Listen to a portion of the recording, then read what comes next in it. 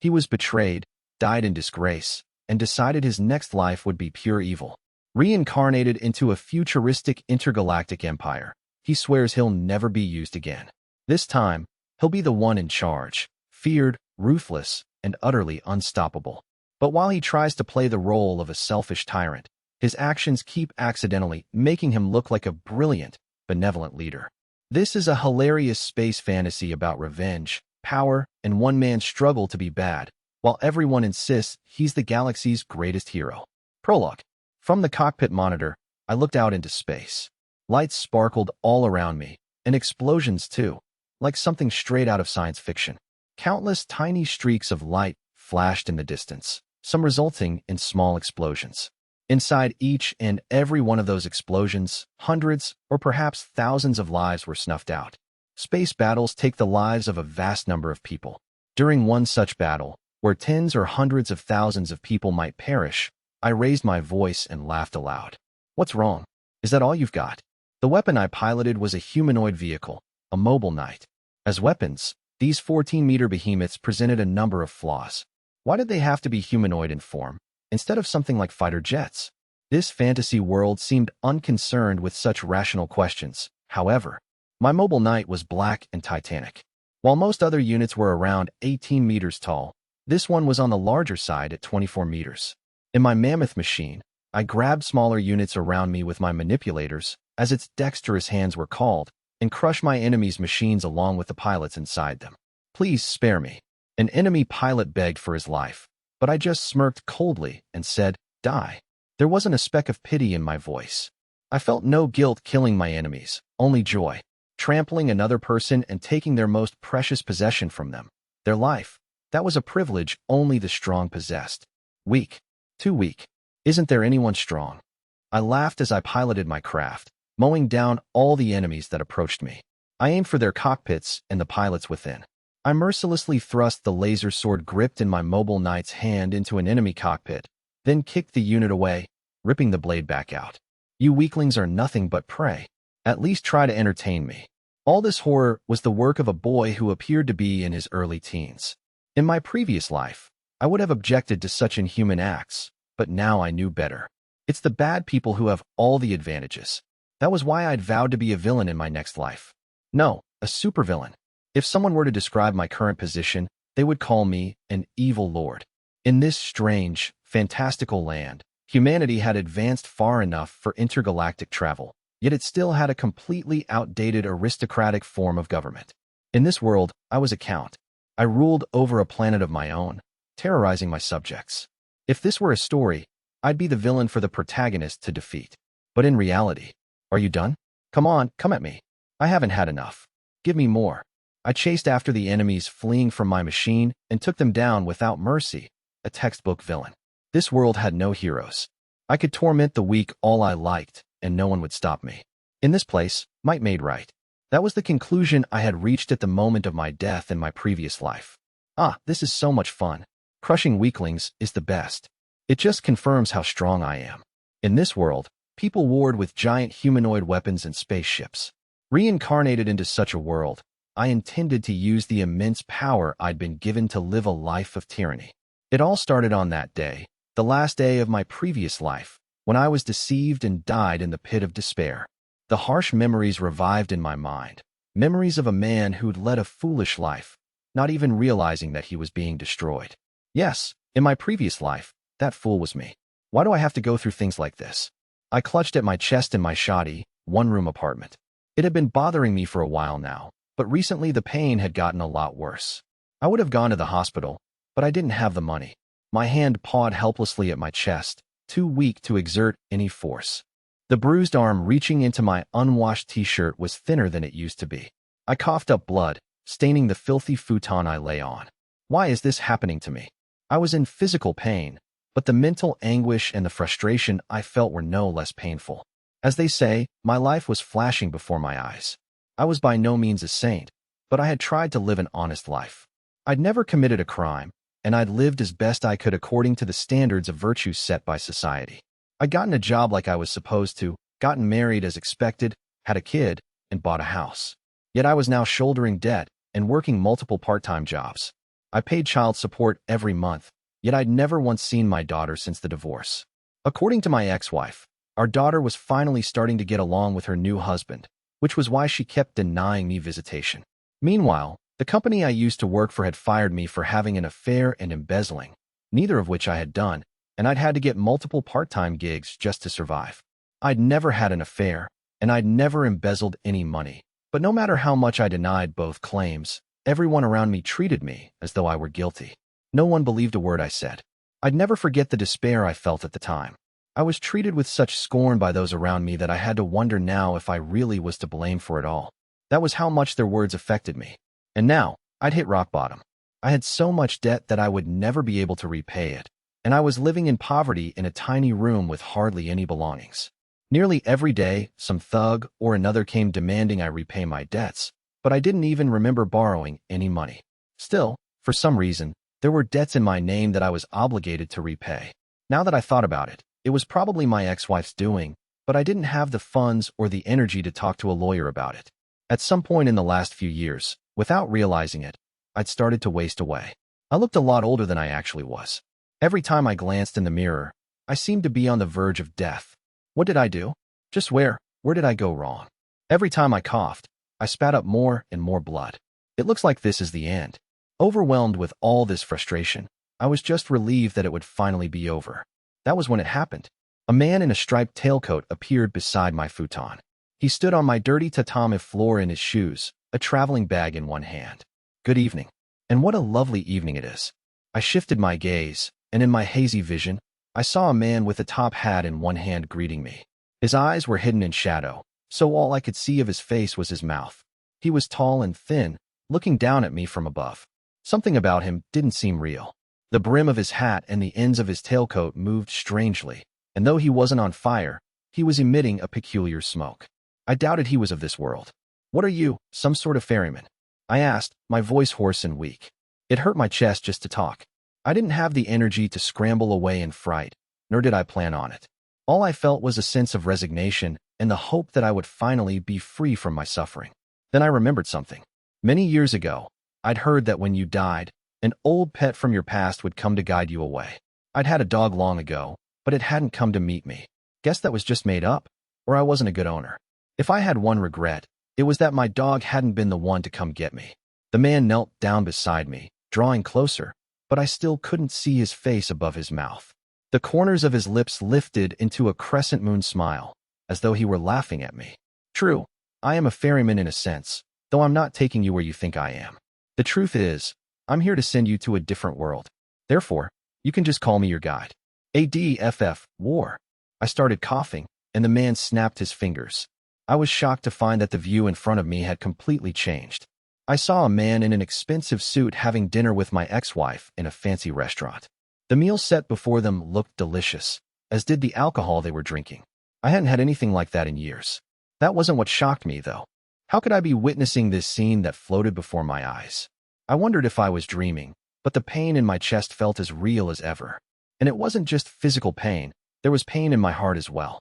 I also heard the conspiratorial conversation the two were having. "You're a real piece of work, aren't you? You foist all that debt onto your ex-husband, and you make him pay child support too. It's not even his kid." Clearly it was me they were discussing, but I couldn't believe what they were saying. No, I didn't want to believe it. It's fine. Legally, it's his kid, and child support is a parent's duty, isn't it? I struggled to wrap my head around it. What was my ex-wife saying? In the past, she had been kind, even naive. Yet here she was talking about deceiving me with a nasty smile on her face, like a completely different person. Like a different person, but unmistakably my ex-wife. Women instinctively seek out men with superior genes to have children with.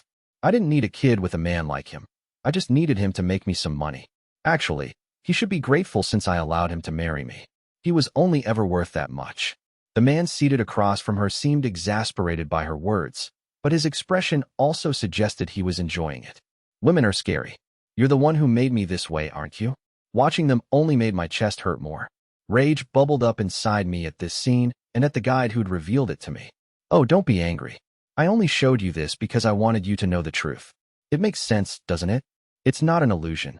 This is something that's occurring right now." When I thought about it, it did start to make sense. Until now, I had closed my eyes to it under the impression that I was merely overthinking things. You have a truly good heart, enduring a life like this and still working hard to repay her debt and pay child support. Yet all this time, it was nothing but lies. Can they really get away with such evil? In response to these injustices, I've prepared a little present for you. The man merrily removed some pamphlets resembling travel brochures from his leather bag. You've been very unfortunate in this life.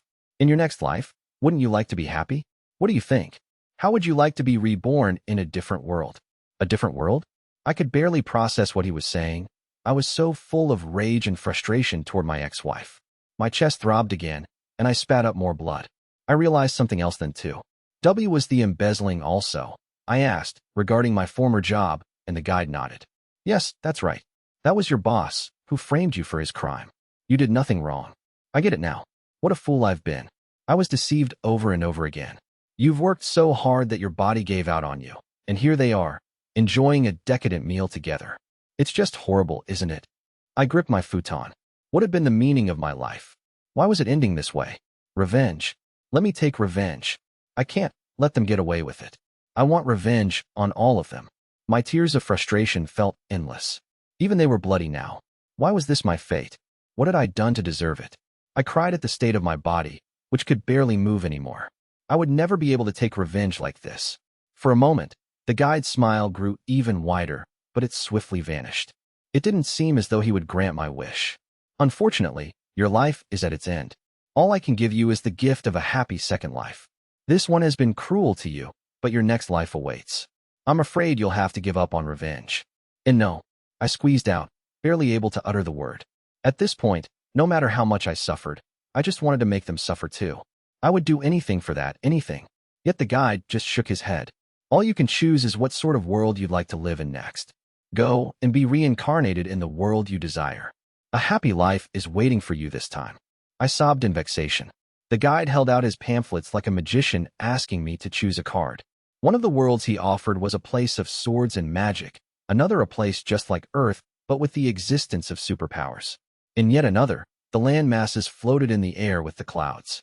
None of them really spoke to me except for one with a humanoid machine and a space battleship on its cover. I reached out to this pamphlet, my consciousness hazy. When my bloody fingers touched the brochure, the guide began his explanation. You're interested in this world? I recommend it. It's a fantastical place with both advanced science and magic. After all, not to mention an intergalactic empire. It's really quite fun. People live long lives there as well, so you can look forward to living much longer than you did here. I'd chosen without thinking all that much, except how crazy it all sounded. What had I even lived an honest life for? For this? To be deceived, laughed at, without even being able to take revenge for it? It's so unfair. If this is what happens when you're good, then I should have enjoyed my life more. I should have worried more about my own happiness without sparing a thought for other people. Good karma isn't worth shit. It's all a lie. And if that's the case, then I want to live for myself. I'll live for myself as a villain who tramples other people underfoot. In this world, if you want power, you'd have to be nobility.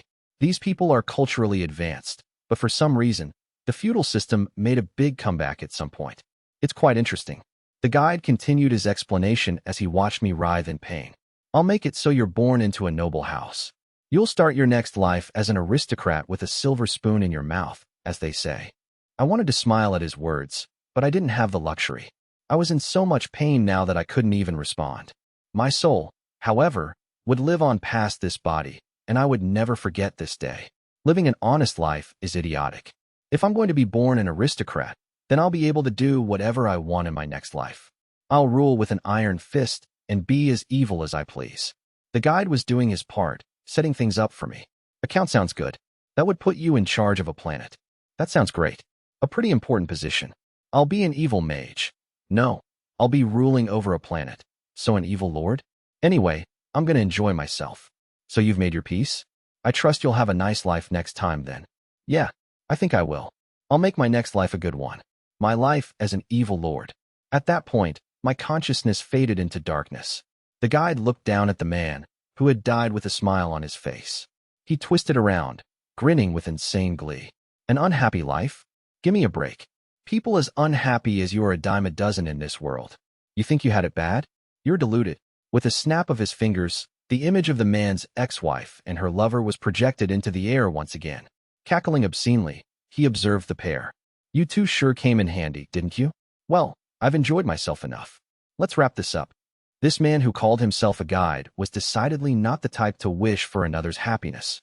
Just the opposite, in fact. He looked down at the dead man in front of him and laughed, pointing his finger. Who do you think made you unhappy in the first place? It was me. I just wanted to see how far I could make a good person fall. I got a lot more fun out of it than I thought I would, though, so I came up with a continuation to make it last. This guide was basically a creature composed of malice who loved unhappiness and lived on it as sustenance. Negative emotions, especially from people he made miserable, were his greatest nourishment. He had done it countless times. The man lying before him was just one such victim. Now then, before the main course, I should polish off the hors d'oeuvres. He reached out and touched the image, and black smoke poured out of him. It coiled around the pair in the projected image, but they didn't notice. As they discussed the dead man, their cheerful conversation started to change. The man's smile faded, his expression turning grave. He said to the woman, "Well, we've both had our fun, haven't we? I think it's about time to end things." Huh. The guide chuckled, relishing this turn of events. Now, show me how far you will fall. Dumbfounded, the woman dropped the knife she'd been holding. What are you saying? I'm saying our little play relationship is over. It's run its course, right? She looked lost, bewildered. Are you joking? If you're serious, then you know you're going down. You think I don't know all the things you've done? The man was cool in the face of her threats. If you want to put up a fight, then by all means, do it. But don't forget that the lawyer who helped you with your divorce is a friend of mine. If you make a scene, you'll be the one who ends up in hot water. I'll expose you for setting up your ex-husband and helping his boss embezzle from his company. What about your daughter? You're just going to abandon your own child. Legally, it's his kid, right? Plus, he's paying child support, isn't he? I'm sure you'll do fine. When she realized he was being serious, the ex-wife could only tremble. She barely managed to squeeze out. You said you loved me. And I did. But I've lost interest. That's all there is to it. If we both enjoyed it while it lasted, that's fine, right? Just find your next love. I can't do that. The ex-wife clung to the man, but he peeled her hands off him and made to leave the restaurant. Don't touch me. I'm not interested in you anymore. Wait, please listen to me. I'll do anything. Don't leave me. The ex-wife pleaded desperately, but the man simply looked at her with eyes like ice. They were nothing like the couple who'd been happily chatting a few minutes earlier. What are you, stupid? You really thought I was going to marry a cheater like you? Use your head. Why don't you? If your ex-husband fell in love with you, then he had terrible taste. If those words were true, then this man had never loved the ex-wife from the beginning. When he'd said he loved her, he'd lied. Realizing that, she couldn't even bring herself to speak anymore. Clapping gleefully, the guide said, "Fantastic. What will she do next?" The ex-wife's despair flowed into him. He gobbled up her rage and sadness, all her negative emotions. They filled the guide's heart, satiating him. With clenched fists, the woman hung her head. "I left my husband for you. Your ex-husband. And you enjoyed driving him into a corner, didn't you? Don't pretend you're the victim here. You were the one who left him. You said it." The guide laughed in agreement, then read the ex-wife's thoughts. Oh my, she's reconsidering him now, even though he's already dead. Women sure are tough. It's too bad. The man who loved you is dead, and his last desire was to have revenge on you. The guide cackled, banishing the scene in order to enjoy the next step of his plans. I look forward to seeing if you try to go back to your husband, or if you try to find a new man. Unfortunately, happiness will never come to you. He'd made sure either option would only lead to more unhappiness. That was what it meant when the guide stepped into one's life. Now then, I have to guide his soul to a world where lives are cheaply consumed. A happy world. For me, that is. The guide couldn't stop smiling, thinking about the world he was about to enter. By the time he realizes it, it'll be too late. This is going to be so much fun. It wasn't supposed to be like this, he'll cry. He'll be filled with resentment, anger, sadness, and it'll all be directed at me. He'll hate me, and his hate will only nourish me. The guide, who loved nothing more than the negative emotions of humans, spread his arms wide. He simply couldn't contain his mirth when he imagined the feelings his scheme would soon produce. Whether he becomes a villain and sows despair in that other world, or becomes unhappy himself and overflows with hatred for me, I win. Now, it's time for my fun to begin. No matter how things went, he was certain to enjoy himself.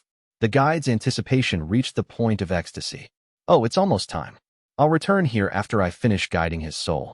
These fools, they all rejoice when they hear they'll be reincarnated. These are truly fantastic times. All it takes is a few sweet lies, and they fall for it. He picked up his bag excitedly, and, with a snap of his fingers, summoned a lavishly decorated wooden door, which looked completely out of place in the shabby apartment. This was his means of traversing the many realities. The guide turned the knob and opened the door, revealing a swirling mass of black and purple. He stood there for a moment, lifting a hand to his chin in thought. In a corner of the room, a small light seemed to observe the guide. The vague light watched him in secret, but it gradually grew larger and took on a more defined shape. Its outline was blurred, but it appeared to be a dog. After casting a forlorn look at the deceased man, the figure of light glared at the guide, though it went unnoticed. I don't know how I should make the most of this. Let's see. First, I'll have to decide where to reincarnate him. It's fun enough putting him in a happy family and making him suffer afterward, and I did just do that.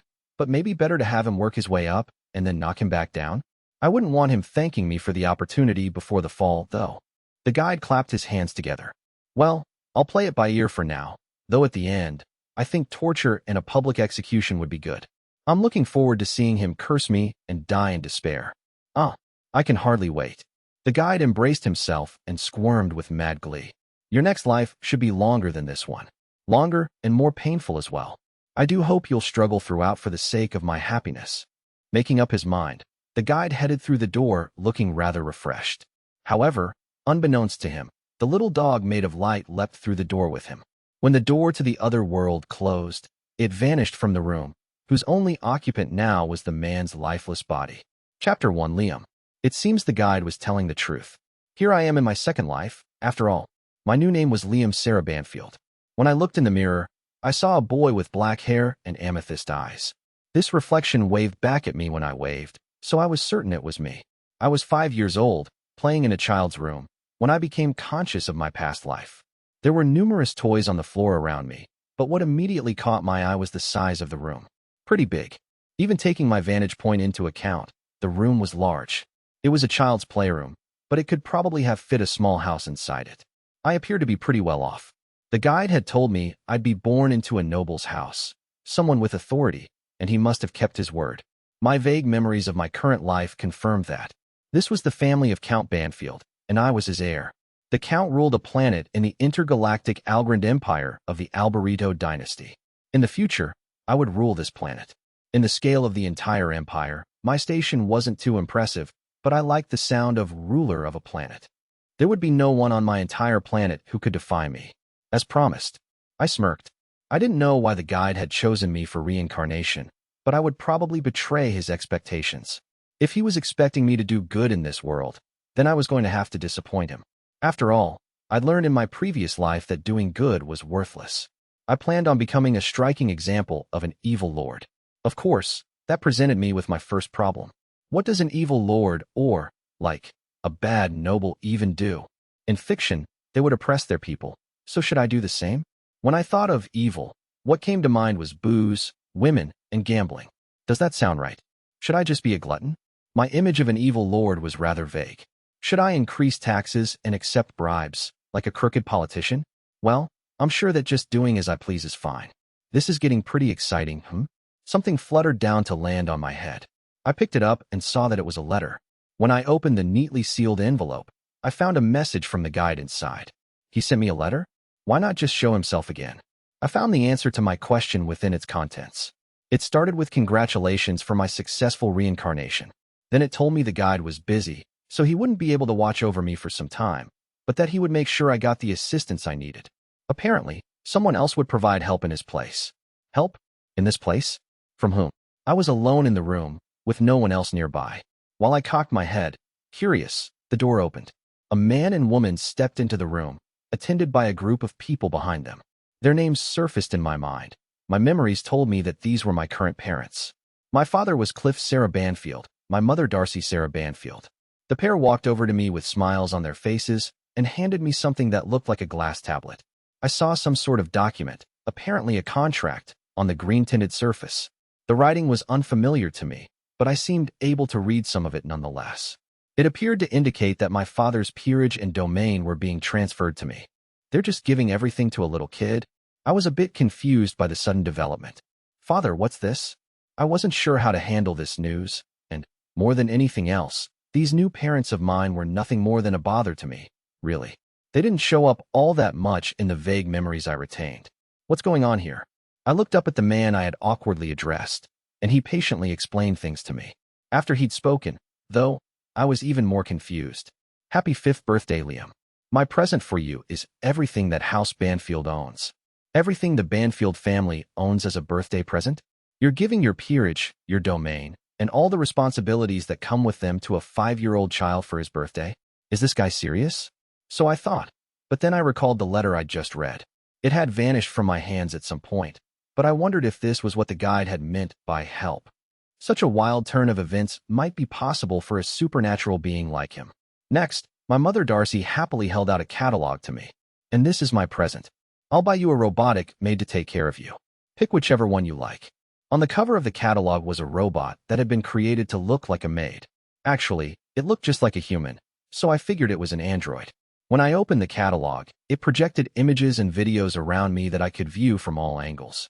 It felt very futuristic, which was intriguing, but I wasn't really sure what came next. What do I do with this? Darcy kindly explained how to use the catalog. You can use this to customize your maid. It's easy. Just choose which parts you want, like this. See? Go ahead. Make a nice, cute one. Apparently, you ordered robots like you were creating a character in a game. You chose not just their appearance, but also the internal parts and materials that determined their functionality. It was pretty interesting. I chose all the high-performance parts, which made a number at the bottom. I assumed that was the price. Shoot up with each selection. It was already 3 digits higher than it had been originally, but I wasn't the one paying for it, so I decided to make the maid ridiculously high-spec. For its looks, how about an Eastern beauty? Her hair would be long and black, tied back in a ponytail, bangs a little longer on the right. I made sure to give her a good figure too. As I went through, choosing various attributes, my hand stopped at a certain selection. Now this was surprising. Cliff teased me for hesitating, which annoyed me, but he didn't seem to understand why I'd stopped. He eyed the 3D projection of the model I'd constructed so far. He sure is my son. He's got great taste. Children do love breasts, don't they? I ignored the two of them and slowly made the selection that I'd been hesitating over. It added an adult aspect to the robot. My parents just smiled as they watched their child order a robot that was fully functional for sex. What a bizarre situation this is. The complex expression on the face of the aged but stately butler standing behind them, Brian Beaumont, left quite an impression on me. He looked at once saddened and confused. My parents really are weirdos, right? Anyway, something else had occurred to me at this point. Was the helper that the guide had referred to actually this maid robot that I was ordering? So the first thing he does is get rid of these annoying parents of mine and give me the ideal woman to stand at my side and act as his agent? I am thoroughly impressed by his consideration. These parents would likely only bother me, so it'll be easier if they're just not around. Plus, I can't trust a real woman. A maid robot is truly a thoughtful gift for me. After all, I don't have to worry about betrayal from a robot. It said so right on the catalog, under the slogan, "A maid just for you." At the top, maid robots will never betray their masters. If I had a faithful, capable retainer whom I needn't worry about betraying me, that would give me some real peace of mind. Thus, I kept ignoring the price and tacking on as many optional features as I could. After the final confirmation of her specs was a screen to pick out the maid's uniform. I selected a classical outfit, since a miniskirt would really be too much. I hesitated a bit over whether I wanted the length to be above or below her knees, but in the end, I decided on just above her ankles. My, how cute. Happily looking over the completed model, Darcy was another strange sight. Your son just bought a maid designed completely to his adult tastes and fully functional for sex. What exactly about that makes you so happy? We can leave Liam in the care of this robot now, can't we? She asked. Yep, nothing to worry about now. Cliff agreed. Suspicious of my parents' attitude, I asked them, "Are you going somewhere?" Cliff raised his chin and proudly declared, "We've bought a mansion on the Imperial home planet, the capital. We'll be moving there, and you'll stay here and protect your domain as its lord. You just have to sign this document first." I looked down at the electronic document that transferred my father's title and land to me. All the servants around us looked rather confused, so this must have been an unusual occurrence. I mean, it's gotta be, right? This guy's giving everything he owns to a 5-year-old. Unusual doesn't even cover it. Once I'd signed the document, Darcy handed me another one. Here you go, Liam. Sign this one too. This document guaranteed that I sent my parents living on the capital planet a sort of yearly allowance. They're giving everything to me and going to live in the capital? Eh? These two are really some sorry excuses for parents. Unbeknownst to them, their darling son is a reincarnation, a middle-aged dude on the inside. It's kind of hilarious. It was actually pitiful that this man and woman would have their status and everything they own taken away by basically a complete stranger. I still didn't see them as my real parents, but I felt bad enough for them that I supposed I would send them some money every year. Okay, I chirped. I felt a smile come unbidden to my lips. I had taken everything from my ignorant parents. As I gazed down at the signed documents, I looked forward to what the rest of my life would bring. A few days later, Liam's parents headed to their domain spaceport, accompanied by some guards. They boarded a specially chartered shuttle, but sat some distance apart. The lavish shuttle would take them into space, where they would board a greater ship that was headed for the capital planet in the center of the Empire's vast territory. The capital was far more developed than some Count's planet deep in the outskirts. The two sat without looking at each other. They didn't seem particularly close. While reading an electronic newspaper, Cliff spat. You got him a doll. What kind of mother are you? Meanwhile, Darcy drank tea as though she couldn't care less what he had to say. There was no love in their relationship. Their marriage had been one of political convenience. That child's nothing more than a product of my genes. How am I supposed to love him with a face like that? And when I didn't even give birth to him myself. Liam had been produced artificially using his parents' DNA. To both of them, he was nothing but an heir. Darcy continued. Besides, you're one to talk. You think it's okay to just foist everything off onto your 5-year-old child. Well, did you want to stay? Are you kidding? Darcy took another sip of tea, then voiced her many frustrations. If I hadn't known I'd be able to get out later, I never would have married into this country bumpkin house. We've got no money and nothing but problems. It's just terrible. Of course, I don't feel great about fooling an ignorant child. Giving him that doll was the least I could do, don't you think? Cliff smiled. He'll just be a laughingstock. A noble with a doll at his side? People are going to talk about him behind his back his entire life. Whatever. It's got nothing to do with me. I'm done with him now that he's the Lord. Having made robots, sometimes called dolls, was looked down upon in noble society. It was common for anyone who possessed one to be scorned. It'll do him more good than any old servant, though, Darcy said. It's not like we have any knights or retainers to give him. Plus, if something happens to him, then we'll have to come back, and I do not want that. True. Wouldn't want that. Is it really okay to just force everything onto a child, though? We're not going to get in trouble for that. Darcy was more worried about her own future than Liam's. Cliff grabbed some booze he'd ordered from a crew member and gulped it down. He loosened his collar, clearly feeling relieved to be free of his responsibilities. Don't worry about it. There's precedent, and I got approval from the Imperial Court. Plenty of people do the same thing. It's fine. Nowadays, nobody cares who's Lord, and nobody wants to rule that backwater planet anyway. So who'll complain? The Empire had approved of Cliff giving his title and assets to a 5-year-old. It was an unusual occurrence, but there was a reason for it. The Empire doesn't want anything to do with the boonies either. Long as somebody's in charge and doing their duty, they don't care. The Intergalactic Empire was so vast that it was almost impossible to govern all of it. It didn't help that the Empire was historically resistant to using artificial intelligence to assist with governance. The use of AI of any type was kept to an absolute minimum. This was because in this world, humanity had nearly been wiped out by the artificial intelligence they'd created. Humanity had once been ruled by AIs, and the people who rose up against them had created the Empire. Therefore, the nobility didn't approve of things like made robots, which utilized artificial intelligence. The current trend was that they would be used if needed, but only at a bare minimum. Darcy looked down at their planet from the shuttle's window, the planet ruled by the House Banfield. It hardly looked like a civilization capable of space travel. The planet's level of development had been forcibly restricted, and the people there lived under a vast amount of debt. Liam will probably be furious when he finds out what he's been saddled with. Cliff was starting to turn a little red from the potent drink. He'll just push it off onto his own kid and flee to the capital, like me. A planet no one would be happy ruling over. That was Count Banfield's domain. At 5 years old, I had become a count who ruled over a planet. Now that's power. I'm basically a king. There were many counts in the Empire, So the Banfields were just one of a great number of families of the same rank. But inside my own territory, I was the supreme ruler. Seated in the chair in my office, which was much too large for my child's body, I received a report from my butler, Brian. Your maid robot has arrived, Master Liam. Brian had served the Banfield family for a long time, and he handled all household matters. He was a slender man approaching old age who maintained his appearance more than adequately for his station. He was the kind of man who would have made me nervous in my past life, but in this one, my authority superseded his, so I spoke down to him even though I was a child. Bring her here, then. Yes, sir. Come in. The door to my office opened, and the maid robot I had modeled in 3D appeared before me. She strode in gracefully, her posture perfect. I'd been expecting to see a robot that looked just like the image I'd created, but her beauty far exceeded my expectations.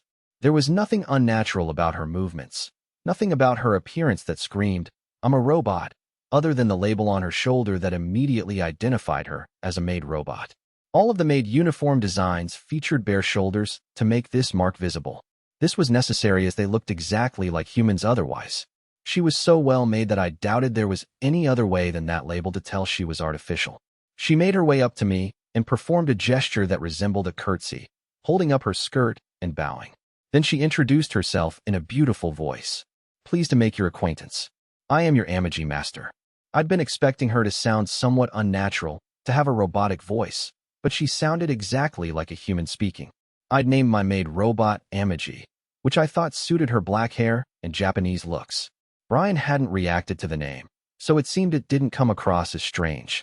Apparently, Japanese names weren't completely out of place here, somehow. She will take care of you from now on, Brian explained.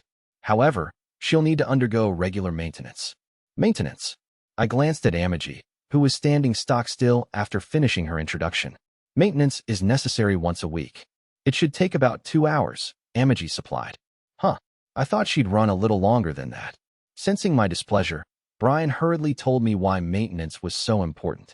The body must be checked every week for irregularities. It gets cleaned as well. If something seriously broke, the manufacturer would have to repair her, so it's important to undergo these checks regularly. Actually, it was pretty impressive that she could function for a whole week on just 2 hours of downtime. I turned to Amagi and held my arms out. Sensing my wish, she made her way to me and gently picked up my small body. Her arms around me felt exactly like human arms. I touched her chest, her large breasts far too big to fit into my tiny hands. That's ideal softness right there. She had perfect breasts, not too soft, and with spring to them. Master Liam, you mustn't do such things in front of other people, Brian warned me hesitantly. Brian had been serving my family for ages, managing the household since my great-grandfather's time. Since the mansion couldn't be maintained without a butler, I couldn't easily fire him, but I was his master.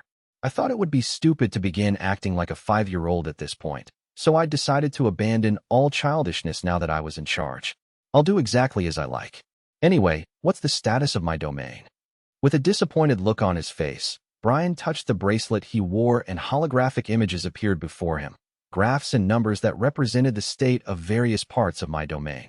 There was a map too, but I didn't know what any of the figures meant. I don't get it. I don't suppose you would, Brian said, again sounding disappointed. There was no way I could understand it. I mean, in my last life, I had just been a normal salaryman.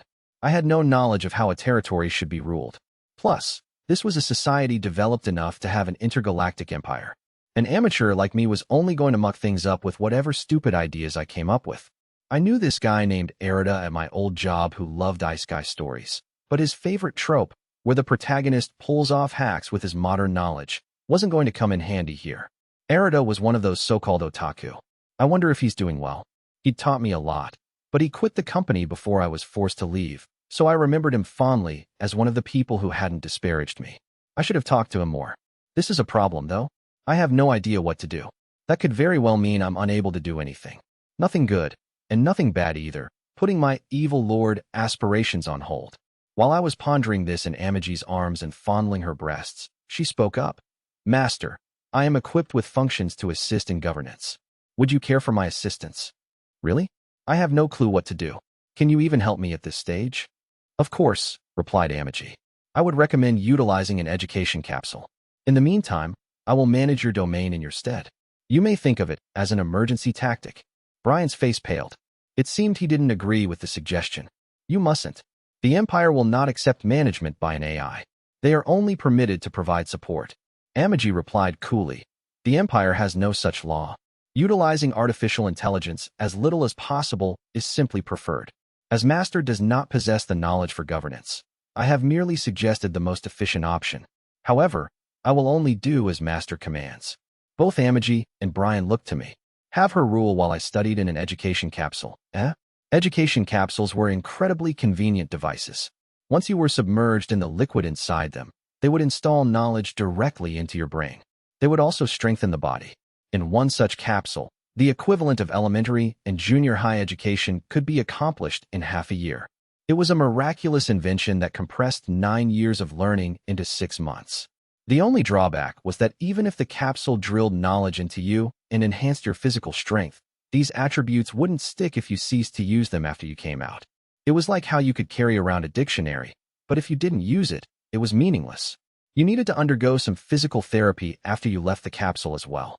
Since you came out of it physically different than when you went in, if you didn't train to acclimate yourself to your new body, it could be dangerous just living life as normal.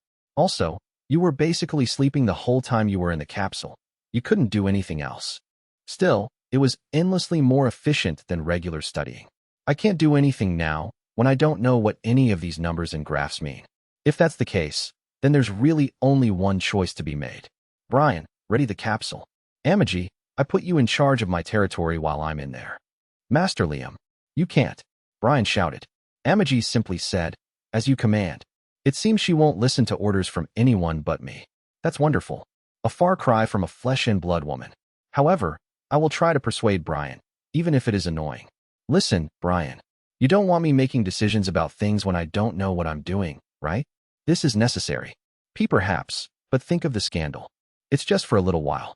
If you understand me, then get it ready. Plus, if I can leave these matters to someone else, that's fine with me. I don't care about their hang-ups about artificial intelligence. Damn, though, I didn't think I'd have to study just to exploit my subjects. Oh well, I'll play nice for a while. I am still a child in body, after all.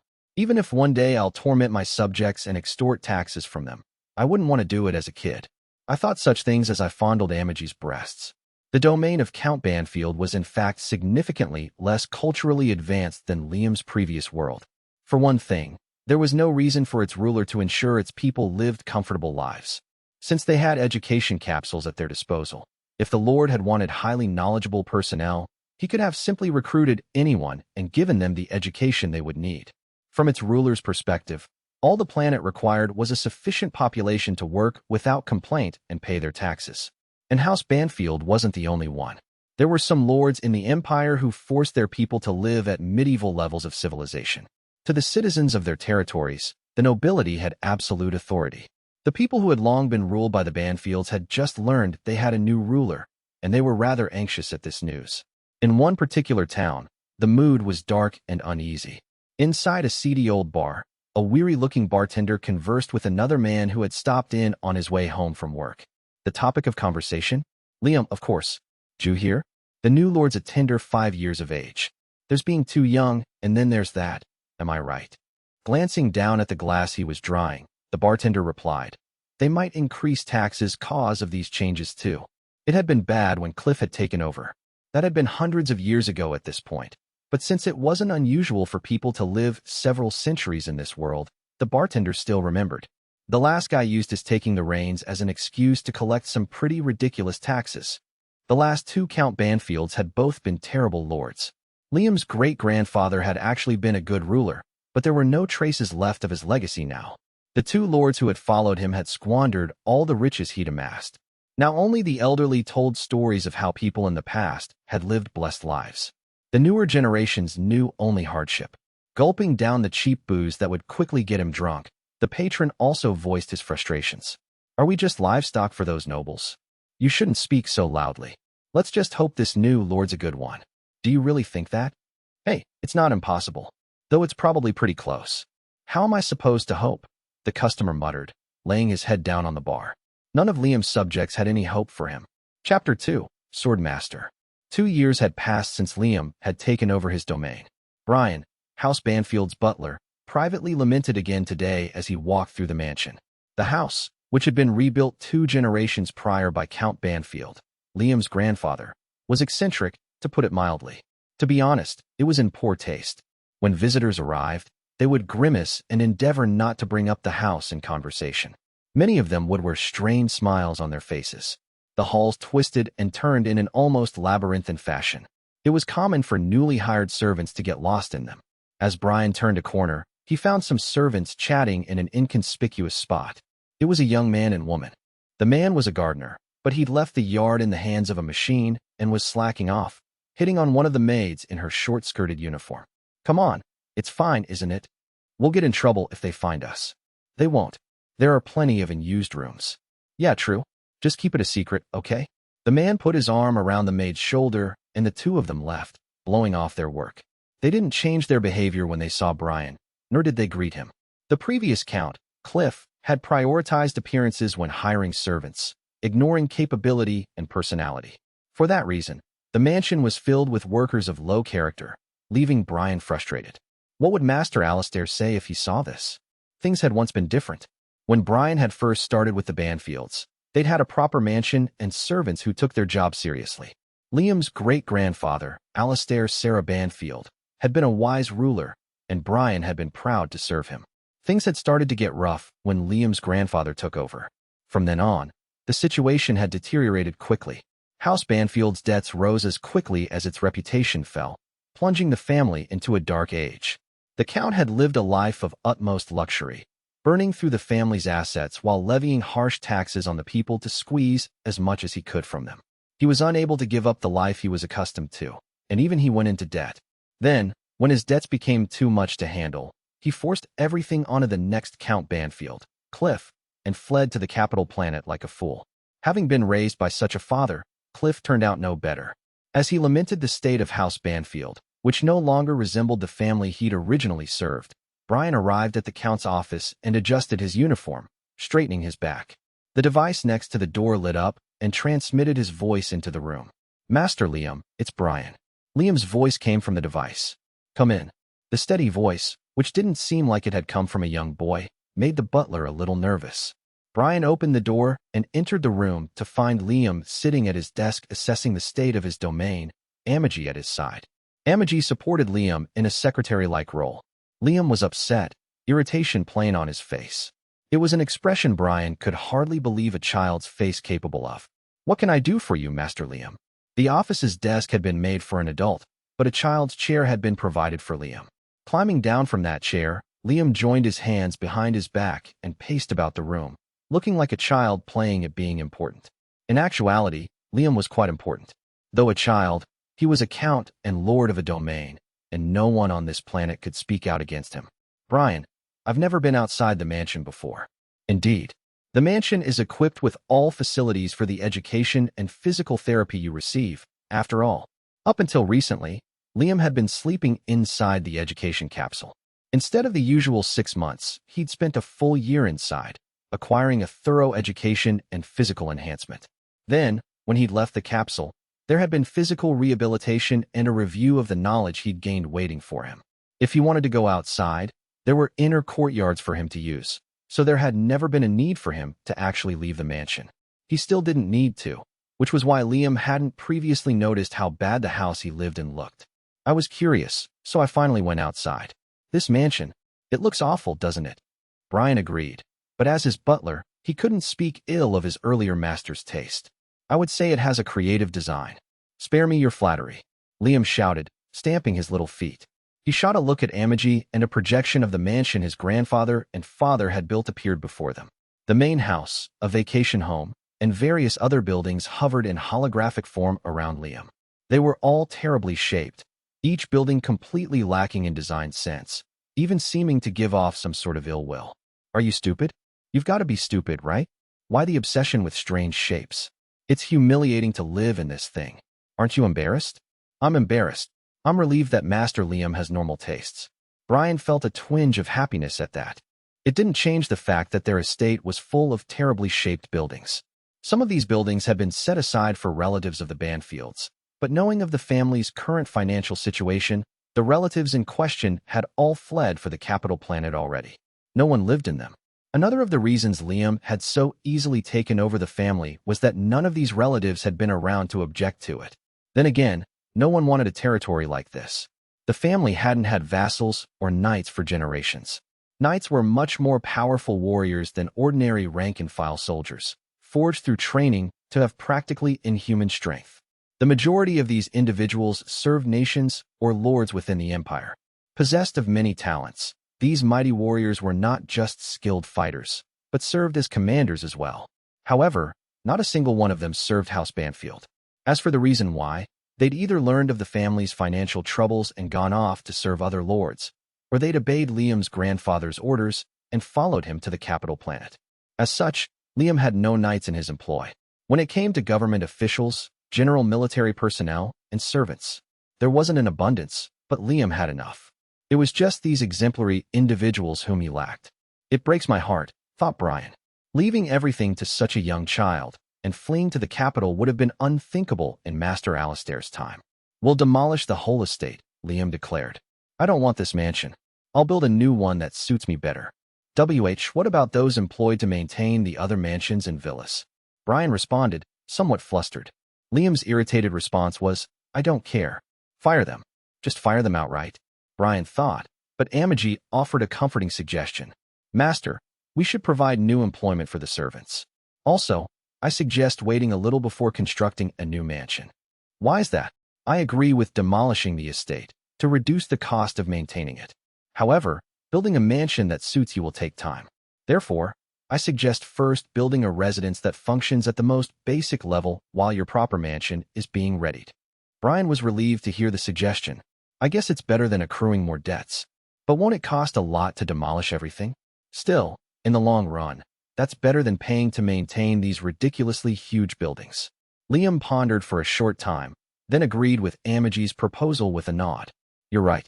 We should take our time building the perfect mansion. Where will we get the money, though? Amagi was quick to provide another suggestion. I believe restructuring the army would suffice. The army? The Empire allowed the lords personal armies for the defense of their domains. Liam had only just begun to get a sense of the state of his territory, so he didn't know much about his army yet. Amagi showed him some data, and he reacted with fascination. We've got 30,000 battleships? That's a lot. Amagi nodded. Yes. However, less than 20% of these ships are operational. They had 30,000 ships, but couldn't even use 6,000 of them. They were all fairly old models too, so their army was actually a lot more bark than bite. The current number of ships is unnecessary, so we should cut them down to a number we can realistically maintain. I suggest a minimum of 3,000 ships, which would drastically reduce the cost of maintaining the army. Brian was shocked at Amagi's suggestion. A mere 3,000? Liam was having a hard time wrapping his head around these numbers. Is that a lot or no? I'm not sure how to decide. Please wait. Brian cut in, reluctant to see Amagi's suggestion approved. A count is generally expected to maintain an army of 10,000 ships. I advise against reducing our forces to a mere 10%. Liam cocked his head. But only 20% of them are even operational. It was true that their fleet's current operability was too low, but visibly reducing the size of the army had its own problems. Brian said, the operability is not the only issue. If we reduce the size of our army, those around us will take us that much less seriously as a result, and it won't just be the nobility. Pirates will come running. Reducing the army to a tenth of its size would give other nobles more cause to look down on the family for its financial situation. It wasn't unheard of for neighboring lords to go to war even within the empire. Being held in low estimation would make House Banfield vulnerable. There was another troublesome group in this world, pirates. Space pirates, to be more specific. They were so troublesome, in fact, that some large pirate armadas were more than a match for ruling lords. A large army was a good deterrent for such foes. No pirate would bother attacking a territory protected by 30,000 ships. However, Amagi had a counterargument ready. Currently, we would need 1,000 of our ships to go up against a fleet of 100 pirate ships, due to the age of our equipment and the skill of our soldiers. Rather than continue with such an inefficient army, I believe we should reduce the scale of our forces while increasing the utility of our personnel. Liam made his decision quickly. We'll reduce our army, then. He accepted Amagi's proposal despite Brian's stark opposition. Master Liam. Tears welled up in Brian's eyes, but Liam wouldn't hear his objections. I don't need people I can't use. Amagi swiftly drew up the plans to reduce the size of the army. We will begin the reorganization immediately. This should provide us with a fairly robust budget. What a pointless display. 24,000 ships we can't even use except as decorations. Brian was starting to get anxious. Liam accepted suggestions from AI all too easily. Master Liam, you're relying on artificial intelligence too much. You must use this machine, not be used by them. Other noble houses will believe House Banfield is in decline. Liam snorted. You talk like the family isn't in decline. If you don't have a better suggestion, then keep quiet. Brian's shoulders slumped. Of course he didn't have any suggestions. He was only a butler, after all. He had no place in discussions of political or military affairs. Looking at Amagi, Liam said, having too few forces won't be good, though. I can't make light of our military situation. Will we be able to bring our numbers back up eventually? This caused Brian to revise his opinion of Liam once more. What? He's giving it more thought than I imagined. Amagi nodded. It seemed reducing the size of the military wasn't her entire plan. Eventually, we will amass a force befitting a count's army. We will begin with re-education and retraining to create an elite force, then increase the number of our troops as the financial situation of the territory improves. She suggested removing excess personnel from the military and putting them in civilian jobs to stimulate the planet's economy. Liam agreed with her reasoning. I don't need an army that's just for display. What I do need is an army that can fight. Go ahead with the reorganization, Amagi. One day, we'll turn it into an armada befitting a count. No, befitting me. He asked Brian, any complaints? We'll have 30,000 ships again eventually, but we'll make do with 3,000 for now. Brian wiped the sweat from his brow with a handkerchief. And no complaints, Master Liam. Satisfied with Brian's response, Liam turned back to Amagi. Carry it out at once, Amagi. Yes, Master. This decisiveness, even as a child. He almost reminds me of Master Alistair, Brian thought. He was starting to see some similarities between Liam and the brilliant lord he'd once served. However, well, that's one problem solved. Amagi up. Yes, Master. His tendency to enjoy being held in the arms of his doll, Amagi, even in front of others, was not something Brian could command.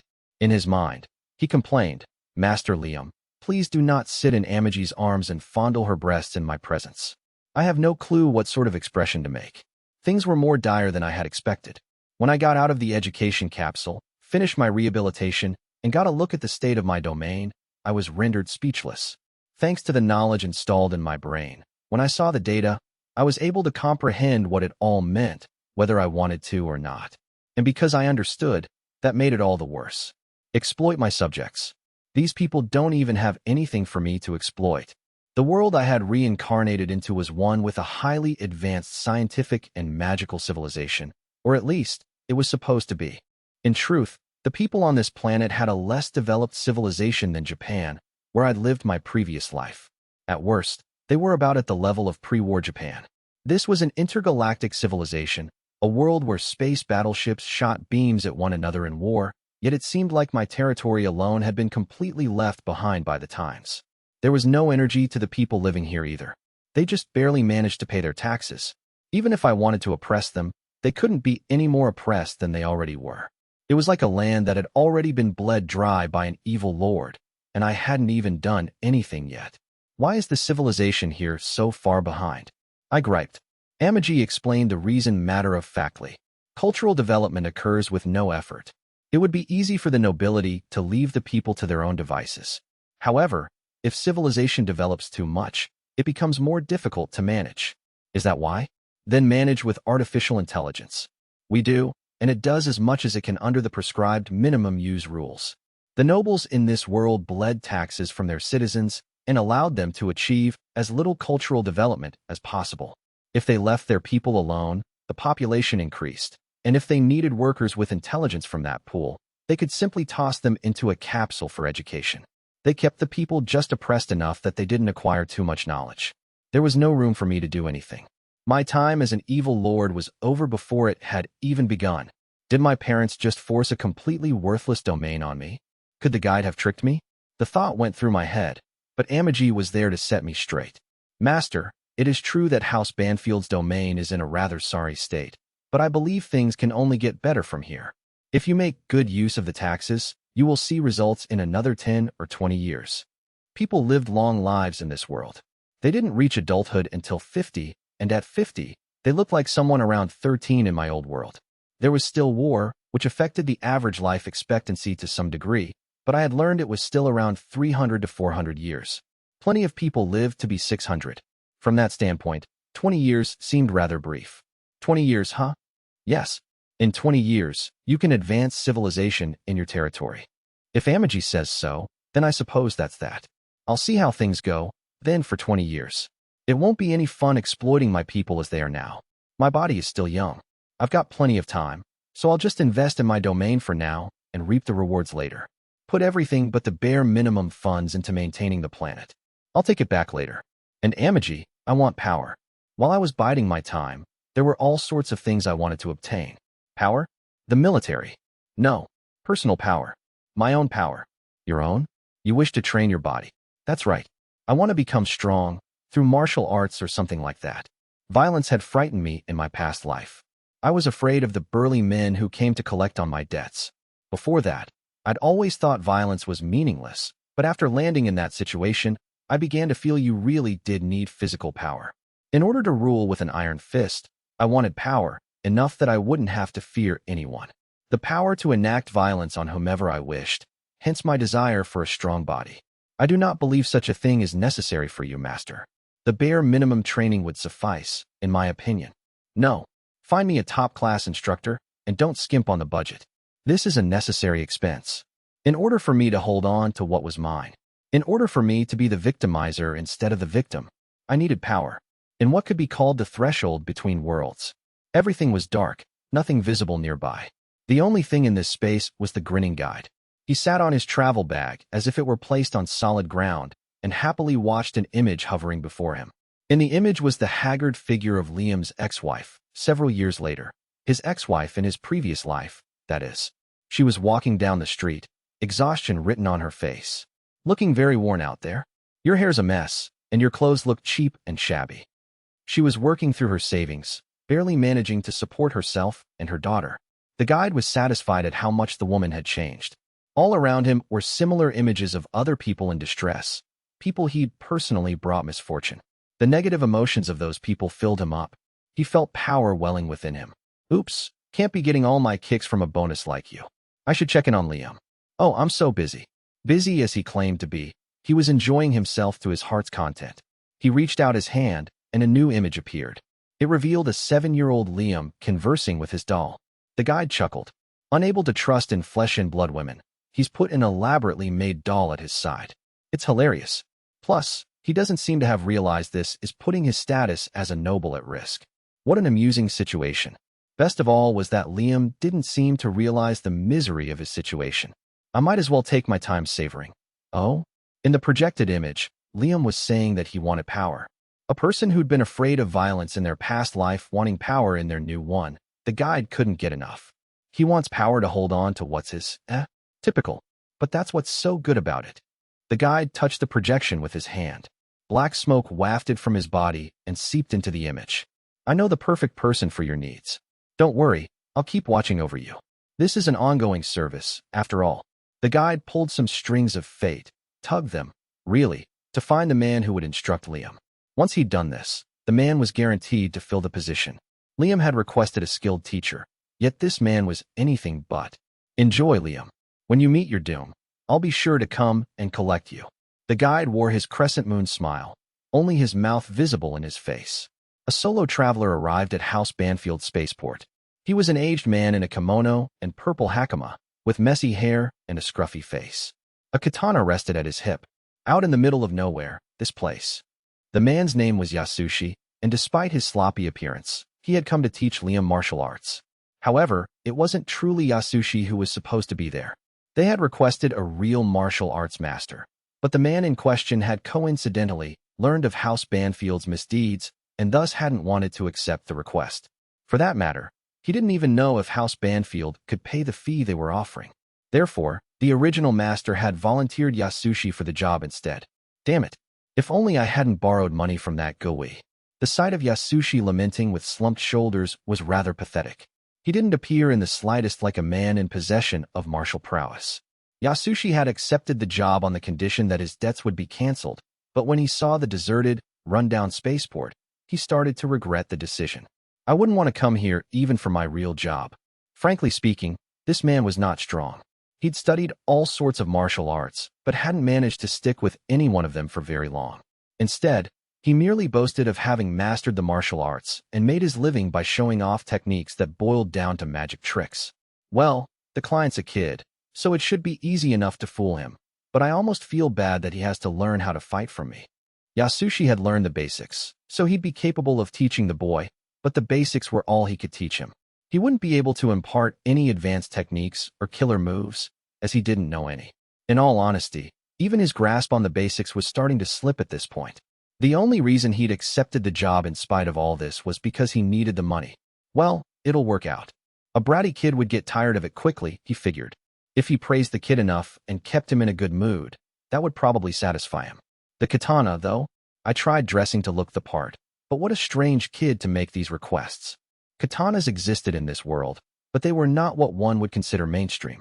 They would never fall out of popularity within a certain niche, but the vast majority of swordsmen preferred Western blades. It had been a long time since Yasushi had held one. Welp, time to trick a kid out of his money. This man's true profession was the performing arts.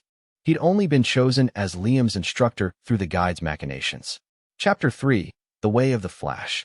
An old man with an odd vibe about him had shown up. The man, Master Yasushi, sat across from me in the mansion courtyard, his legs folded under him. He looked serene, seated there on the grass. His unshaven face and shabby kimono made him seem like a masterless samurai or something, but the air he gave off was slightly different. In any case, I suppose this was what a true master of martial arts looked like. Lord Liam. Master said my name, slowly and quietly. Why yes. I shrank back a little, but he gave me a smile. There is no need to be nervous. First, let me explain to you the school of swordsmanship to which I belong. Master showed me his sword. I knew that katanas existed in this world, so I figured if I was going to learn something, it might as well be that. No deep thought had gone into the decision, but it was looking like I'd chosen well. If I can learn from someone like this, I was right to pick the katana. The school of swordsmanship I use has a secret technique, Lord Liam. It is not something I can show just anyone, but I'm sure you wish to see my true ability. In which case, I will reveal this technique, just once. However, no one outside our school may see it. Only you, Lord Liam. I hadn't expected him to start with a secret technique. I figured that was something he'd be more protective of, but he had a kindness to him, and he seemed very serious about teaching me. Master must be quite an upstanding person. However, standing behind me, Amagi was giving Master a rather distrustful look. For Liam's safety, I cannot allow that. You're being rude, Amagi. I scolded her, but Amagi wouldn't budge. Your safety is my first priority. Master didn't seem at all perturbed. He merely stated, quietly but firmly, then I will not be able to accept this job. He was so calm, even in front of a count. This guy was the real deal, practically oozing confidence in his own strength. I want to learn from him. Amagi, I will allow it. Unable to oppose my fierce determination, Amagi reluctantly acquiesced. If anything should happen, please call for help immediately. Take this as well. What is it? She'd handed me a device. There are many swordsmen who are swindlers. Please use this to investigate him. Investigate? Yes. It detects devices used in fraud. I trust you do not mind. Amagi directed her gaze at Master, but he just sat there smiling. I don't mind. I will watch from a distance, then. Master, please be careful. Amagi went off, leaving me alone with my master, who stood and handed me one of a number of logs he'd prepared earlier. You're going to cut this? It was just a regular old log. The fraud detector didn't show any reaction to it. Yes, that's right. We'll start by placing these in areas my sword can't reach. I'll leave their placement to you, Lord Liam. I designated locations for these logs, and Master stood them up on the ground accordingly, until they were all around him in different spots. They were far enough away that he couldn't reach them even if he drew his katana, one being over 5 meters away from him. Master began to explain his method, his sword still in its scabbard. Lord Liam, the secret technique of the Way of the Flash is the height of martial prowess, and it utilizes magic as well. This is the only technique you will need. As for the rest, you need only focus on the basics. I gulped, awed by my master's presence. The swordsmanship of this world was fantasy swordsmanship. In a world where people could slash their swords while ignoring the laws of physics, To only have one particular technique was a rather extreme style. The way of the flash, huh? It must have been an incredible art. You must not reveal this technique to just anyone. However, if you master it, it will not matter if someone witnesses it. This is the secret technique, the flash. Master took his left thumb and pushed up the guard of his sword, then let it fall back with a satisfying clink. That was the only motion I saw as he stood there, posture relaxed. "What's wrong, Master?" I asked, thinking his silence odd, but then I heard a log falling behind me and turned toward it. No way. All the logs had been cut and were lying in segments on the ground. The cuts were clean, all the logs having been sliced in different places. They weren't close enough for his sword to reach, so is it something swift and fluid like Iato? But when did he draw his sword? I didn't see it. While I was puzzling over everything, Master took a deep breath. This is the signature technique of the way of the flash. I quickly looked down at the device, but nothing happened. "When did you cut them?" In response to my surprised question, Master snapped his sword for me once more. Another log was sliced, the one standing right behind him. The device didn't react at all, not detecting any signs of fraud, and I stared up at him in awe. You'll understand as you learn the way of the flash. Finding the answer yourself is part of the training. Let me ask, then, do you wish to learn the way of the flash? Of course I do. I gave him a big nod. Yes. This fantasy world's amazing. I didn't expect there to be such an amazing move. If I can master this, I'll grow stronger for sure. This kid's easy to fool, Yasushi thought as he looked down at Liam, who stood before him with eyes aglitter. He felt a little guilty tricking such a young child, but he had to make a living somehow. Pretty unfortunate for him that he has to learn from an amateur. He was putting on an air of importance for Liam, but the man was by no means a master of the blade. All air and no substance, that was Yasushi. Well, nobles are all rotten anyway. I'll make as much money off this kid as I can. He eyed the logs he'd cut. The technique he'd used to make himself look masterful was simple sleight of hand. All the logs had already been cut, save for the one he'd given to Liam, which he'd then switched for another. Don't judge me later, kid. It's your fault for not picking up on such a simple trick. Yasushi glanced at the device in Liam's hand and gave a quick sigh of relief. Phew, I was a little nervous there. I'm glad that didn't go off. If it had, I would have said it was just 'cause I used magic, but is it broken or something? Oh, whatever. In fact, the fraud detector Liam was using had one flaw. It would react to signs of sophisticated deception, but not primitive sleight of hand. In other words, the device hadn't picked up on Yasushi's trick because it was too simple. Let's get started on the basics, then, Yasushi told Liam. Yes, master. As he looked down at this child, who didn't doubt him for a minute, Yasushi chuckled to himself. It had been 3 years since Yasushi had begun teaching Liam swordplay. Liam practiced the basics almost every day, and Yasushi watched him from afar. Kids sure learn quick. I'm jealous. What should I teach him next? Yasushi had taught Liam the basics of not only the katana, but short swords, spears, and a number of other weapons, plus unarmed fighting. He'd sold it to Liam as learning the characteristics of other weapons. There was only so much Yasushi could teach him, however. Mostly, he found free videos of entry-level martial arts know-how and passed those on to Liam. He parroted impressive-sounding quotes from famous people, and the kid found his own meaning in them. All in all, he was having a pretty easy time of it. Resting in the shade of a tree, Yasushi looked over at the new mansion. The unique building that had stood there previously had been demolished, and a very simple house had been built in its place. It was such a modest structure that you never would have guessed it was the dwelling of a count. There are lots of nasty rumors about House Banfield, but he does seem to be living pretty frugally. Liam's treatment of Yasushi was by no means bad either. In fact, the count seemed to value the man so much that it was almost a letdown. I thought nobles were supposed to be slothful and domineering, but that kid's pretty serious.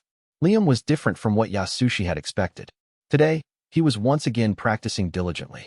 I don't see the point in a noble training like this. Won't his subordinates protect him anyway? Yasushi yawned. But there was no problem with it. Well, there was one problem.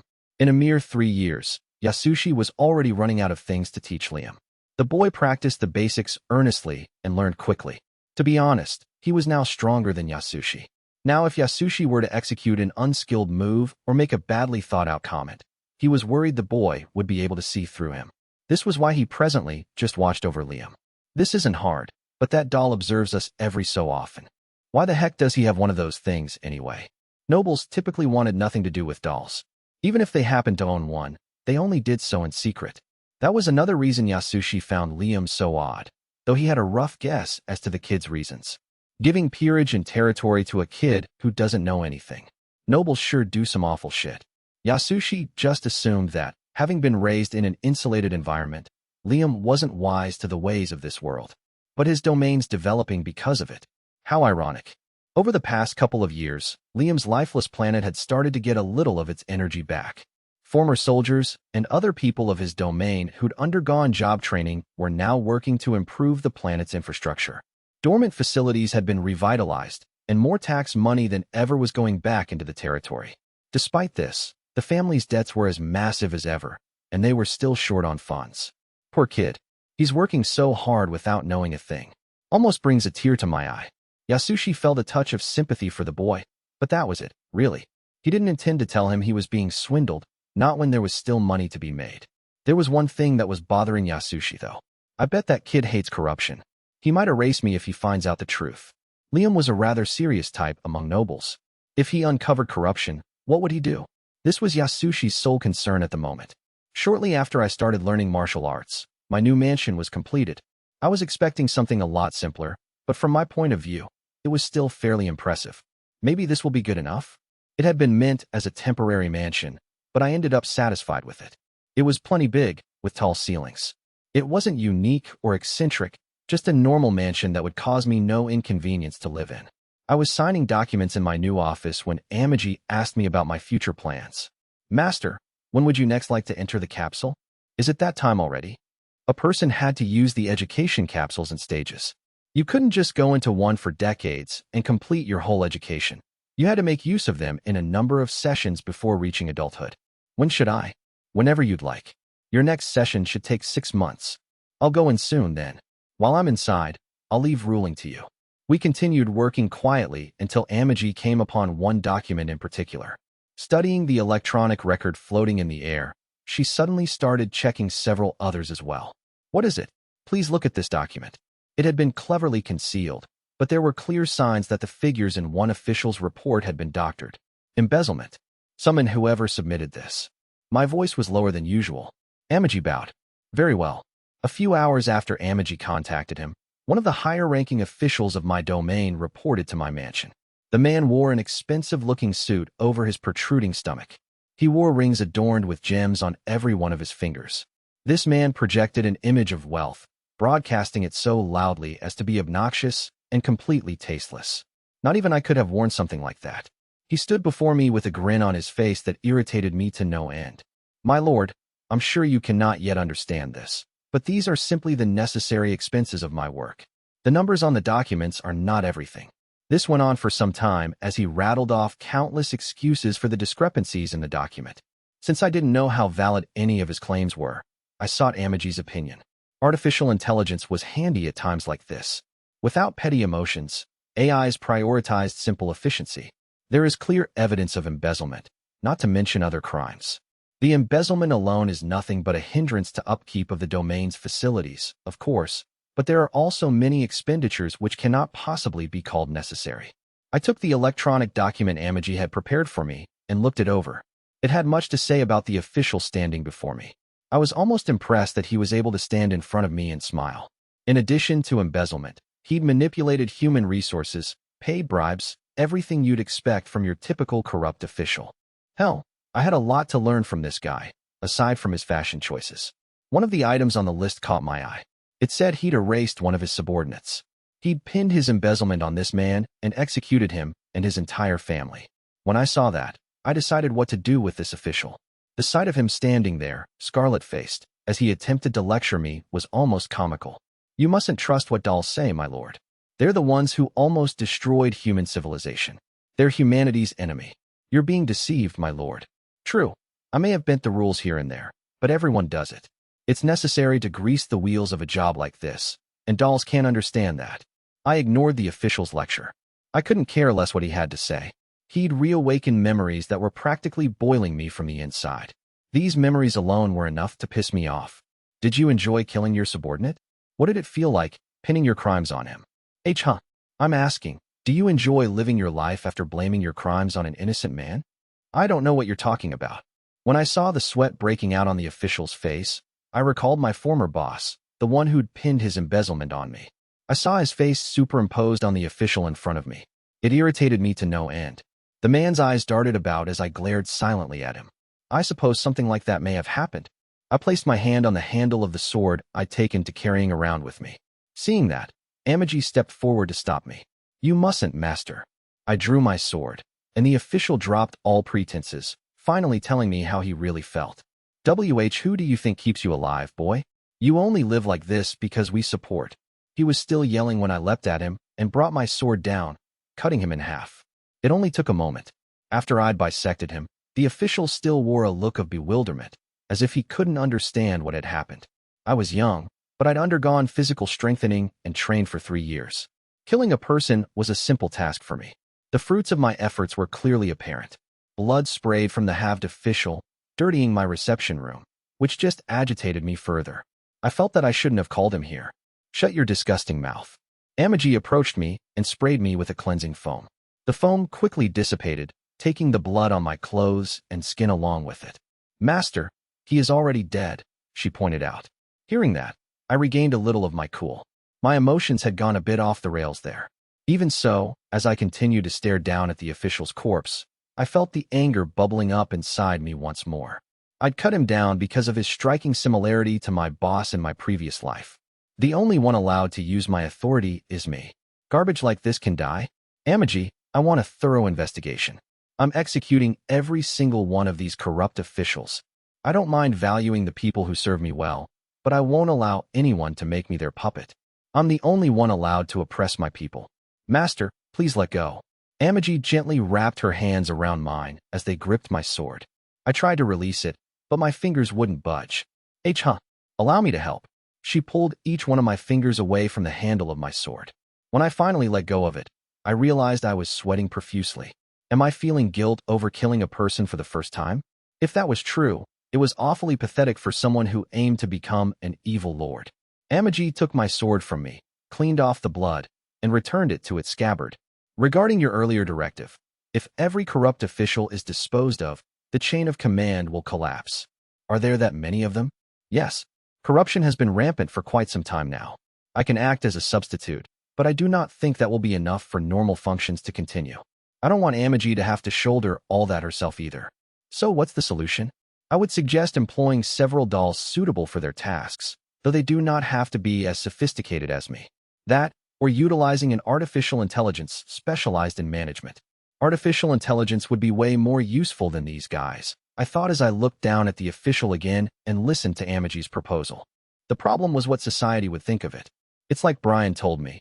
Extensive use of artificial intelligence is frowned upon in the Empire. But that's got nothing to do with me, so why should I worry? After all, I'm going to be an evil lord. I didn't care what society thought, but I could at least keep up appearances. I'd just have to use artificial intelligence alongside humans. How many do we need? Amagi was quick to answer. 30 mass-produced units, at minimum. The mansion still needs to be managed, after all. An additional unit specialized in governing as well as its auxiliary units should suffice. Most people in this world think artificial intelligence will betray you, so it can't be trusted. To that I say, so what? Humans will betray you too. No, humans are less trustworthy. I'll go with Amagi's proposal. Handle it. Are you sure, Master? It will affect your standing. I don't care. I trust you more than these guys. I gestured at the now silent official. I will make the arrangements. I narrowed my eyes and said, in a voice so low it surprised even me, I don't need anyone who defies me. Inside a bar in House Banfield's domain, there was a great hubbub about all the corrupt officials being purged one after another. Every single one of the bureaucrats who had taken advantage of their positions had been punished for some crime or other. Hey, did you hear the Lord cut down one of the corrupt officials himself?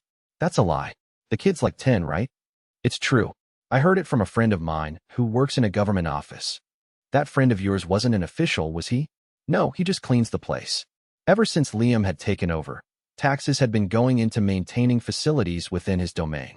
The size of the military was being reduced, so soldiers were coming back down to the planet's surface to train for new jobs. Rumor had it that their space fleet, which was once 30,000 ships strong, had been reduced to a tenth of its size. While noting to himself that he had been getting more customers than usual lately, the bartender chatted with one of his regulars, who was reading an electronic newspaper. There was an article about Liam in it. You read this? They're changing compulsory education from 3 years to 6. I did, the bartender replied, handing the regular his drink. Heard they're hurrying to build schools too. A customer in the construction business was laughing about how busy they are. Business is booming, eh? It'd be nice if some of that prosperity came my way. The regular was drinking more expensive alcohol than he usually ordered. This new lord we've got is really something though, huh? And he's only 10. The bartender put a hand on his hip. It's pretty unbelievable. 5 years ago, I never could have guessed this would happen. Once he'd finished his drink, the customer stared down at his empty glass. Hope the good news keeps up. The bartender nodded. Couldn't agree more. In his new mansion, Brian was training the freshly hired servants. All the new staff had been selected not just for their looks, but for their skills and character as well. Liam had dismissed anyone who had nothing to offer beyond their appearance. With serious, hardworking young people before him, Brian felt moved. We finally have staff who will take their jobs seriously. There were quite a few among that staff who seemed rather frightened. However, Liam had recently exposed the wrongdoings of a great deal of corrupt officials, carrying out a massive political purge. All sorts of rumors about the young lord were whizzing around inside his domain. One of these claimed he was quick to anger and would cut down his servants if they displeased him. Brian attempted to dispel the fears of the new hires. I'm sure you must be nervous, but Master Liam is very forgiving of those who take their work seriously. There is no need to be afraid of him. A maid timidly raised her hand. Yes. Will Master Liam require nightly duties? In this world, it was very much common for the master of a mansion to lay his hands on his workers, common enough that some women sold these services. The female staff were unsettled by the rumors about Liam. They were terrified that if they did sell themselves, they'd be killed for even the smallest mistake. Master Liam is still young, so you needn't worry about nightly duties. You will likely not even be near him very often, since Amaji takes care of almost all his personal needs. He keeps a doll by his side, someone said. Brian's eyes narrowed. I will pretend I did not hear that this time, but there will not be another. Amaji was a problem that continued to plague Brian. Liam's standing would fall just by keeping her at his side. She was capable, but noble society would never look favorably upon her. After having worked with her for several years, however, Brian could see that Liam trusted her thoroughly. He relied on her almost like a child relies on their mother. Though he was young, Liam was stern and decisive, but even in his apparent maturity, he needed that mother figure. The thought pulled at Brian's heartstrings. Master Liam is a wise person. He must understand that he was abandoned. Master Cliff, Mistress Darcy, why did you not take more care in raising him? Brian couldn't bring himself to find fault with the boy. Liam was just trying to fulfill the obligations he'd been saddled with as Lord, and Amaji was one of the only figures he could depend on. Amaji is very dear to Master Liam. I would suggest not taking a condescending attitude toward her. If Master Liam found out about such a thing, I would not be able to spare you from his wrath. Though he was young, Liam was already feared by many within his domain. But things are definitely getting better. With Master Liam, House Banfield will be able to regain its former glory. Liam's popularity was rising among his people for purging those corrupt officials. He was building up his reputation as a frightening yet reliable lord. Though he was still young, and his people were still nervous about what the future would hold, they were starting to acknowledge Liam's abilities. Brian believed in him, and he once again pledged his loyalty to his lord in his heart. Chapter 4. Liam at 30. In my past life, being 30 years old would have meant a third of your life was behind you. By contrast, 30-year-olds in this world looked like elementary schoolers and were treated like kids. That part was fine, but there was one problem. No good, huh? I held my sheathed sword in my left hand and looked at the logs around me. Of the 3 logs I'd placed, I'd at least managed to cut 2, but the execution had been rough. It was a far cry from the special technique Master had shown me. I'd cut far fewer logs, and they were closer to me than they had been to him.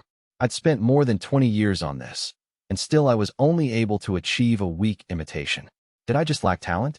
Master watched me, arms folded and an impassive expression on his face. Was he disappointed? Becoming nervous, I bowed my head to him and apologized. I'm sorry, Master. My skills still pale in comparison to yours. Master was kind, though, and slowly shook his head. The path of the sword is a long and arduous one, and there is no prize at the end of it. You've improved much in the last 20 years. I'd been pondering for all those years how I could achieve what Master had shown me. I couldn't imagine it was something you attained just by practicing the basics. It was then that I recalled another component of the technique Master had mentioned long ago. Magic. Of course, he used magic. By applying a thin layer of it over the blade, you can extend the sword's reach. Isn't that it? Through trial and error, I was eventually able to cut a log that my sword couldn't naturally reach. I hadn't been able to achieve this simply by training my body, and improving my fighting skills hadn't been enough either. My only option had been to use this world's magic. I thought I had reached the correct answer with this, but my attempts were still very different from Master's technique. Since I wasn't able to pull off the same thing, I was a little uneasy. But while I fretted that I had failed, Master clapped his hands, impressed. You've come so far. You're incredibly close. Still, you only get partial credit. Partial credit? That's right. If you're going to use magic, then you must study magic. But I am studying it. I was a noble, and a count at that, so it was only natural that I'd been studying magic. But in this world, or perhaps just this era, an individual's magical capability wasn't regarded as all that important. Magic wasn't going to protect you against a beam fired from a spaceship. The same principle applied to martial arts. Many nobles still studied them to some degree, but neither martial arts nor magic were a requirement for a noble's station. Rather than learning attack magic and shooting flames from my hand, it would be more efficient to carry a gun. Not all magic was pointless. Healing magic was useful, for instance, and magic was very important in controlling the humanoid weapons of the current era. I would definitely have to learn how to connect with and pilot one of those weapons through the use of magic. Yes, well, just learning magic isn't sufficient. It isn't. I see. Just the basics won't be enough. I'll have to get more serious with my studies. I'll increase the degree of my magical studies at once. Master nodded vigorously. Was it just my imagination that he looked a tad nervous? Very good. You'll have to stop practicing the special technique for a while to make time. Concentrate on magic. Let's see. 10 years should be enough for a start. During that time, I want you to practice only the basics. And I was making such good progress too. I thought, frustrated, but I couldn't go against my master. If I ever tried to fight him, he would probably chop me to pieces in seconds. I couldn't even picture myself winning, so great was the difference in ability between the two of us. I understand. Very good. In any case, how are things with your domain? You won't be a very good lord if you spend all your time learning martial arts. How kind my master was to worry about my domain. It's fine. My reforms are moving along, and we're finally starting to see real results. The restructuring of both the military and the government had been going well.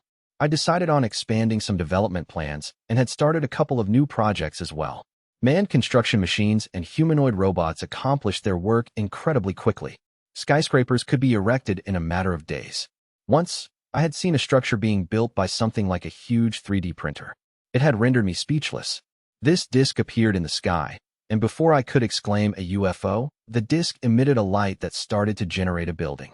People mostly just supplied support, checking the details as the disc did its work. I watched the whole structure being created as though it were a fast-forwarded video, a pretty shocking sight. If the planet could be so quickly developed, then really, anyone could have done this before. It was a complete mystery to me why my parents and grandparents hadn't. Tax revenue easily increased this way, so there was no reason not to. That's good, Liam. Now, how about you show me how you're doing with the basics today? Yes, sir. It wouldn't mean much at this stage to just do so normally, though. From now on, let's blindfold you and add some weights. A blindfold and weights, you say? Master applied weights to my sword and blindfolded me. Swing the sword until it feels as light as a branch in your hands. The blindfold is to teach you that you can't just rely on your eyes. Yes, sir. I had absolute confidence in my master's training methods, but it was almost like something out of a manga. I had enjoyed reading stuff like that as a kid, but similar entertainment was hard to come by in my domain. That was a rather underdeveloped area, probably because people just didn't have the time or money for such things. Maybe I should have Amaji make some investments into the entertainment industry too. Yasushi trembled as he watched a blindfolded Liam swing his weighted sword. His face revealed his emotions, since he knew Liam couldn't see him. What is this kid? Seriously, what is he? He had been in a cold sweat ever since Liam had shown him his special technique. In the past, he'd just casually thought, wow, this kid's getting pretty good. He'd never expected Liam to recreate his parlor tricks as an actual sword technique. Even though he'd only taught the boy the basics, Liam was becoming strong all on his own, and that terrified Yasushi. After all, Liam had purged every single corrupt official from his domain. He'd been so thorough, it was hard to believe he was still a child. Yasushi had felt detached as he watched all that, thinking, ooh, scary. But if Liam's swordsmanship got any better, things could get very bad for him. If he finds out I was lying, I'm done for. He'll chop me to pieces in an instant. Yasushi had merely put on an air of wisdom and fed the boy some pretty words. Liam was already a far better swordsman than him, and if they were to fight, Yasushi could say with absolute confidence that he would lose. I've got to drag this out to save up some money, then get out of here as soon as I can. All this time, Yasushi had been lazing around and living a life of relative luxury, burning through his pay as soon as he got it. He'd lied to Liam, telling him he was going off to train when he was actually going into the city to have some fun. He didn't have the funds to make a run for it now. He wiped the perspiration from his brow as he watched Liam adjust his motions with the blindfold on. How could he have come so far? Is this kid some kind of genius? Yasushi was no instructor, and his sword skills were third-rate. He couldn't truly gauge the degree of Liam's talent. I can't tell. Anyway, I've got to buy some time now. I'll look for more videos for training ideas. If I don't, and he finds out, he'll kill me. Yasushi had no choice but to stick around despite his fear, so he could accrue the funds necessary for his escape. He desperately got to scheming, praying that Liam wouldn't discover his lies. Is there any reason for the blindfold? I'd wondered at first, but after a while, I caught on to the meaning behind it. I understand what you meant now, Master. I'm starting to figure out how to use my other senses. This is what you meant by not relying on my eyes. I looked at Master with the blindfold on. He moved around to get out of my view, so I followed him with my head. You mastered that in such a short time, he said, sounding a little surprised. Really? How did you do this in just a few years? He was so baffled by my growth. I could tell he was cocking his head, even with the blindfold on. I spun my weighted sword playfully around my fingers. Look, I can swing it so easily now. Oh yeah? No, you can't get conceited. Huh. Master was a little harsh when I showed him how confident I was. It's true that you've honed your other senses, Lord Liam, but that's all you've done. You haven't made them extraordinary yet. I was surprised to hear this. So there's even more I can do to avoid relying on my vision? Oh, of course there is. And that sword is too light for you now, isn't it? I'll prepare a special sword for you. I felt myself getting excited. I'm looking forward to it. I am glad. Huh. Master almost seems scared. Is it just my imagination? Yeah, it has to be. You've got to be kidding me. Yasushi was terrified when Liam followed his movements with blindfolded eyes, while swinging his weighted sword around like it was nothing. He couldn't just act like a normal person with that blindfold on. Now could he? No matter where Yasushi moved, Liam kept turning his face toward him, knowing exactly where he was. He tried to move soundlessly, but it was pointless. All throughout, Liam was smiling. It was creepy. What to do? I didn't think he'd adapt this quickly. Yasushi had tried to buy time with a ridiculous scheme, but it hadn't even taken a few years for Liam to actually learn the skill he only pretended to be teaching him. Seriously, is he a genius? If only I'd known he was like this sooner. Yasushi had no way to predict the extent of Liam's potential. I'll make a super heavy sword and have him use that. That should give him some problems. Yasushi had been talking out of his ass about his sixth sense and supernatural abilities, but he worried that if he kept it up, Liam would truly develop those skills. The thought terrified him. Hoping to buy some more time, Yasushi came up with a fresh plan. Oh, I know. That'll be perfect. Yasushi made his way to a storehouse on the mansion grounds. This building contained artwork and other items stored during the demolition of the previous mansion. He'd already tried selling off some of the items inside, but they were all fakes. One of the pieces in the storehouse was an aged humanoid weapon, a mobile knight. It was a large model of the 24-meter class, unlike the 14 or 18-meter types more popular nowadays, a black behemoth with huge shields mounted on both shoulders. This model was several generations old, probably built hundreds of years ago. It had been used by Liam's great-grandfather, Alistair, and was inferior in every way to modern, mass-produced models. Yasushi brought Amagi to the storehouse and pointed to the mobile knight. Make this usable, would you? I'm going to train Liam in it. Amagi gave him a dubious look. This model is quite old. Would it not be better to ready a current model for him? We can't do that. What worried Yasushi was that the latest mobile knights were extremely easy to pilot. Their specs had improved so much that if someone like Liam, who had loads of time on his hands, got into one, he'd master its controls in a matter of years. Yasushi couldn't buy time if that happened. This is for Lord Liam's sake. I'd like you to have it repaired and ready for use.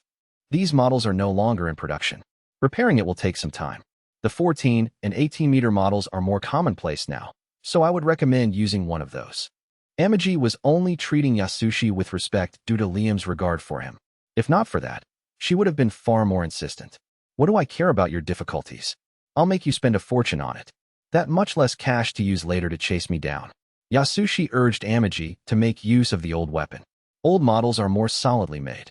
If you give it some upgrades, it'll end up sturdier than the new models. It is not that simple. When you balance it out, it is more economical to make use of a current model. No, this one will be better. You should just turn this craft into the ultimate model for Liam's personal use. Don't concern yourselves with the budget. There is no logic in using this craft. It is simply a matter of customizing a newer unit for Master's use. It will be cheaper as well. Yasushi decided to force the issue, since Amagi wouldn't stop arguing with him. Regardless, I want you to make adjustments to this unit. It will be better for Lord Liam that way, and he should learn to pilot it manually. Automatic controls are out of the question. People rely too much on machine assistance these days. There's only meaning in it if you pilot it yourself. He has to use a machine that requires actual skill. Yes, that's for the best.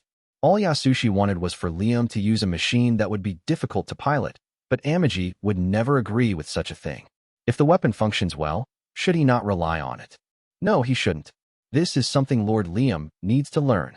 At Yasushi's insistence, Amagi had no choice but to oblige. She'd been ordered by Liam to comply with Yasushi's requests as much as possible. If you insist, I will hurry and make the arrangements. Please, use as much money as you need. This is for Lord Liam, after all. Yasushi piled on all the additions to the mobile knight that he could think of in order to strain their funds. After Yasushi left the storehouse, Amagi looked up at the mobile knight, personal designation Avid. Its inner frame showed in places, and parts of its armor had rusted. The interior was even worse, so it couldn't currently be piloted. The machine had been left there to rot. As she gazed upon the pitiful sight of the Avid, Amagi thought to herself, is that man truly a skilled fighter? It's true that Master has gotten stronger, but Yasushi just does not seem terribly impressive to me. Based on his normal behavior, she couldn't imagine Yasushi was possessed of incredible skill. Still, as long as the man was producing results, there was no real reason to fire him. No matter how deeply I investigate him, I never find anything suspicious. In fact, his record is almost unnaturally clean. It was almost as if someone had manipulated his record to appear that way. I am obligated to carry out his orders. However, she wasn't sure where to send the Avid for maintenance, but it would have to be a large manufacturer with enough skill to craft the required parts. This was something like taking a classic foreign sports car to a local repair shop. The shop wouldn't have the parts to repair it, and they wouldn't know how to go about performing maintenance either. It made sense to try the original manufacturer. This one was manufactured by an Empire factory. The Empire-controlled facility that had made the machine was still in business, so it was likely the best place to send it. Amagi mulled over Yasushi's requests. He asked for a great deal. Will we have the funds for all this? In any case, I must proceed. She would have a mechanic examine the Avid and then contact the manufacturer. She reached out and touched the Avid. She'd rejected Yasushi's suggestions again and again, but there was something almost envious in her expression. I will do everything I can to restore you, so please protect my master. When she removed her hand, her face regained its usual neutrality. She left the storehouse, mentally running through the steps necessary to restore the Avid. Along the way, she found Liam walking her way with a blindfold on. He looked delighted when he noticed her. Those footsteps must be Amagi. You are correct, Master. Though blindfolded, he had been walking as if he could see where he was going. Master, it is dangerous to walk around like that. It's fine. It's part of my training. Anyway, I heard you were getting a mobile knight ready for me. Amagi told him about the request Yasushi had made for the mobile knight. He would like an old model to be repaired for use, even though a newer one would be more within our budget. Bringing a hand to his chin, Liam cocked his head. My master must have his reasons. Anyway, I'll leave it to you. I'm going to take a walk around the mansion. Liam left with the blindfold still on, but Amagi was concerned that he would fall, so she followed along behind him. The bar in House Banfield's domain was thriving again today. Cheers. A group of men who had stopped in on their way home from work were drinking and laughing. There were still occasional fights here, but it was a far cry from 30 years ago. The seats were fuller than they were empty now, and the bartender fondly watched the staff he'd had to hire as they hurried about their tasks. One of his regulars called out, "Looks like business is booming, barkeep." "HM? Yeah, I was finally able to hire some help." Unlike before, when he had only been able to sell cheap liquor, there was some pretty expensive booze flying off his shelves these days. The regular who'd spoken was also dressed better than he used to be, and the drink he sipped was higher quality than his old swill. He previously seemed to want to drown himself in booze, but now he could savor the finer stuff. The bartender pivoted the conversation. "By the way, how's work?" "It's great. Too great, really. I'm too busy." The regular, who had previously complained about not having any work, was now griping about having too much. His expression was cheery, though, as if he felt truly fulfilled. "Hard to believe things could change so much just because we got a new lord," he mused, reflecting on the past. The bartender readied another drink for him and responded, "If my grandpa's to be believed, things were even better in his time." How many hundreds of years ago was this? 4 or 5. Strange how things were more developed back then. House Banfield's domain was starting to win back some of that former vitality. The Lord's being pretty quiet lately, though. Haven't heard a thing about him in the last 20 years. No one had heard a peep from Liam since his big political purge 2 decades ago. There were rumors, of course, but all of them lacked credibility. The bartender was curious too. "I've heard he really likes dolls, but it's hard to hold it against him when he's doing such a good job. I thought all nobles hated dolls. Guess this lord's different. Can't say I care either way. As long as business is this good, I couldn't be happier." The regular bought the bartender a drink, and the two of them made a toast to their future prosperity. Chapter 5, The Avid. When I reached my mid-30s, the mobile knight my great-grandfather had used was returned to us, fully repaired. It was a humanoid weapon with an extra pair of arms holding huge shields at both shoulders, otherwise covered in knight-like armor. I'd previously thought the humanoid design made no sense, but in this world, it seemed easier to maneuver huge weapons if they were in human shape since magic was employed in their operation. Fantasy worlds sure are crazy. In the storehouse, I gazed up at the Avid and thought the thing really made an impression. Before, it had just been an immobile decoration, but now it practically sparkled like new. "This is amazing. I'd heard it was old too. You did a great job repairing it." Beside me stood an engineer officer of the Empire's 7th Weapons Factory. She wore orange coveralls and had an ID card pinned at her left breast, with glasses and dark hair that fell to her shoulders. This beautiful girl with an intellectual look was the engineering lieutenant. Her name was Neos Carlin. She explained to me with a smile.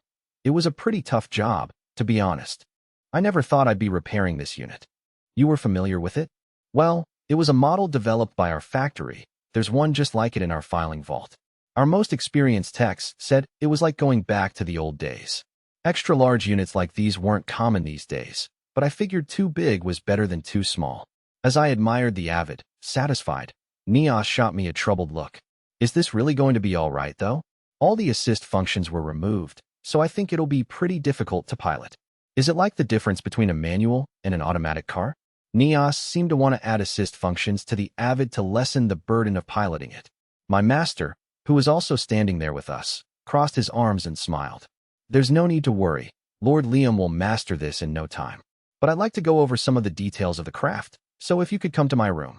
Master reached out to Neos's shoulder, but she dodged him with a grin. "It's all in the manual, no need to worry. And it's the Count who'll be piloting it, right? If I'm going to give anyone pointers, it should be Lord Liam, shouldn't it?" "I guess you're right." Master's shoulders slumped at this rejection. I guess Neos was his type. For a moment, I thought maybe I should order her to spend some time with him, as an evil lord would, but I quickly discarded the idea. Master was a skilled swordsman. If he'd been serious, Neos wouldn't have been able to dodge him. The fact that she had obviously meant that he had let her go, so he'd probably only been joking. Anyway, Master was probably too upstanding to appreciate a gift like that. Plus, Neos was an imperial officer, not merely one of my subjects, so that made me hesitant to lay a finger on her. Also, it probably wouldn't be wise to get on the bad side of the person performing maintenance on my craft. If something ever went wrong with the unit, I'd be in trouble. "Let's get into the cockpit.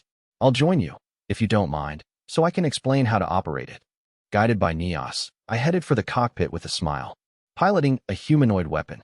I'd been greatly looking forward to this moment. The Avid stood outside the storehouse now, some distance from the mansion. I'd been expecting the cockpit to be cramped, but it was a lot more spacious than I'd anticipated. "It's pretty big in here." This cockpit was expanded using special magic.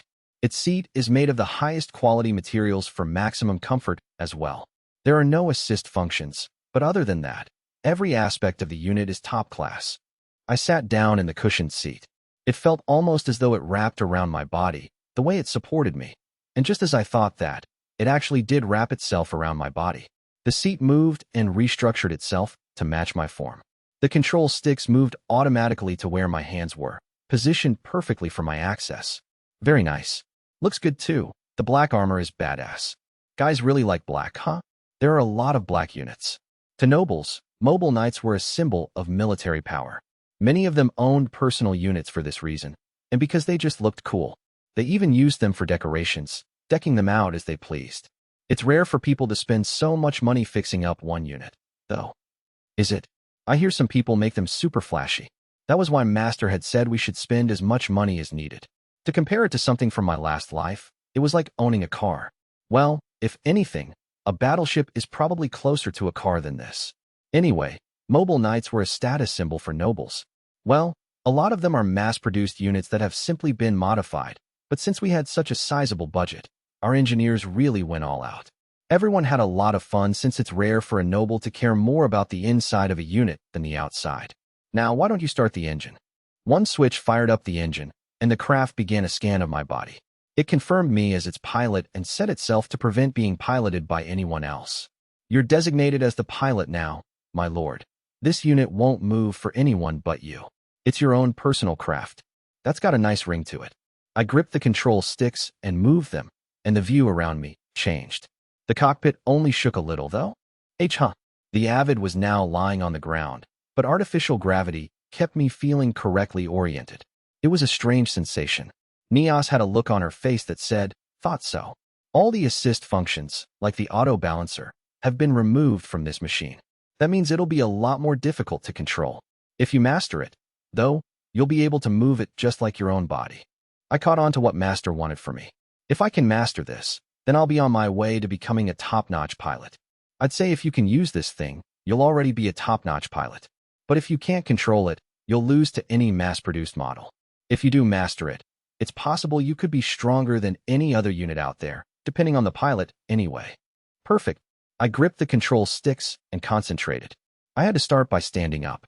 Unlike a video game where you could just enter simple commands, to stand in this machine, you had to move the unit's arms and legs simultaneously. Each individual motion had to be controlled manually, which was incredibly difficult to do, and this was why they used magic in the process. In fact, you could say that was the main reason people learned magic. With magic, you could visualize the delicate movements of a human body and transmit that imagery to the machine. That was why humanoid weapons were easier for the people of this world to use than they would have been otherwise. With non-humanoid weapons, it was harder for the user to envision the movements, which would in turn confuse the machines. The Avid slowly stood, and Neos was impressed. "You're very good for a first-timer." "Of course I am. I've practiced in a simulator." "That's not what I mean. This unit's much harder to control than a regular mobile knight. If you're doing this well on your first try, my lord, you've got a real knack for it. And you're a real flatterer." "It's not flattery," Neos said with a slight frown. Meanwhile, I concentrated as hard as I could on moving the Avid. It slowly raised one leg and took a step forward. That movement alone was incredibly complex. I was beginning to worry whether I'd even be able to walk in this thing. I started breathing heavier from the effort, and Neos placed her hands atop mine on the controls. She leaned forward, and I experienced the gentle scent and warmth of a woman. It's very important to maintain a strong mental image to control this unit. You'll have to concentrate on your magic the whole time. Now, move the control stick slowly. It'll be easier if you think of the whole craft as your own body. I moved the craft slowly at first, one step at a time, gradually upping the pace. One wrong move could send it tumbling to the ground again. Neos was giving me a rundown on the Avid, so I listened to her as I focused on moving. "This baby's real strong and sturdy. Your average unit won't be a match for it, but that makes it all the more difficult to maneuver. Keep that in mind. He'll be tough to master." Neos was so concentrated on her explanation that she got a little too close to me. One of her breasts touched my shoulder, and I suddenly found all my attention drawn to that spot. Also here, I focused on Neos, and the Avid came to a halt. Her body was toned, as if she worked out, but had fat in all the right places. I hadn't noticed before due to her coveralls, but she had a pretty good figure. All my attention was on her chest where it pressed against me. Then, sensing my thoughts or in tune with my magic, the Avid started moving its hands without my conscious command. Oh, what's wrong? You should start from walk. Wait. Neos figured out what the movements meant and pulled away from me, covering her chest with her arms. Her cheeks had flushed red. And no, that's not what I. The Avid was moving its hands as though it were groping a woman's breasts. Let's take a break. Huh.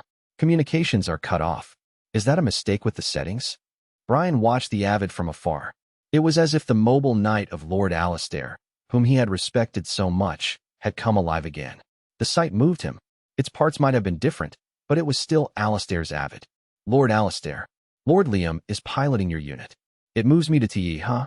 His tears dried when the Avid, the craft of the Honorable Alistair, started making improper movements with its hands. Lord Liam, what in the world are you doing? Inside, he already knew. The officer who'd accompanied the Avid here was an attractive woman, and they were alone together in the cockpit. He'd worried the moment he saw her that Liam would try putting his hands on her, as he'd always been quite physical with Amagi. Though, he'd also worried that maybe Liam didn't have an interest in anything other than dolls. He had never pursued a living woman before. Now that his interest in real women had been made clear, Brian was relieved for multiple reasons, one of which being the question of whether Liam would ever produce an heir. However, Brian couldn't condone the hand movements the mobile knight was making. The thought that the beloved craft of his Lord Alistair was gesturing in such a shameful way almost brought him to tears of another kind. To see Master Alistair's craft making such lewd movements. I just can't bear it. The Avid was replicating detailed motions with its fingers, as if there were breasts in its grasp. At least cut the power before you do that, Brian thought, but he had no choice but to watch from a safe distance. There was no telling when the craft might topple to the ground. To make matters worse, communications were shut off, as Liam wasn't responding to any outside calls. Was this his plan from the start? While Brian agonized, Yasushi was making a racket, a blue vein popping out on his forehead. That brat's groping the lieutenant's tits. Are they soft? Huh.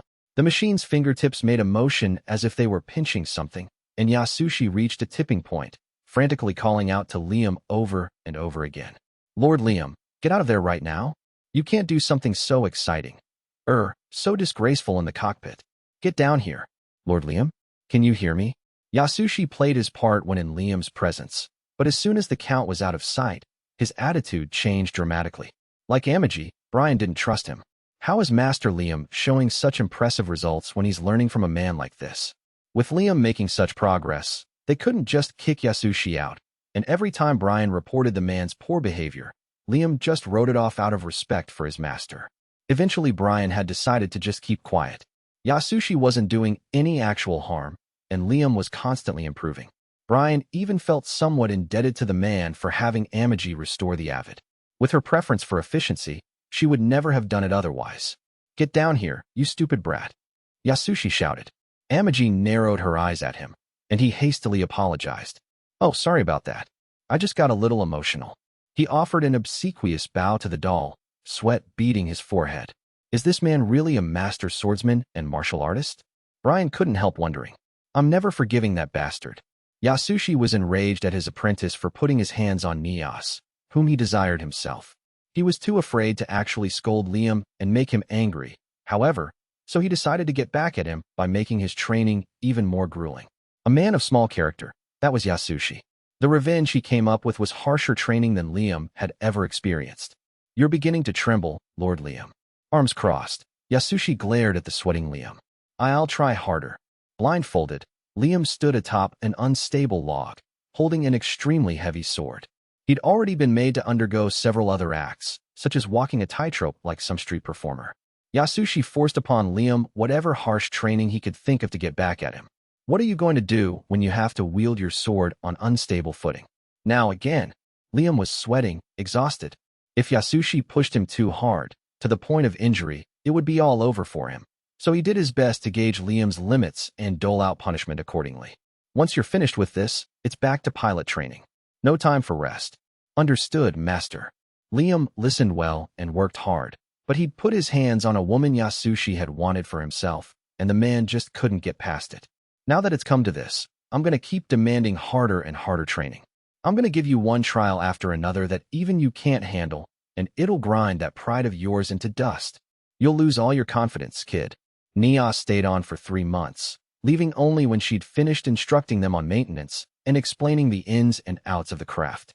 She would return eventually, and Yasushi vowed to get her contact information when she did. Your legs are shaking, Lord Liam. You haven't trained enough. I'll redouble my efforts. Of course you will. Starting today, we're going to pick up the pace. And so, Yasushi trained Liam much, much harder out of a personal grudge. I'll make your training impossible and break you. So Yasushi thought as he devised all sorts of new training methods. Drop Dead. He had set up pitching machines that shot rubber balls at a blindfolded Liam from every angle. They were only rubber balls, so they wouldn't seriously injure him, but they still hurt when they hit him. Act. What's wrong, Lord Liam? If you can't handle this, you'll never be able to call yourself a warrior. Yasushi cackled. Feeling victorious, he held up the device that controlled the machines assaulting Liam. See that, brat? That's 'cause you got too full of yourself. There was no way for Liam to evade the rubber balls with the blindfold on. No matter how strong you are, there's nothing you can do against this. Yasushi smirked and increased the speed at which the balls were fired. You must use your mind's eye, Lord Liam. Rely on your your seventh sense, and swing your sword. He spouted some bullshit, giving Liam the impression that he was doing all this for his sake. All he had to do was come up with lines like this and Liam would believe anything he said. No. Swing your sword, Lord Liam. Master, I only have one sword. I can't deal with this many of them. An ugly smile spread on Yasushi's face. Nothing is impossible in this world, Lord Liam. Now, find the answer for yourself. There was no way he could hit the balls. What Yasushi demanded was impossible. Nevertheless, a change occurred within Liam at that moment. The combination of his vastly overdone basic training and all the ridiculous training methods that Yasushi had sourced from free videos produced an unexpected result. Liam held the sword out in front of him, and several rubber balls moved in a strange way, as though they were being knocked away before they struck him. At first, Yasushi dismissed it, thinking he was mistaken, but the number of deflected balls gradually increased. His jaw dropped. It was as if there were a barrier around Liam. Eventually, no matter how many rubber balls he fired at Liam, none of them connected. Still blindfolded, Liam smiled. So this is what you meant, Master? I finally understand. You understand? Understand what?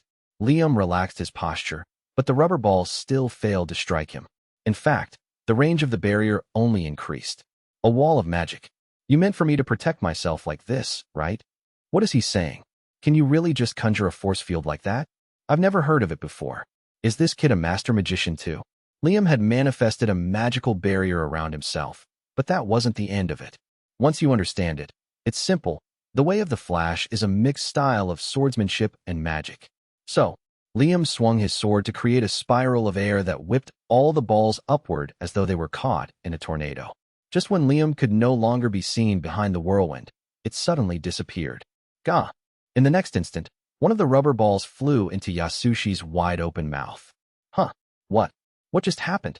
He looked around and found the pitching devices plugged with rubber balls. Yasushi let the ball drop from his mouth, and when it hit the ground, it split in two.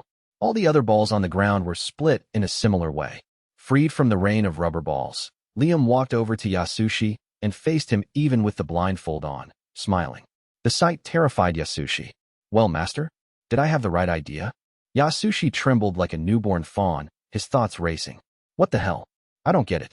How did he become so strong just from the basics and whatever scams I came up with? Is he genuinely a genius? Yasushi hadn't realized that all along he'd been training a complete monster. This is too much. I don't want to be involved with him anymore. He did his best to play his part. Wonderful, Lord Liam. Now there is nothing more I can teach you. Master. Yasushi continued his act even as a cold sweat ran down his brow, relieved that Liam was wearing the blindfold. You have only the secret technique yet to master, but I'm sure you'll manage on your own, Lord Liam. I leave you to pursue whatever training you desire from here on. The only thing I have left to teach you is that there is no end to the path of true swordsmanship. You must simply remain diligent. He tried to wrap things up neatly, but Liam interjected. I don't want that. I want you to train me more, Master. I'll even open up a dojo just for you, here in my domain. If you do that, I won't be able to get away. Yasushi turned him down gently. I'm honored by your offer, but I have not yet finished my own journey. It is too soon for me to open up a dojo. Master, then at least gauge my skill. I just want to know how far along my secret technique is. Of course, I don't mind. Liam removed his blindfold. I'll ready the logs, then. There's no need to do it just this second. Yasushi wiped the sweat from his brow as he watched Liam run off to fetch some logs. I gotta get out of here. If he ever finds out I'm a fake, he'll kill me. I won't even be able to defend myself. He made plans to award Liam as a full master of his sword style and then get the hell off the planet. A door between worlds opened, and the guide stepped through. He stood atop the mansion's roof and searched for Liam, feeling excited. Now, how is little Liam doing? Oh, his domain seems to have advanced quite a bit. Apparently, Liam was doing better than the guide had anticipated, but this didn't bother him too much, considering it would make his eventual fall from grace all the sweeter. And what about that swindler? Is he doing his job? Whether the fake had been found out by Liam and cut down or was still deceiving him, it didn't matter.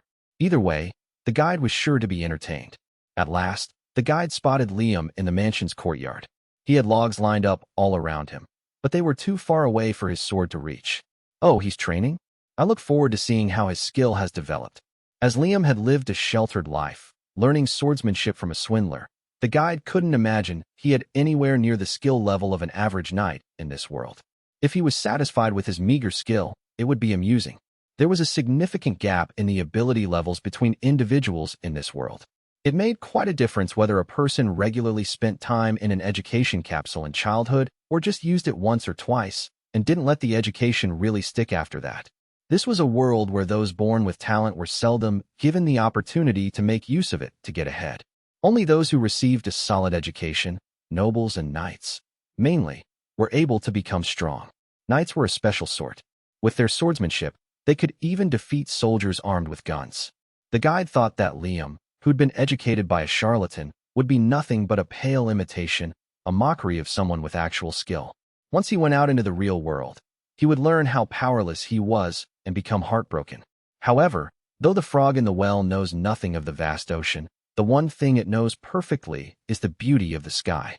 Liam pushed up the guard of his sword with his left thumb, then let it fall back with a clink.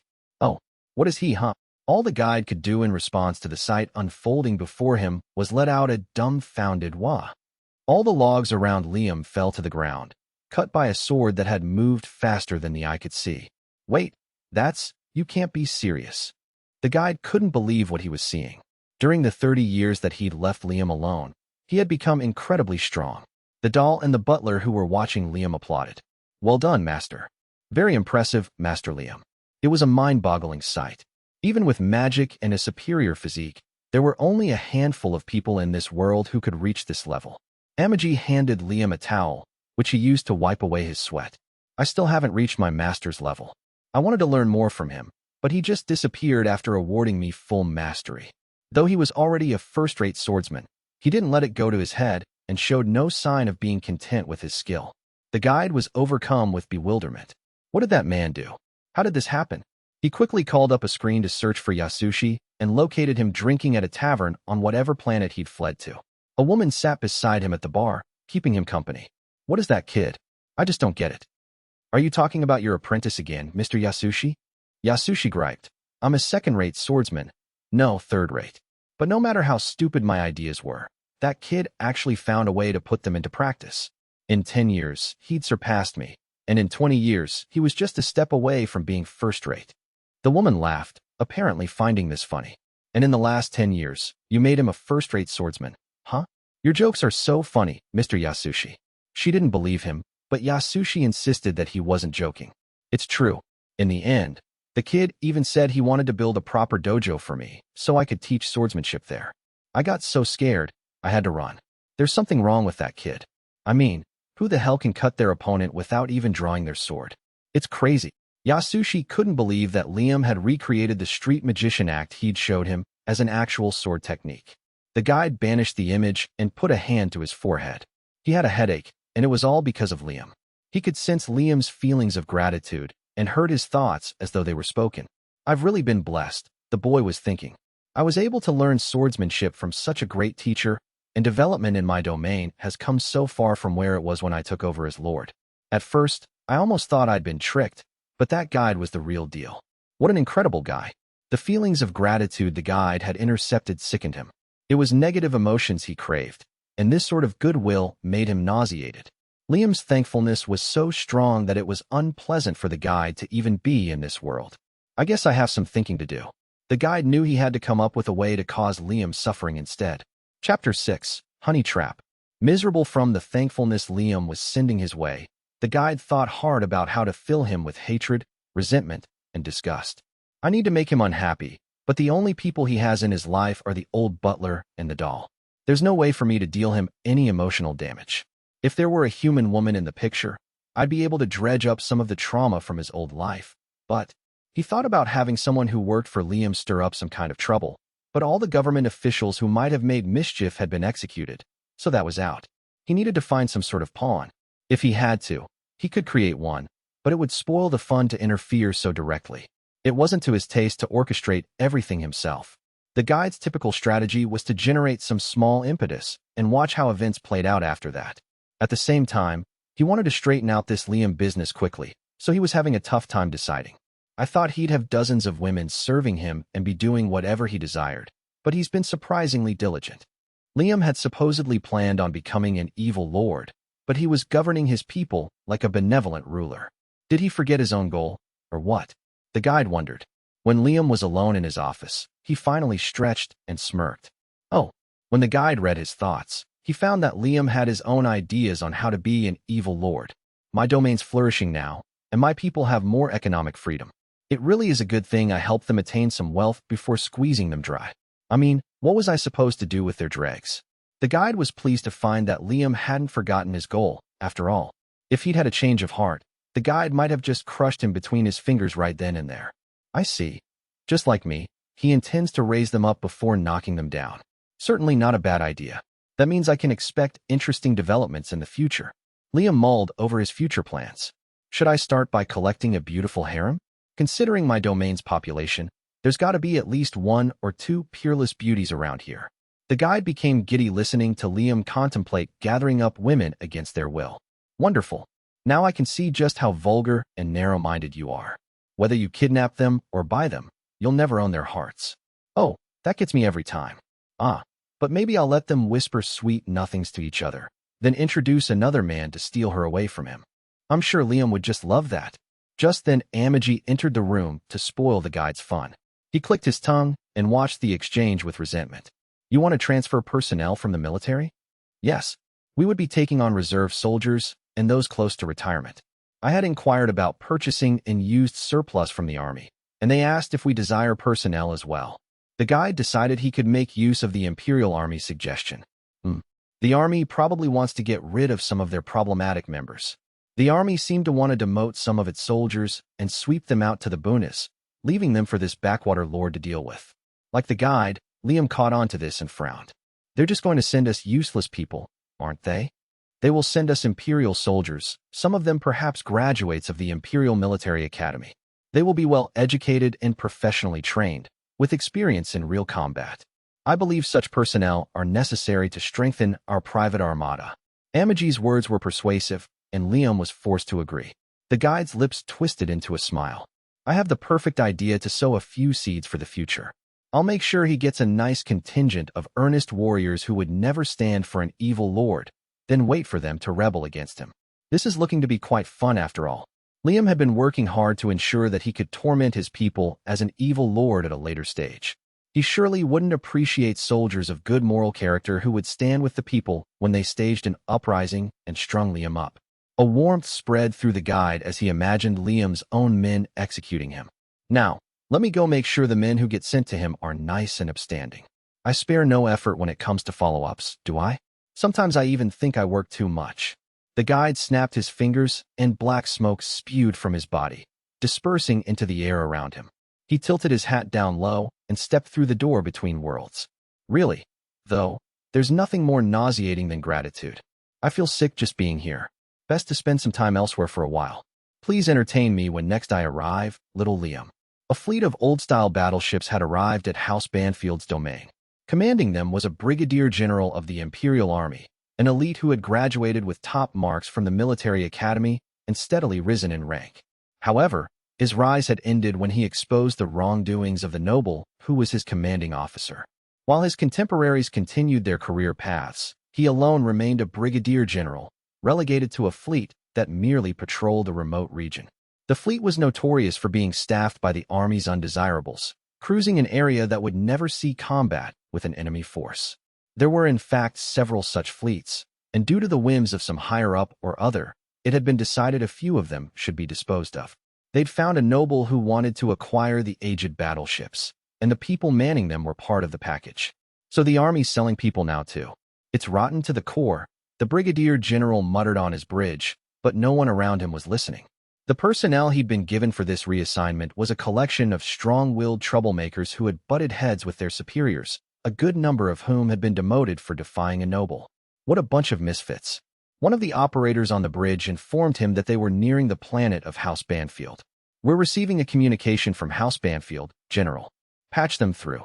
The general thought poorly of nobles' private armies, and he lamented the fact that now he was going to belong to one of them. However, as a man who'd spent many years in the military, he knew of no other way to live. He couldn't just choose another path at this point in his life. A bunch of misfits, including me. Well, I wonder what this noble who bought us will be like. What sort of things would they be forced to do for House Banfield? Many of his soldiers worried about the answer to that question, and as the man leading them, the brigadier general puffed out his chest, determined to make a strong impression. I was now in my mid-40s. Would I have considered myself old at this point in my past life? Maybe not quite yet. In this world, I was just now approaching adulthood. As for my life, it was just more of the same. I was still overseeing my domain, studying, and training my body. Why? Call it the preparation phase of my evil deeds. Actually, I felt like I had been doing quite well, so I didn't see a problem with just continuing on in this way. As I was finishing up some work in my office, Amagi arrived with a report. Master, Engineering Lieutenant Neos Carlin of the 7th Weapons Factory is requesting to meet with you. She wishes to inquire as to the status of the Avid. Neos. So that beautiful engineering lieutenant has finally returned to my territory. She came all the way here just to see the Avid? Checking on the status of the Avid is likely just a pretext. I believe her true intention is to peddle the wares of the 7th Weapons Factory. The Empire had a lot of rough edges, which was understandable for an intergalactic organization. Its immense scale meant that countless issues ended up being treated as trivial matters. For instance, any old noble could buy armaments from an Empire-managed weapons factory. There were terms for buying and selling such things, but they were lax, hence the factory rep who'd come here acting like a door-to-door salesman. Guess she figures our finances are good enough now for us to afford her products. Brand new battleships are going to be expensive though, huh?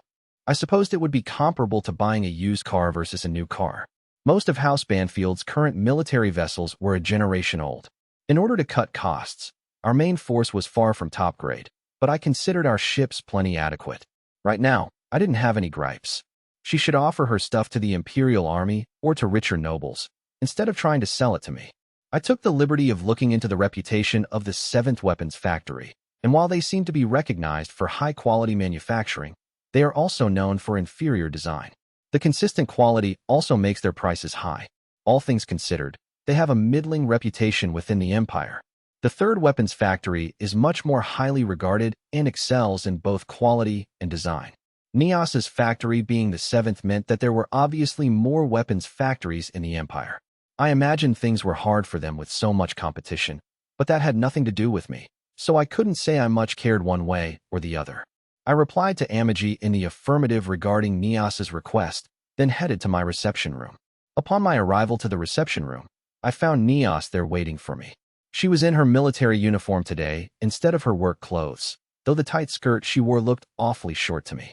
Noticing my gaze, Amagi whispered to me, "That uniform breaches Imperial Army regulations." When I sat down on the couch, I understood what she meant. Neos had on some pretty daring underwear.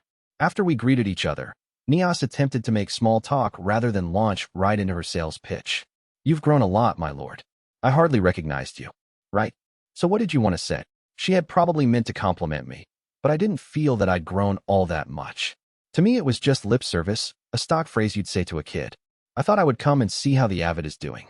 "How's it been lately?" I let my gaze flick down to the gap between her thighs, peering inside her skirt. "That's not what you're here for." You've got something to sell me, don't you? My domain was much more developed now, and I was generating a lot more tax money. When they caught a whiff of my newly improved financial situation, all sorts of people showed up to sell me things. Neos was one of them. She took out a tablet and fiddled with it, producing some 3D images that appeared in front of me. Right to the point, eh? I appreciate that. Would you like to purchase any of the ships or weapons from the 7th factory? The images that hovered before me were small, but they had quite a bit of impact. The holograms were incredibly realistic, almost like elaborate miniatures floating around me, and underneath each image was an absurd figure, the price. Yeah, new cars, new ships are pricey. They're much more expensive than the ships we're using.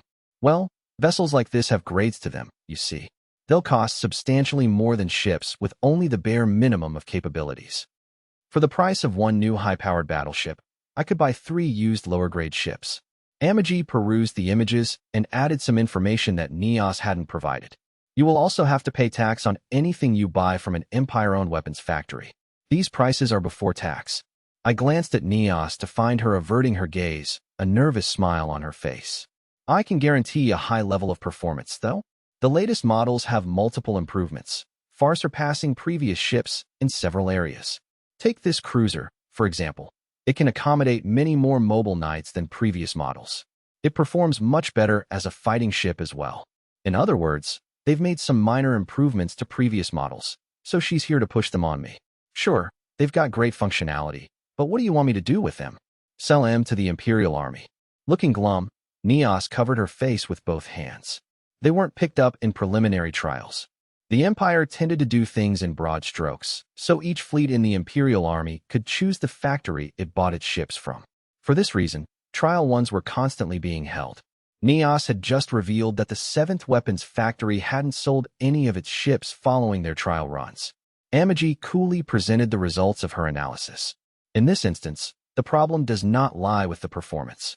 Neos made excuses, almost sounding like she was about to cry. Our vessels were superior in a number of ways, but they kept saying things like they're smaller than the previous models, I don't like the design, or the interior looks cheap. As a matter of status, nobles prioritized outward appearance and interior design. There were some commoners who'd reached the upper brass of the military, but nobles made up an overwhelming majority. If there wasn't a huge difference in the specs between 2 ships, they'd obviously go with the model that looked more impressive. In their place, I would choose the one with the better design myself. There were people who prioritized functionality, but when you compared 2 military vessels of the same type, there wasn't much of a difference. If I was right and Neos's factory had only made minor improvements to their previous models, resulting in a disappointing design and price-performance ratio, there was no incentive to buy their new ones. What do you say, my lord? How about just 200 ships? No, make it 100. You won't even have to pay for them all up front. Could you please think it over? I figured the 7th Weapons Factory hadn't anticipated doing so poorly in their trials. They'd probably only come to me because of their mountain of overstock. Can you display ships from other factories, Amagi? Of course. Small 3D images of battleships from other weapons factories popped up around Amagi. When I looked at the other ships, I realized that the ones from the 7th factory had a bluntness about them. Perhaps even bluntness was an understatement. They were all function and no form, practically screaming, "We're weapons." I just couldn't warm up to them. Ships from other factories with the same basic structure boasted much more refined designs. I understood why the 7th factory's ships weren't successful. There was no way for them to compete. When I compared all the different ships Amagi previewed, the ones from the 3rd Weapons Factory looked especially cool. Those would sell for sure. This one's good, isn't it, Amagi? Let's make this one my flagship. You would need permission from the Empire to purchase a vessel of the flagship class, Master. I fear that it would not be granted to House Banfield. Looks like I can't buy anything over 2,000 meters. I'll have to stick to the 1,000-meter ships, then. But is 1,000 meters considered small? How can I judge? Oh yeah? That's too bad. It turned out that the reason I couldn't buy such a craft was because up until recently, House Banfield had been behind on the taxes it owed the Empire. The payments were finally getting made, but the damage had been done, and the Empire was still treating me coldly. I guess that if I asked them for permission to acquire a flagship, they'd demand I first get all of House Banfield's back taxes up to date. I didn't think it made sense for me as an evil lord to be dutifully paying taxes, but nothing good would come from standing up to my superiors. If you can't beat M, Pam. Doing evil on my home turf and sucking up to the Empire. I'm a 2-bit villain. Well, it is what it is. Guess I'll settle for this type, then. It looks cooler than what I've got right now, anyway. I indicated an 800-meter class craft, though it was a little small. I will contact the third weapons factory, then. We were having this conversation right in front of Neos, and she cut in. Wait a second. We're really in trouble here. I realized that, but it wasn't as if it were my fault. Well, your designs suck. But isn't functionality more important? You can't see the outside of a ship when you're in one. If the specs aren't that different, then you have to choose based on design, don't you? But the inside's a problem too. Looks cheap doesn't cover it. When there's this little effort invested, it just seems like you're doing it out of spite. I opened up the interior of one of the 7th factory holograms. The passageways were so narrow, it was as if the designer had been purposely trying to inconvenience the buyer. It didn't even seem like they'd accounted for the crew. There was only so far you could go to reduce wastefulness. Our productivity and serviceability are in a different league from the other factories. That's not the problem. Taichin, refusing to back down, Neos swiftly removed her jacket. Through her white blouse, I could make out a pretty flashy bra. Was this the sort of thing one wore when they wanted to make a statement? As I watched her push her breasts together in an enticing fashion, I remembered something from my past life. The amount of gaudy underwear I'd never seen before multiplying in my wife's dresser drawer. Meanwhile, ignorant to my musings, Neos was floundering, attempting to force herself into various sexy poses. I started to feel bad for her as I watched. My lord, she crooned. It's just too pitiful. I let my shoulders slump, and tears welled up in Neos's eyes. Why do you look disappointed? You couldn't stop staring at my chest before. True, but I'm not in the mood right now. My mood had turned rotten, in fact, from remembering my past life. At night, my wife wouldn't want to be intimate, yet she kept buying all that lingerie. It was the first thing that made me suspect she could be having an affair, but I decided to believe in her and avoided grilling her about it. Apparently thinking she needed to redouble her efforts, Neos undid some of the buttons on her blouse and opened her legs enough that her panties were visible. She attempted to win me over with poses she was clearly not used to making, so embarrassed by her own efforts that she had flushed crimson. Won't you please buy some battleships, my lord? She affected a smile, but was trembling slightly from all her straying. The sight did nothing for me. Seeing a competent, cool beauty begging like this, something she'd normally never do, should have excited me, right? But all I felt for Neos at this moment was pity. She'd ended up eliciting a reaction from me after all, but what she'd stimulated was my compassion instead of my sex drive. Enough. It hurts to watch this, so I'll buy some already. It was 200, right? Oh, I would appreciate it if you could buy 300. So now it's 300. She is way too determined. And her seduction didn't even work. Amagi, can we afford 300 ships? I asked, and Amagi performed the calculations immediately, supplying me with the answer. If we buy fewer ships than we originally considered, yes. From a long-term standpoint, I believe there will be no detriment to purchasing these vessels at this time. I looked back at Neos to find her clasping her hands together, eyes aglimmer. Thank you so much. I'll have them delivered immediately. Wait, I'll buy them, but do something about the exteriors, seriously. I don't care if it's just for show. Put some sort of cover on the outside, even. You can think of something, can't you? I'll pay you to do something about the interiors too. They're just too cheap. As we discussed the deal, Neos patted her chest in relief and pushed her glasses up, restoring their position. You can try to look professional now, but I'm not going to forget that sorry sight I just witnessed. You can't understand the beauty of our functional designs. Look, you need to understand how your potential customers feel and why you're losing in trials. Neos, who was sitting atop a table she'd leapt onto during her awkward show, slumped and hugged her knees to her chest. I know, and it really bothers me. I honestly tried talking to my bosses about all this, but they won't hear it. You know I can still see your underwear, right? Maybe don't sit on top of a table. Amagi never really showed much emotion, but there was almost some exasperation written on her face. It appears her work is the only area she excels in, she remarked. And she's so pretty too. A waste of beauty, that's what she is. Leaving the business particulars to Amagi and Neos to discuss, I exited the reception room feeling exhausted. Brian strolled the halls of the mansion. It's nice that we get so many visitors these days. Before, no one wanted to visit the mansion due to the nobility's poor opinion of House Banfield. The fact that they were getting visitors now meant that people were starting to think well of Liam, and that thought elated Brian. In these good spirits, he turned a corner and caught a woman's voice. Is that our guest, Miss Nias? He knew it was rude, but he hid and listened discreetly to her conversation. Well, I managed to sell 300. She seemed to be addressing one of her co-workers at the 7th Weapons Factory. From his vantage point, Brian could also see the floating screen that Nias was talking to. But that's with a condition to change the designs, though. The boss men aren't gonna like that. What was I supposed to do? He wouldn't buy them otherwise. We just have to spruce him up a bit. Nias seemed unhappy with her co-worker's response. How hard do you think I had to work just to achieve that? Think about what I had to go through. Honestly, I can't believe a straight arrow like you managed to pull off a seduction strategy, of all things. How far did you have to go anyway? Not as far as you're thinking, at least. But trust me, the Count's head over heels for me. His eyes were all over me today, really. Really? Probably. I think. Nias's voice grew quieter and quieter as she lost confidence. Maybe you should just aim to become Countess while you're at it. I'm not going to go that far. Anyway, you should show me more respect. My wiles won us this deal after all. It's only 300 ships though, right? We've got to sell a lot more than that. It's a start, isn't it? Can't you just say thank you? From the conversation, Brian surmised that House Banfield would be purchasing 300 battleships from the 7th Weapons Factory. Although Brian had no choice but to obey his master's orders, there was one thing about the decision that he just couldn't accept.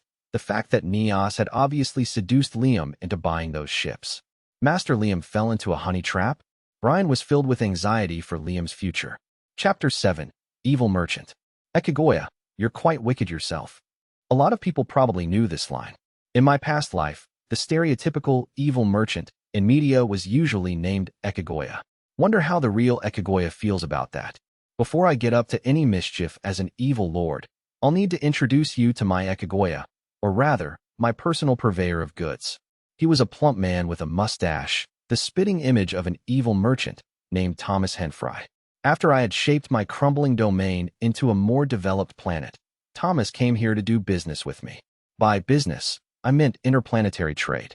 I wasn't sure I needed my own personal merchant in a society where there was spaceflight, but Thomas was one of those businessmen who were able to travel between planets. He and his fellows did business not just within the Empire, but with worlds and other intergalactic networks. Basically, they could bring rare resources or goods from planets that were incredibly distant. Thus, these merchants were hugely different from the ones who operated solely within my domain. It was important for the continued development of my territory that I deal with their kind. As I sat across from Thomas in my reception room, a low table between us, I asked, "Did you bring those yellow sweets with you?" Thomas wiped sweat from his brow and handed me a case filled with bars of gold, the yellow sweets. In other words, a bribe. This was indispensable for an exchange between an evil lord and an evil merchant. I'd seen it countless times in historical dramas in the past, so I was sure of it. Thomas wore a troubled look on his face, so I was sure it had taken some effort to scrape up this much. Of course. Please enjoy, my lord. I accepted the case, and its weight in my hands caused me to grin. I felt my lips curling into a smile from the heavy weight of it. Mimicking the dialogue I'd seen between nefarious stock characters countless times over, I declared, "Ekagoya, you're quite wicked yourself. As I keep telling you, my lord, we are the Henfry Company." Thomas replied in the same way he always did, so I decided to stop messing around. Just joking. All right. Naturally, our scripted exchange came to an end. "So," I said, "I assume you didn't just come to say hi." Since he'd brought me a bribe, I was certain he needed a major favor. Well, I have to pass through a bit of an unsafe sector for a deal, so I was hoping I could borrow one of your fleets for protection. 100 ships would do it, I think. So he wants my military to protect him. I'm sure that's just an excuse, though, and he actually wants to use my muscle for some evil scheme. Well, as long as I'll profit, I don't mind lending my services. Are you going somewhere that dangerous? It's not the place I'm going to that's dangerous. To get there, I have to pass through an area with numerous pirate bases. There are merchants who have been attacked 2 or 3 times in a single day in that region. Space pirates were a troublesome bunch, and the type of trouble they caused varied wildly. There were small-time people who'd whip out weapons from generations past, and then there were the real dangerous types, like deserters from the military. Guys like that also worked as mercenaries and had real combat experience. Pirate fleets that had plenty of personnel and a good amount of decent equipment that posed an extreme threat. I shot a glance at Amagi, who was waiting behind me, and she picked up on what I wanted to ask. I will ready 100 ships at once. Looking back at Thomas, I nodded. Very well. I'll help you out, but you know what I want in return, Thomas gave a relieved sigh, but he still seemed nervous. Oh, of course I do. But, I'll bring some more yellow sweets the next time I visit. Those are important, yes, but what's most important is that I profit. You'll make sure I do, won't you? If I'm not going to make anything from this, there's no point in lending him my military strength. Oh, of course, my lord. Okay then. Amagi, make the arrangements. Certainly. As my personal purveyor, you'll make sure I profit, won't you? Ekagoya, Henfry Company? I'm sure you'll be using me, so I'll just use you as well. After his meeting with Liam, Thomas headed for the planet's orbital spaceport, where his large transport vessel was docked. House Banfield's spaceport was donut-shaped, with intricate webs of passageways leading to spaceship docks. As House Banfield increased in scale, its spaceport was also under constant renovation. Thomas took a shuttle into space from the planet's surface and soon arrived at the spaceport. He had a bag in hand and an entourage of subordinates and guards. The spaceport was all moving walkways, so you could get to your destination just by standing still. Annoyingly, some vessels had to dock farther away from the spaceport's main body, but with Thomas's connections to House Banfield, he was allowed a convenient spot. The ceilings of the passages to the docked ships were dome-shaped and allowed one to see the view beyond. Everyone peered up at Liam's planet, which loomed directly above them. Evidently bored by the journey, one of Thomas's subordinates piped up, "House Banfield's domain sure has advanced, huh? I'm impressed that this count could restore so much of it at his young age." Thomas had visited House Banfield's territory for business a number of times in the past. The planet had indeed seen rapid growth over the last few decades, enough that he hardly recognized it as the same place. Surmising that the reason for the planet's quick growth was its new lord, Liam, Thomas had decided to pursue a position as House Banfield's personal merchant. Before Liam, House Banfield had lacked financial credit. In fact, it was in the red, and no merchants would deal with it. It might have seemed high risk for Thomas to attach himself to Liam, but by now he felt he was achieving some hefty returns. He's different from other nobles. There's something strange about him, but he's a wise ruler. No one around him objected to that judgment. Considering Liam demanded bribes at every meeting, how could he have been deemed wise? The Empire's values might have had something to do with it. Still, the subordinate looked puzzled. Why does he always demand gold, though? It's not a resource his territory is particularly lacking, is it? Sure, it's a precious metal, but doesn't he require anything else? Thomas didn't actually know the answer to that himself, so he wasn't sure how to respond. I've often wondered that too, why gold? I even feel a bit bad. Not that I'm complaining. Once I presented him with some mithril and magical gems, but he wasn't satisfied. He's always excited to receive gold, though. This universe was a fantasy world of swords and magic, and as such, there were plenty of more precious metals. Mithril, adamantite, orichalcum, and so on. There were also magical gemstones and various treasures more valuable than gold. And yet, gold was all Liam desired. To Thomas, it was as if Liam were delighted at receiving a measly souvenir every time he visited. Its worth just didn't match up with the benefits Thomas was seeing from their relationship. His subordinates were just as confused as he. What an odd person. They would never understand why Liam demanded gold, and how could they? It was only because in his previous life, on Earth, gold had possessed great value. However, that value came from the fact that there was a limited amount of it. In this world, gold had some value as a precious metal, but not nearly as much as something like mithril, a silver metal imbued with holy power. Usually, one would be happy to receive something like mithril, and since it was rarer than gold, it was treated as more valuable. He's a very humble person, I suppose. Compared to the benefits Thomas saw as the personal merchant of House Banfield, the bribes Liam demanded were mere pocket change, a drop in the bucket. Thomas actually felt guilty about it. Arriving at the end of the connecting passage, Thomas boarded his ship. This station's really got all the conveniences now, hasn't it? As his ship left the spaceport, Thomas gazed back at it. The upgraded facilities boasted so much in the way of accommodations that things were starting to get a bit crowded. There were plans to build a second spaceport, and House Banfield would no doubt continue to thrive. Thomas was ever impressed at the amount Liam poured into his domain. I've heard he invests almost all of the taxes he collects. He makes it seem so easy, and to do it all at his age. He's something special, all right. Just imagine the state this place would be in if House Banfield didn't have all that debt. He glanced at his subordinates. This deal will be more dangerous than our usual ventures, but it will be very important for House Banfield. We'll make a nice profit here, and it's our turn to give back to our employer. It would in fact be greatly beneficial to House Banfield if the Henfry Company succeeded in their current venture. The firm had no reason to brave such danger for its own sake, but Thomas sincerely desired to give back to Liam after how kindly the Count had treated him. He was not an evil merchant. Brian had come to Liam's office. Another bribe, Master Liam? I'm within my rights, am I not? It's an enviable position to be in, sure, but after finishing with his work, Liam had been admiring the gold he'd received from Thomas, the bars all lined up on his desk. Brian wished he could speak up more about Liam accepting these bribes so openly. He seemed so happy to receive it. Is he being humble? Liam was discussing how to make use of the gold with Amagi. Gold really is the ultimate treasure. What do you think, Amagi? Beside him, Amagi was preparing him some tea. I believe it suffices. However, may I ask why you desire gold, Master? Brian found himself nodding. Yes, there's the question. Why gold specifically? I really am curious. Liam gazed at a gold bar in his hand, his expression appearing somewhat lonesome. I guess it's a symbol of the nouveau riche. And gold has real value too, value that won't change. You don't think that's wonderful? Amagi and Brian exchanged glances, and this time, Brian spoke up. Master Liam? What is it?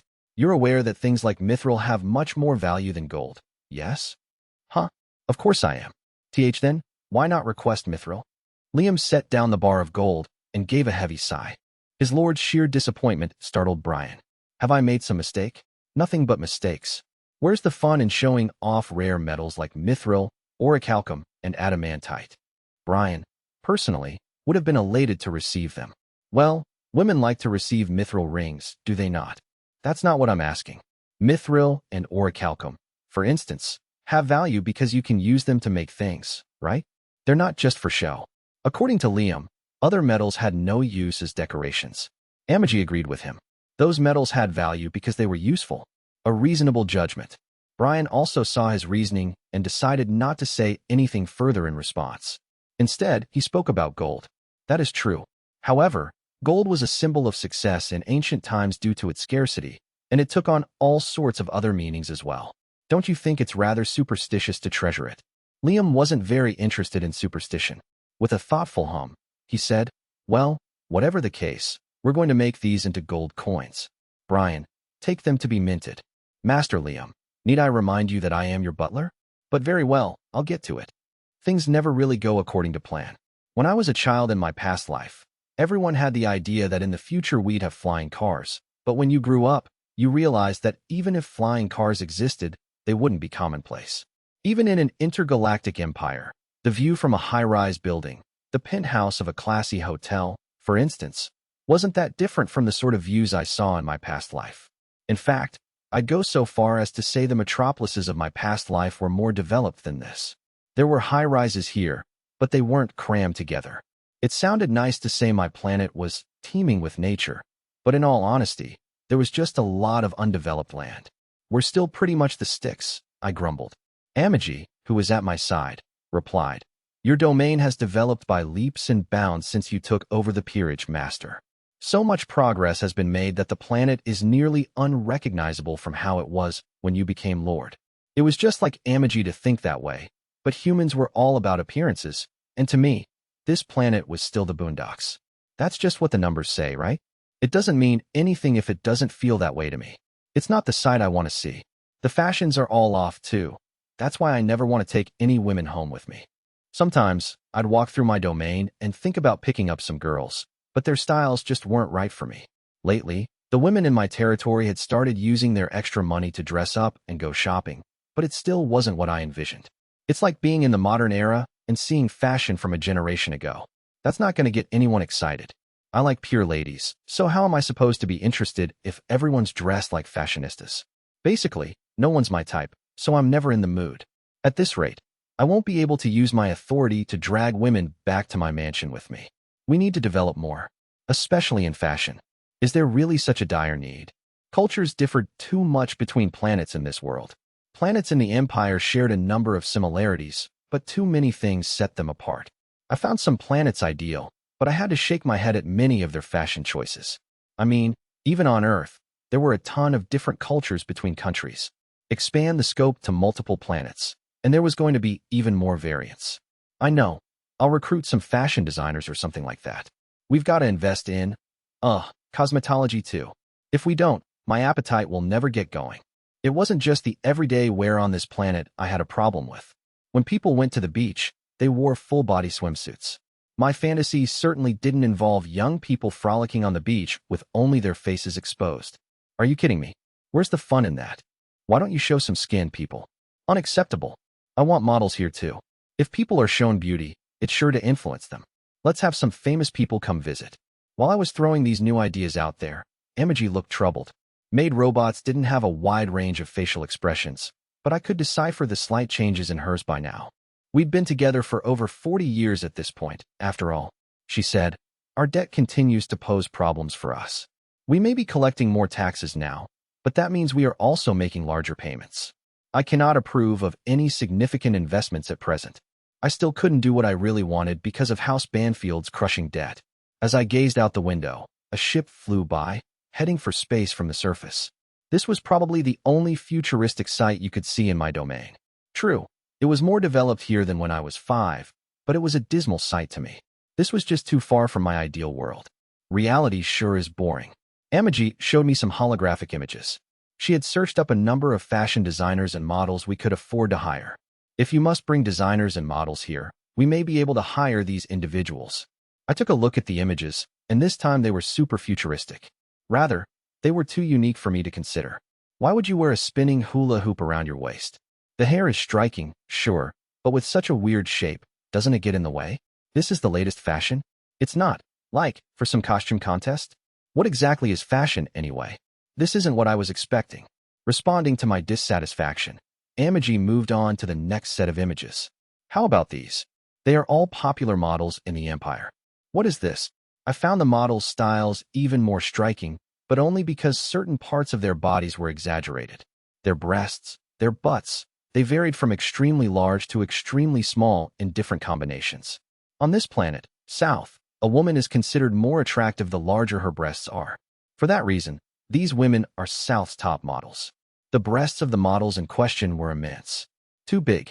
They're so huge, I can't even find them attractive. Those are way too big. How do they even go about their day when they're built like that? I like big boobs, but I don't want breasts so gigantic that they'd be a hindrance in a woman's daily life. No, I don't even know if you can call these breasts anymore. Emoji dispassionately explained. To the men in South, these women are irresistible. In South, a woman's appeal lies entirely in her bust. Guess that's why they don't put focus on anything else. Next, Emoji showed me an image of men surrounding these models. There were noticeably larger crowds around the women with oversized chests. I simply couldn't understand the enthusiasm, the obsession with breasts and nothing else. Denizens of this next planet value the nape of the neck over. That's enough. I didn't understand the scale of an intergalactic society well enough. The universe truly is vast. House Banfield's Space Army was undergoing training. Its commander was the brigadier general who had come from the Imperial Army. In House Banfield's military, he'd been assigned the rank of lieutenant general, which was 2 ranks higher. His vessel was a cutting-edge battleship, the likes of which he never would have had in the Imperial Army. There were some flaws in its interior design, but its specs were truly magnificent. Lord Banfield is quite generous, the general remarked. The general's adjutant, a former major treated as a colonel by House Banfield, had a mouth on him, but he was a capable subordinate. He'd been booted out here to House Banfield's realm because his previous superior hadn't liked his sarcastic comments. Couldn't agree more, he said. We're treated a hell of a lot better here than we were in the army. I'm almost grateful to the top brass for demoting us. Not that you'd ever catch me thanking those guys. By Imperial standards, House Banfield was the boonies, but it was a comfortable enough place to live. It was no bustling metropolis, but the planet was more developed than other backwater territories they'd been to. Not only were the soldiers treated well, but the army functioned like a well-oiled machine. Mind your mouth, would you, Colonel? In any case, the fleet's quality, numbers, and capabilities are all fine, wouldn't you say? Each ship was staffed by just the right amount of personnel, and they all got regular training and time off. Altogether, they functioned perfectly as a fleet. Feels a lot more fulfilling than languishing out on the frontier. Everyone always looks cheerful. I suppose the only problem is that we have to sortie a bit more than I'd like. They've been battling space pirates more frequently as of late.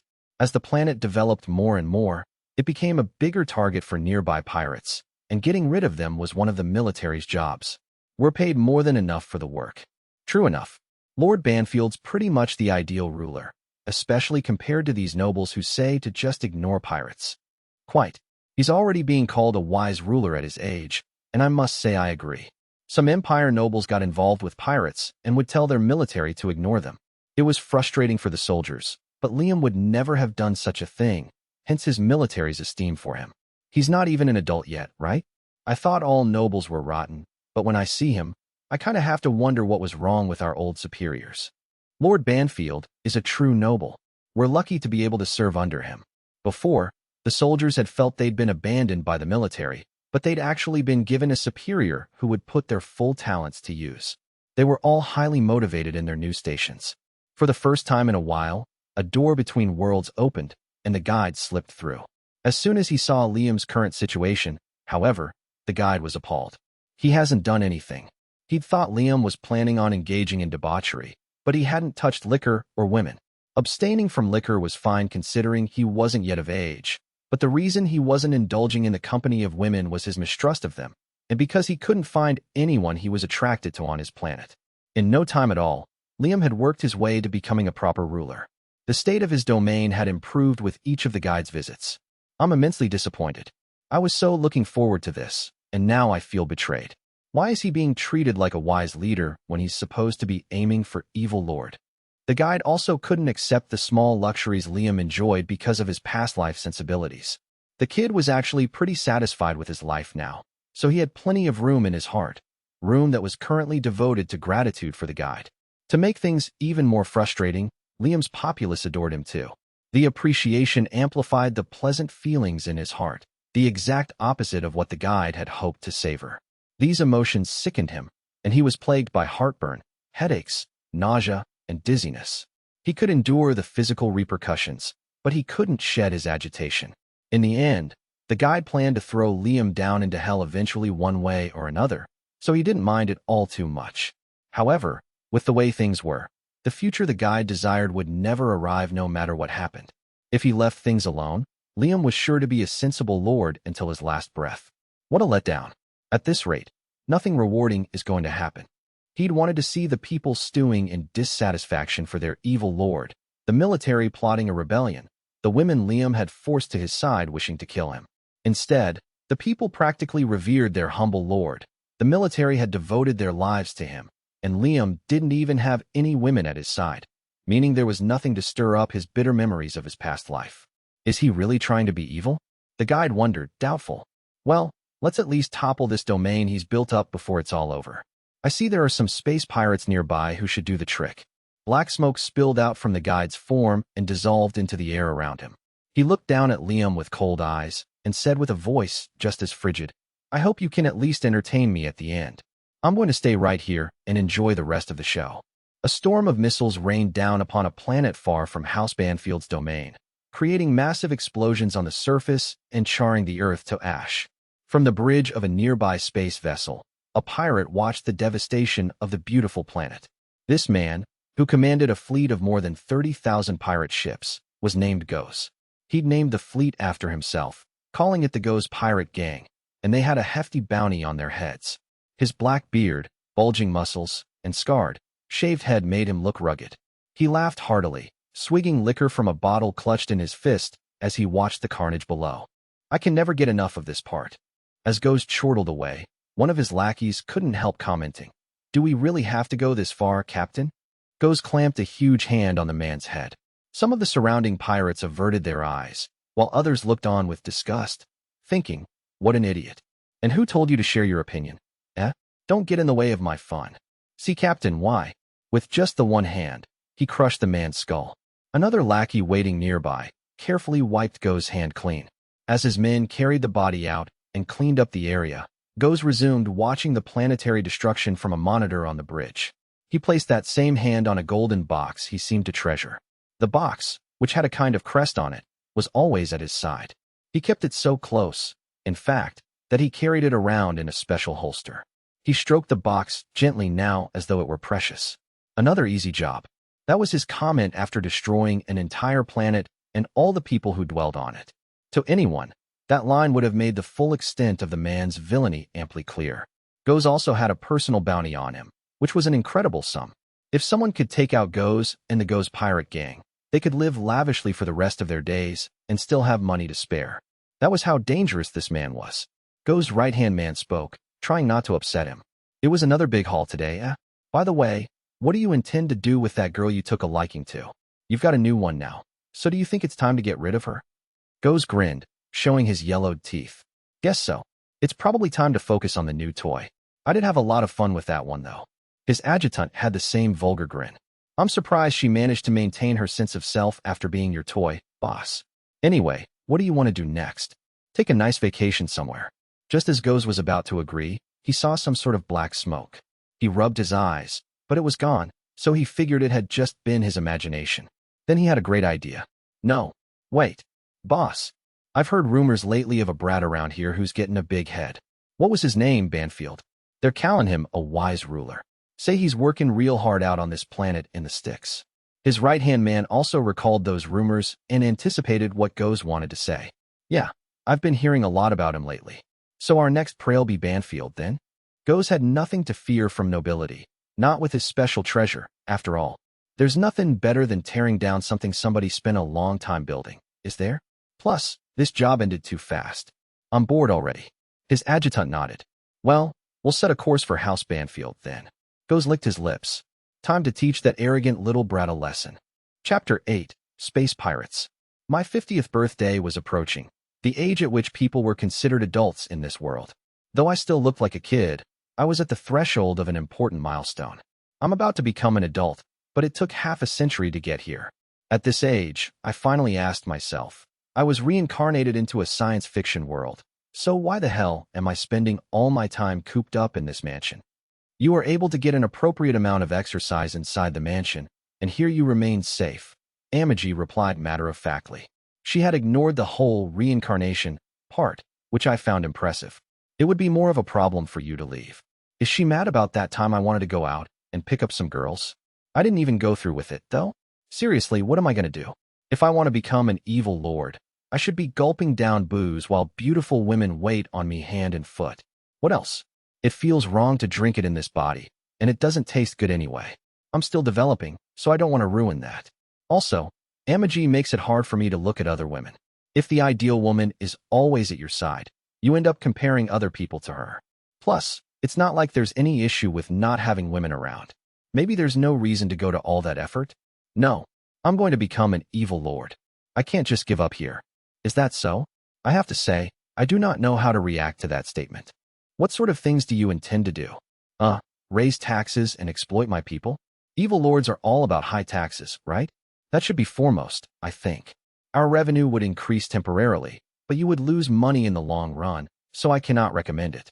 We can raise taxes judiciously, if necessary, but if our administration of the planet backslides, it will impact our debt repayment plans. At times, it's better to lower taxes and get people buying more to increase revenue. There's nothing to be gained from forcing people to pay more taxes. No, wait. We're not just talking about economics here. I want to trample people underfoot. I don't want anything taken from me. I want to do the taking. I don't want to hear your reasonable opinions. I want to take stuff for myself, with authority and violence. That's right. I am the one who takes, and my people are there to be taken from. Forget about tax revenue. First off, I'll go find some beautiful women and bring them to the mansion. I'll stop nitpicking about fashion for now, and just dress them up how I like once they're here. Amagi cocked her head to one side. What? What's the problem? Is she mad? Well, I'm not giving up on this. Got a problem, Amagi? I'm doing it anyway. Find some beautiful women in my domain. Her response caught me off guard. Master, aside from those in technical positions, appearance was factored into selecting the people who work in the mansion. They were handpicked from across your domain. Huh. The mansion is already full of beautiful women. They have long since been found. When that sank in, I pictured the people who worked here. It was true. There were handsome men and beautiful women all around me. Now that I thought about it, all the maids who saw to my needs were gorgeous.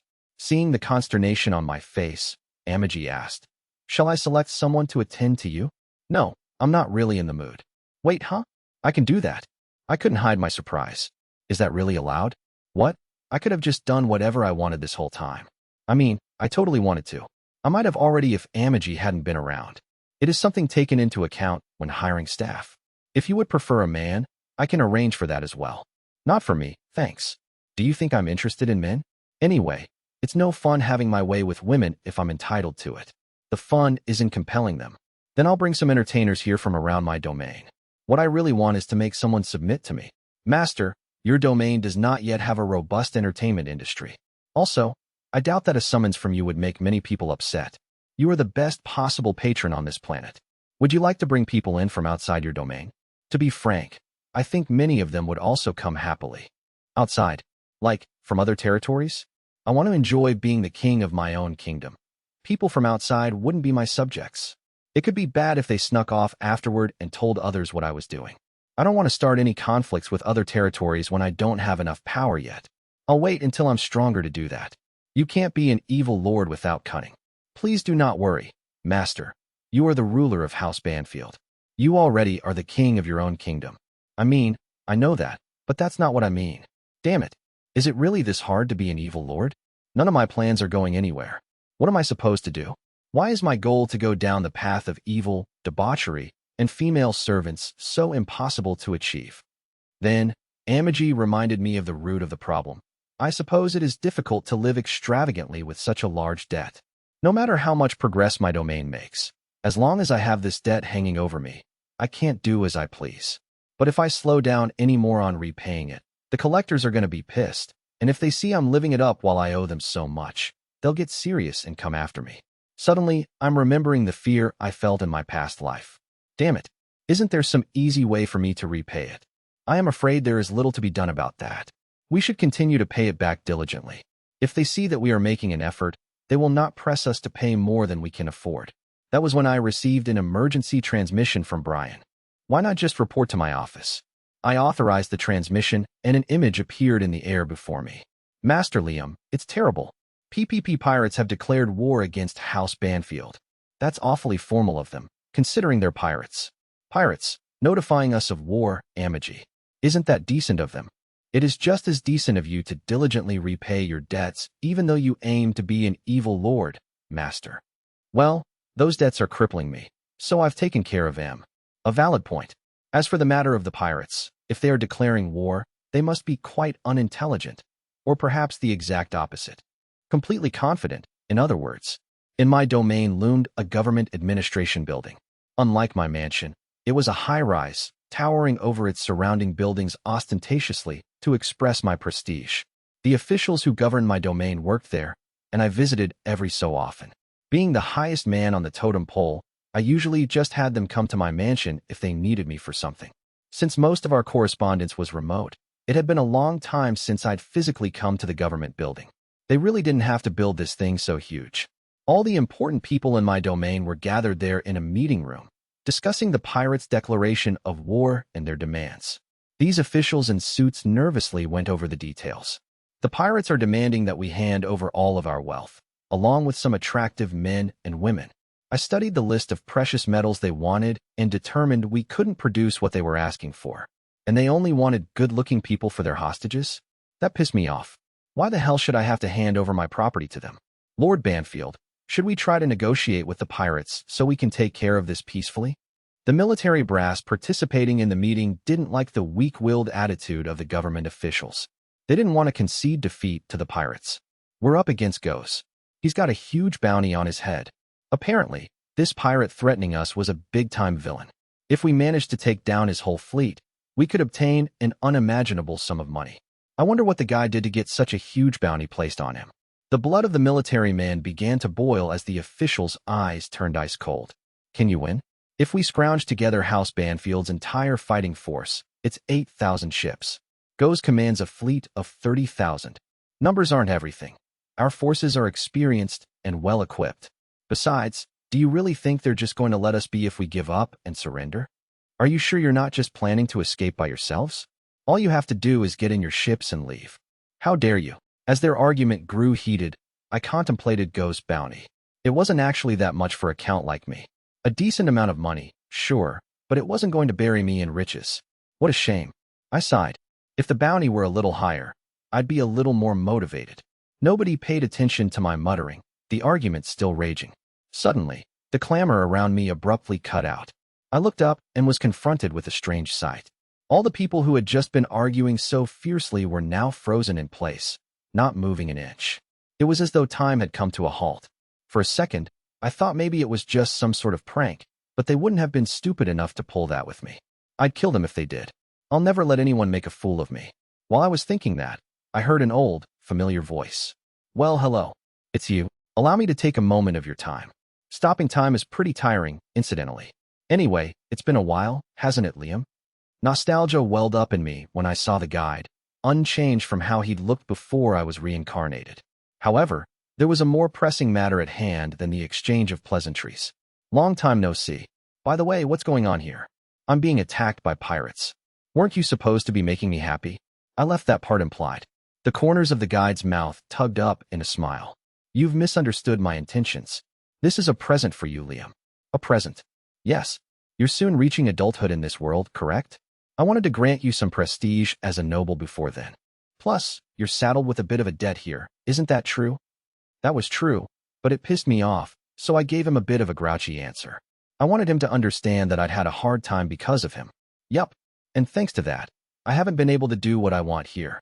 It would have been nice if you'd placed me in a wealthier family. So why'd you pick this place? The guide looked a bit remorseful. Please allow me to apologize for that. In order to correct this situation, I've invited some pirates with a sizable fortune to your territory. If you defeat them, all their treasure will be yours. Treasure, you say? The guide stepped closer, rubbing his hands together. Yes, that's right. If you take them down, you'll obtain fame and ample fortune. The leader of these pirates holds an incredible treasure, and I sent him your way so you could have it. Oh yeah? Well, I'm looking forward to that then. I smiled at him, and the guide grinned back, though I found it unsettling. I'm glad you understand. Those pirates are no match for you as you are now, Liam. So, now that I've followed up with you, I'll just be going. Raising the brim of his top hat, the guide bowed deeply, and a door appeared behind him. As usual, I couldn't see any part of his face other than his mouth. Thanks for coming all this way. For a second, it looked like the smile had disappeared from his face, but it quickly returned. All part of the job. The guide passed through the door and closed it after him, then it vanished. A moment later, the loud argument around me blasted back into motion. Now that time had resumed, it seemed ridiculous to me that these guys were so afraid of these pirates, who I now knew were a nice little present for me. When I stood up from my seat, all the eyes in the meeting room turned to me. I think this is a great opportunity for me to experience my first battle. Get everything ready. I'm going to crush Goes. At my pronouncement, the officials and the soldiers began to panic. They had just been at odds a moment ago, but now they seemed to share some sort of understanding. They probably hadn't been expecting that I'd want to engage the pirates myself. Lord Banfield, that's reckless. These are renowned pirates. There are even former knights in their ranks, but House Banfield doesn't have a knight to its name. The pirates' forces easily surpass ours. We boasted no families who had served House Banfield for generations, nor new retainers recruited from elsewhere. There were likely no knights who felt there was any benefit in serving House Banfield. But, I told myself, this wasn't a problem. If the guide had arranged it, there was no way I could lose. Be that as it may, I said I'm doing it. All you have to worry about is getting everything ready for me. I've given you an order. Now, hold your objections and follow my command. The military men still seemed a little displeased, but the officials had all gone quiet, remembering the purge I'd carried out several years ago. That's right, just shut up and do what I say. If you listen to me, I'll use you well. And if you don't, you'll die. Gather up all the fighting power you can. I'll be piloting the Avid. One of the soldiers, a commander from the force pulled from the Imperial Army, still had an objection. It's too dangerous for you to fight, Lord. We should wait for reinforcements from the Imperial Army. Please wait planetside. Wait for reinforcements? Will they make it in time? We had in fact requested aid from the Empire, but it would take time for them to amass a force and send it out here to the Styx. I couldn't imagine they'd arrive before the pirates attacked. I imagine it will be close, but if we have any hope of winning, our only option is to wait for reinforcements. I'm not going to just sit here and wait for help.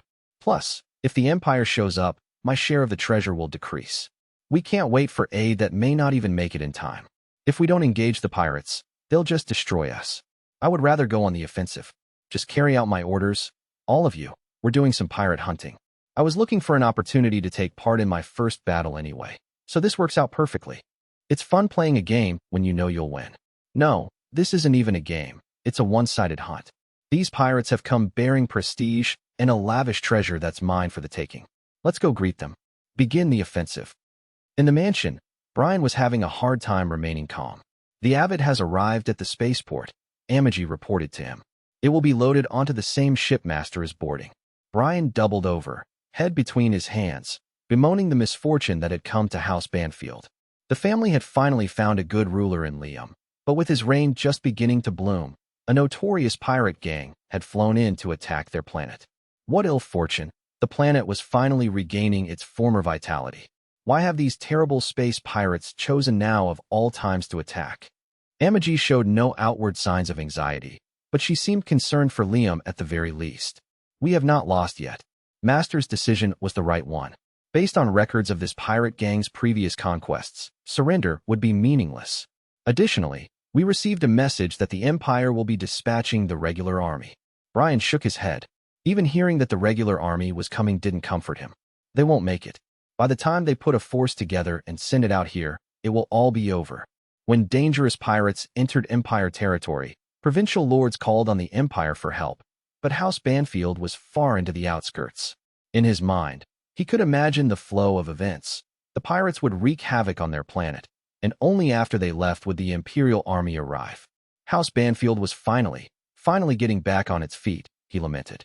If Lord Liam had just been born 100 years earlier, he would have been able to repel these invaders. The arrival of the pirates bitterly vexed Brian, who had been looking forward to Liam's future achievements. If only Liam had had more time to bolster his forces, his victory against the pirates would have been assured. At House Banfield Spaceport, the guide watched as Liam's fleet assembled. He stood on the main structure's outer wall, smiling as he looked down at the men hurriedly preparing for battle. I'm so glad you like my present. As for me, I'll be just thrilled if the pirates capture you and have their way with you. The guide hadn't informed Liam that the Go's pirate gang possessed far greater fighting strength than the average space pirate fleet, or that there was a secret to the treasure he had mentioned. That small box was the source of Go's fortune, the reason for his strength. Go's had amassed an imposing force due to this treasure, and while their training might not have matched that of a proper military, they were far better equipped than a typical pirate gang. In fact, their equipment rivaled that of the Empire's regular army. The guide had informed Liam of exactly none of this. It's your fault for believing in me. You didn't learn a single thing in your past life, did you? Turns out you're nothing but a fool after all, destined to be a toy for others to mess with.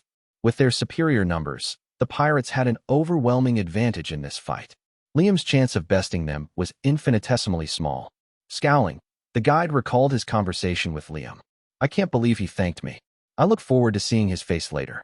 Soon, his gratitude will turn to resentment, and his smile will warp with hatred. That's sure to satisfy me at last.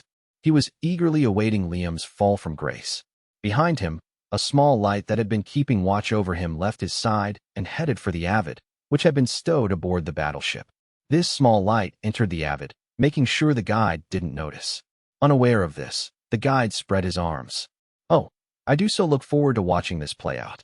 Now, Liam, it's finally time for you to learn the truth. Please entertain me, won't you? Why had he reincarnated Liam into this life? Why had Liam's previous life been so miserable? The guide could hardly wait to inform Liam of the answers to these questions. Chapter 9, First Battle. We'd been able to scrape up some 5,000 ships. Although our full military force consisted of 8,000 ships, between vessels and maintenance, and those that simply couldn't be readied in time, that was what we had to work with. If we'd waited a little longer, we might have been able to boost that number to 6,000 or 7,000, but I didn't think we should delay any further. On the bridge of my space battleship, I sat haughtily in my specially outfitted chair. The bridge was large, with over 100 people scurrying around on it. Mine was a high-performance vessel, capable of serving as the command center for all 5,000 of my ships. With the commanders and staff officers on board, it boasted more personnel than the average ship. From my chair, I ordered the busy soldiers to pick up the pace. Are we ready to launch yet? The soldiers were all on edge, but they couldn't talk back to a noble. This was just how things were in the Empire. The class divisions were absolute, and no one could disobey me. Frankly, it felt great.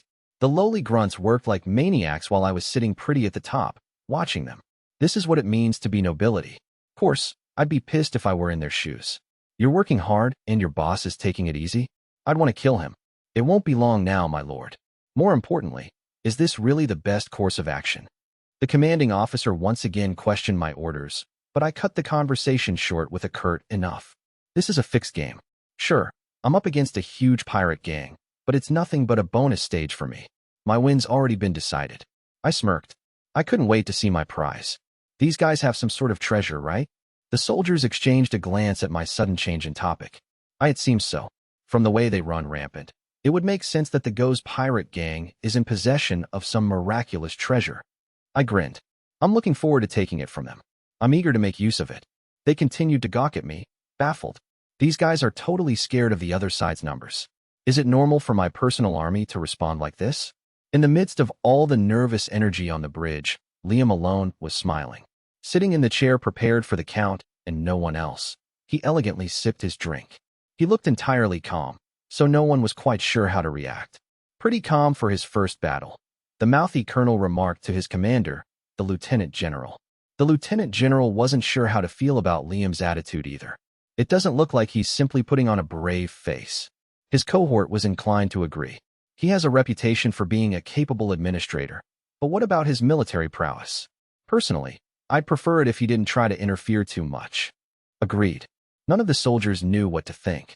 It was rare for a lord to come to the front lines himself. Normally, nobles stayed safe in the rear or left their domains behind and fled. Yet Liam had said he would lead them into battle, and he wasn't even an adult yet. Maybe it's his brand of noble pride. I think it's commendable, the lieutenant general said, and the colonel nodded. If they were to be honest, the soldiers would have preferred that Liam run and live to see another day, but it also gave them courage to watch him trying to do his duty. The troops are less jittery with our lord here. I hope he'll just keep sitting there and boosting morale. From the soldiers' perspective, their ruler was fighting with them instead of abandoning ship. Some of them were deeply moved by the sight, thinking, this is what a noble should be. Liam being on the battlefield also meant that his military personnel wouldn't be used as sacrificial pawns. Sacrificing soldiers so that the nobility could escape wasn't an unusual tactic in the Empire. As a result, House Banfield's private army had unexpectedly high morale. They were still able to hold on to their fighting spirit in the face of an enemy force 6 times their size. Adjusting his hat, the lieutenant general steeled himself. Now we have to make sure to follow his example ourselves. You said it. Of the ships making up the Go's pirate gang's fleet, Go's commanded a particularly large vessel. It had belonged to a nation he'd destroyed, and he'd taken a liking to it. Of course, with all the modifications he'd made, it hardly resembled the original vessel anymore. Having received a report on the bridge of this ship, Go's pressed his hand to his brow and laughed. He's coming out himself?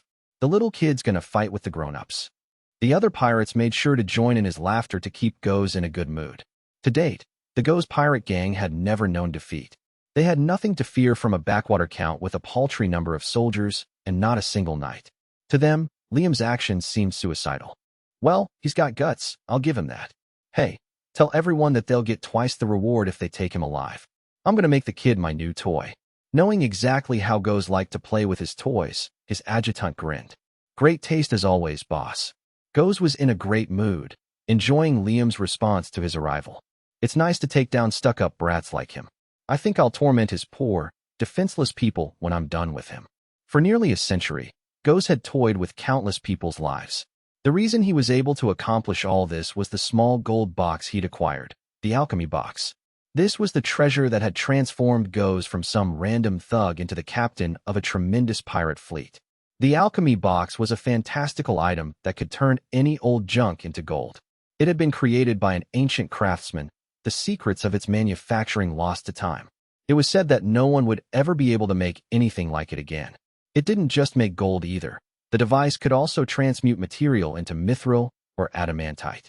With this item, any old stone lying by a roadside could become a precious metal. It was just that powerful. I think it's time we teach an ignorant little brat what a real war is all about. In the pirates' minds, they had already won. It was only natural for them to feel this way, considering their forces were 6 times as large as their enemies. They didn't even need a strategy. Ram into him head-on, and victory was certain. Several days after departing my domain, we finally faced off against the pirates. I'd been listening to the lieutenant general, who was acting commander on my ship, give orders, but it was so boring that I struggled to stay awake. My captain's chair was really high quality. It didn't make my back hurt when I sat in it for hours, and it was so comfortable, it made me sleepy. In fact, I'd already fallen asleep in it several times over the last few days.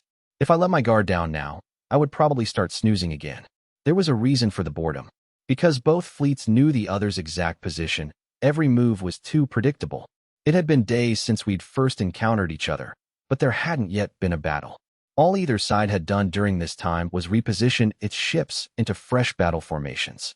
I didn't know anything about warfare, so I'd let my men do the work, but if I didn't say something soon, there might never be a battle.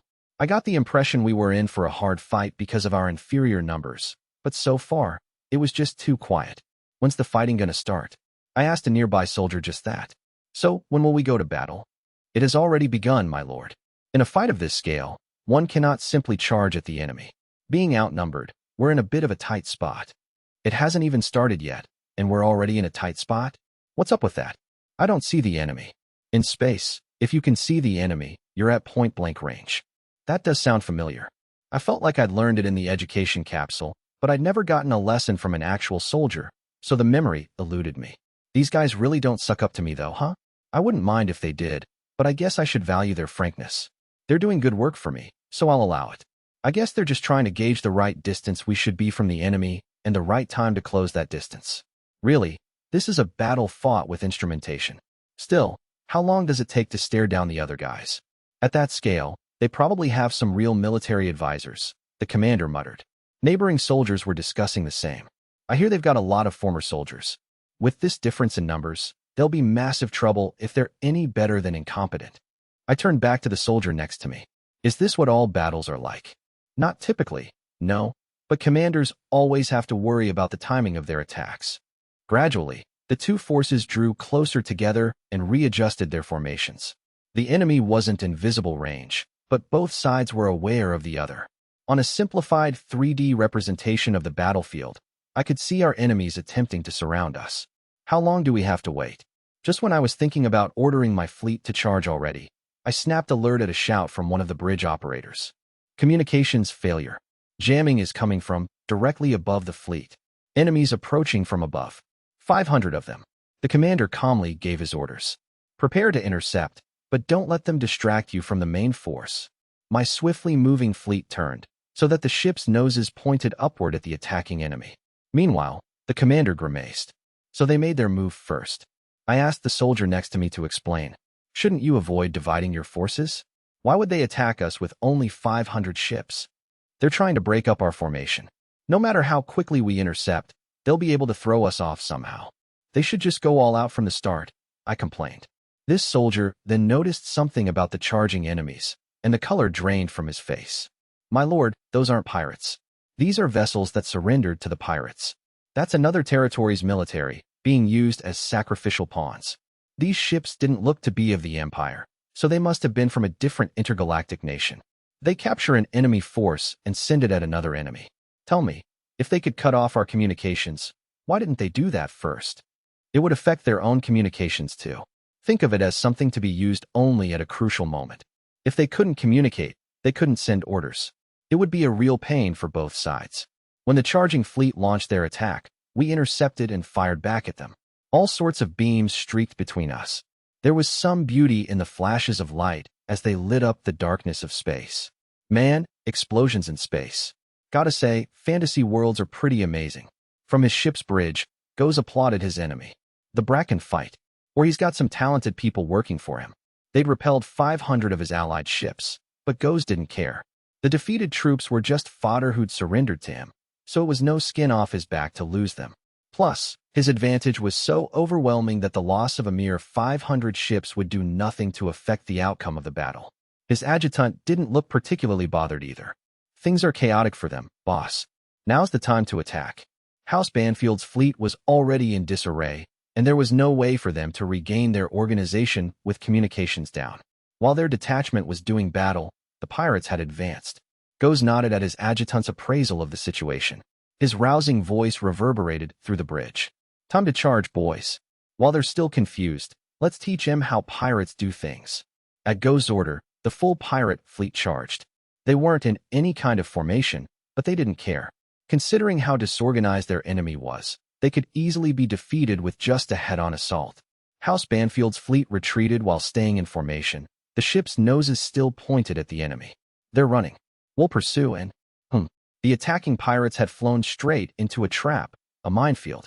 50 or so ships at the front of the charge got caught up in the blasts and were torn to pieces. The explosions even reached some ships behind them, creating significant damage. Sneaky. They must have spread the mines as the two forces were facing off, or while they retreated. Whatever the case, in terms of their total fighting force, they hadn't lost that much. Unbothered, the adjutant evaluated House Banfield's forces. They're better than we thought. Goes was rather amused by their resistance. It's better when they entertain us a bit. A few losses won't. Suddenly, their frontline ships were hit by an enemy barrage and began to explode. Goes raised an eyebrow and looked to his adjutant for an explanation.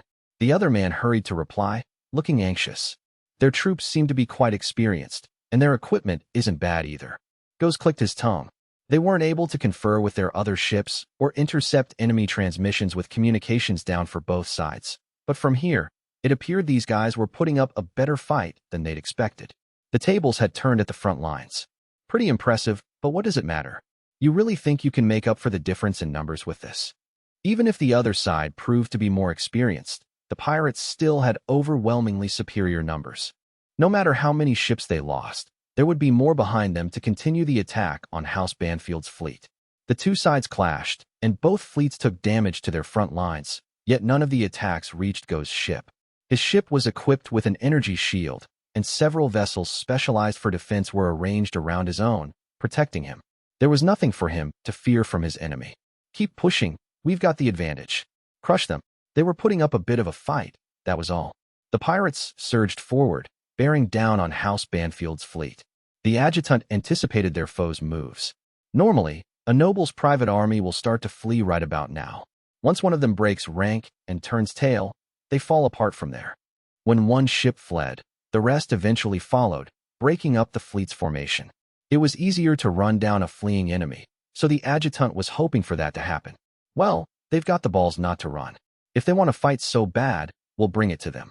You got it, boss. Poorly trained crews belonging to nobility tended to flee as soon as they were at a disadvantage, either because of a lack of experience or because they simply lacked loyalty. However, so far House Banfield's fleet was sticking together and fighting in a show of perseverance. Figuring they'd pound the fight out of them eventually, the pirates continued their charge. I bet they'll run soon, Ghost said. Finally, the movements of the House Banfield ships changed. Seeing this, the adjutant figured the clash was coming to an end. We got him on the ropes, boss. About what I'd expect from him. The two men believed their enemy was breaking formation and that the battle was over. However, something wasn't right. How long's this battle gonna drag on for? Irritated, I rose from my chair and beckoned the commander over. He looked busy, but I didn't care. Hey, how long are we gonna run? This is the best we can do at the moment, my lord.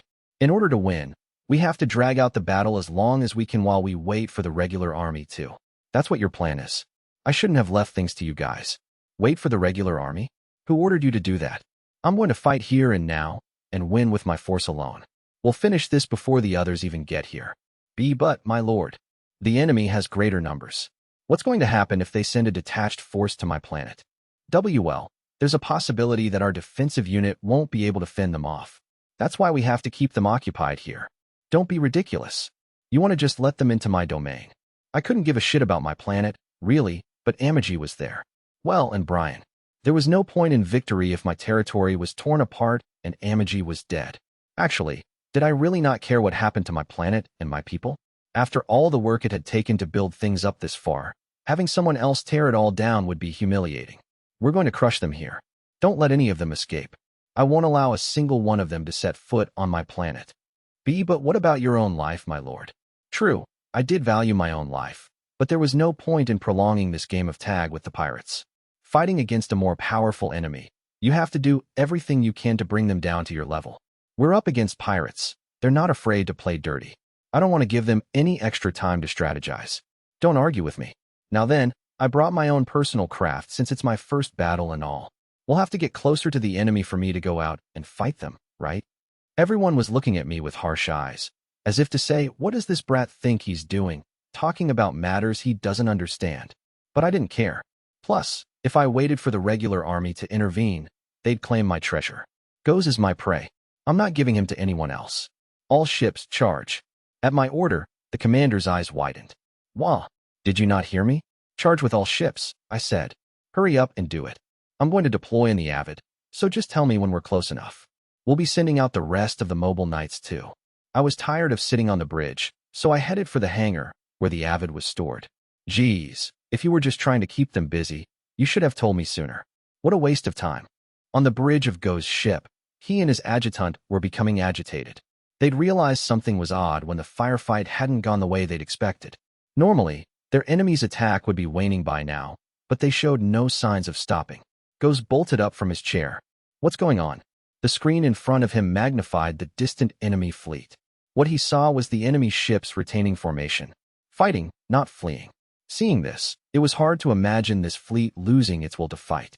His adjutant was just as surprised. They're not retreating? No. It looks like they're tightening their formation and advancing. Send out the mobile knights. Go's bellowed. All the mercenaries too.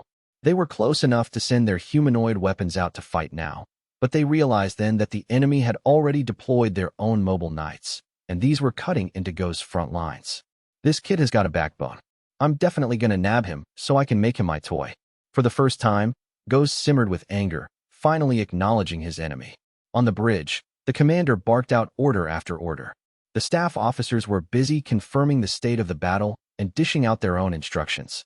One officer, the one Liam had been talking with earlier, glanced at the Lord's now empty chair. I didn't think he'd really go out there.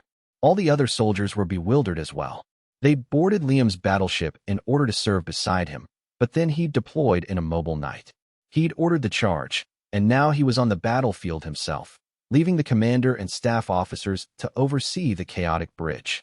Just move the mobile knights forward. Don't let our Lord take fire. He has pulled away from his guards and is rushing ahead. We have to protect him, whatever it takes. The soldiers all looked up at the wall-length main monitor, watching the Avid's movements. So this is a knight. Knights were truly something special, unlike rank-and-file soldiers. They had trained their minds and bodies from a young age, and regular soldiers stood no chance against them.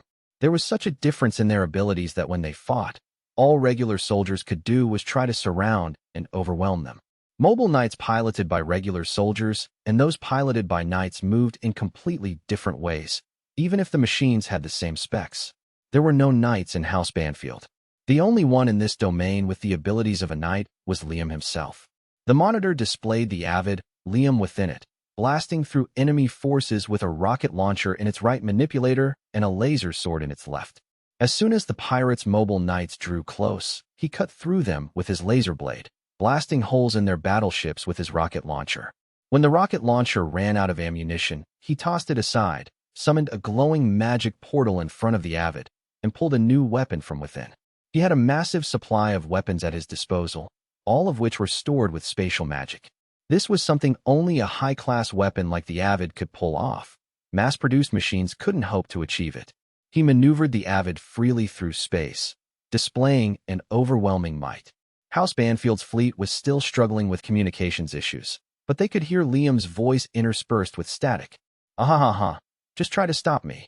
As they watched Liam crush his enemies without hesitation, destroying pirate ship after pirate ship, one soldier wiped a tear from his cheek. He's so strong. He really is a knight. Since he hadn't had his coming-of-age ceremony yet, Liam was still considered a child, so these soldiers felt they were watching a child battle gleefully with pirates. The commander approached his men, finished with dispensing orders for now. "Does he frighten you?" Snapping to attention, one soldier uttered, "Oh, Commander." "No, At ease," said the commander, who then returned to his chair. While directing the battleship, he'd been stealing glances at the Avid on the monitors. I wonder if our Lord would have lived a normal childhood if he hadn't been born a noble. It's actually a shame. On the main screen, Liam cackled as he slaughtered his foes. There were, of course, some troubling aspects to the sight, but overall, the morale of his fighters soared as they watched him slay his enemies. Only the commander watched Liam with some regret. "A shame, you say?" Even though he's so strong, his colonel asked. The commander nodded and shared the tale of Liam's past. He was abandoned by his parents at a young age and saddled with a ruined territory on the outskirts of the empire. Through his hard work, he managed to build up his domain, but now he's fighting with pirates to preserve it. To be honest, I'd like to know how to raise a child like this myself. Revitalizing such a barren territory at his age was already a miracle, but the young lord was even fighting pirates on the front line of battle as a knight, displaying overwhelming strength. I'd like my own children to learn from him, the commander muttered to himself. These former Imperial Army soldiers had been forced out to Liam's domain. Many of them were stubborn men, ousted for being too serious, too diligent, too upright. In other words, many of them were honest, hardworking people. This was because the guide had wanted to gather people who would be the complete opposite of Liam, who aimed to become an evil lord. I've spent some time thinking about my life since being driven out here, and I've decided that I'm glad it happened. I never would have thought that this was how I'd meet the one lord I should be serving. He'd known of the lord's administrative talents, but he had never imagined that Liam would be such a powerful knight as well. Liam truly shone in the soldiers' eyes. They were enchanted by the sight of him crushing all the enemies before him, cutting a path forward. So there truly are great rulers, skilled with both the pen and the blade. Who would have thought I'd witness a noble lord fighting as a knight on the front lines? The commander mused aloud. In him, I've seen a real noble for the first time. He was right when he said that if his domain were attacked while we waited for reinforcements, everything would be for naught. If our lord survives, House Banfield will be safe, but it's for the sake of his people that he wishes to defeat the pirates. As he fought, Liam personified the ideal knight. Seeing the mettle of this noble, who normally should have been sitting safely in the rear, as he protected his own territory from harm, made his soldiers ashamed of their cowardly initial strategy. Did he really have to go and fight himself, though? The colonel asked. House Banfield has no knights, so it was necessary. It's true that this is shameful, but who could be a more dependable fighter? He vowed not to let even one pirate set foot on his land. Liam was fighting on the front lines to defend his people. At least, that was what it looked like to the soldiers. This young noble had thrown away a safer, more drawn-out strategy in favor of a quick, decisive battle, all for the sake of his subjects. This is the first time I've actually seen a noble protecting his people. It's rare to even see them fight at all. It's true that it's the best thing he can do for his domain, but he's risking his life for his people. It just seemed wrong for the person in charge to be fighting in the vanguard, but he gave his troops the sense that they could win if they fought alongside him. Nowadays, nobles never stepped forward like this, even if they had the power of knights at their disposal. Most nobles who improved their own abilities only did so with the thought of seeming superior and exploiting others. This was the current state of imperial nobility.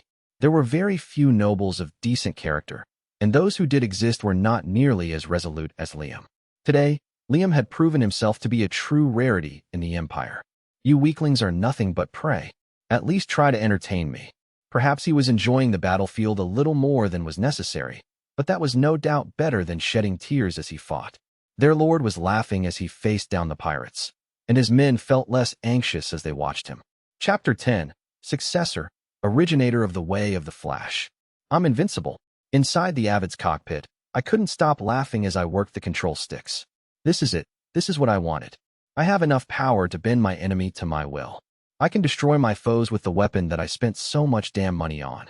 I was up against pirates, a terrifying foe that reminded me of the debt collectors I had feared in my past life, and I was vanquishing them with my own strength. It was intoxicating. I had finally crossed over from the side of the victim to that of the victimizer. This thought filled my heart. Come on, come on. Keep him coming. The Avid moved exactly as I commanded in the weightless environment of space. Its black, heavily armored frame boasted two large shields on its shoulders. Not only were they physical barriers, but they also contained technology that repelled laser beams and magic. Because of them, I could fight without too much concern for defense. Then there were the Avid's other specs.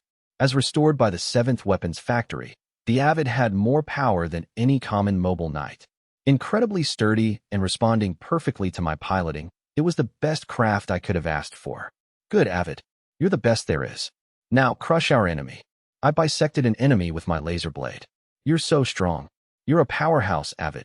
I was thrilled at how powerful the Avid had proven to be, and I was eternally thankful for Master Yasushi's wise teachings. One training session in particular came to mind.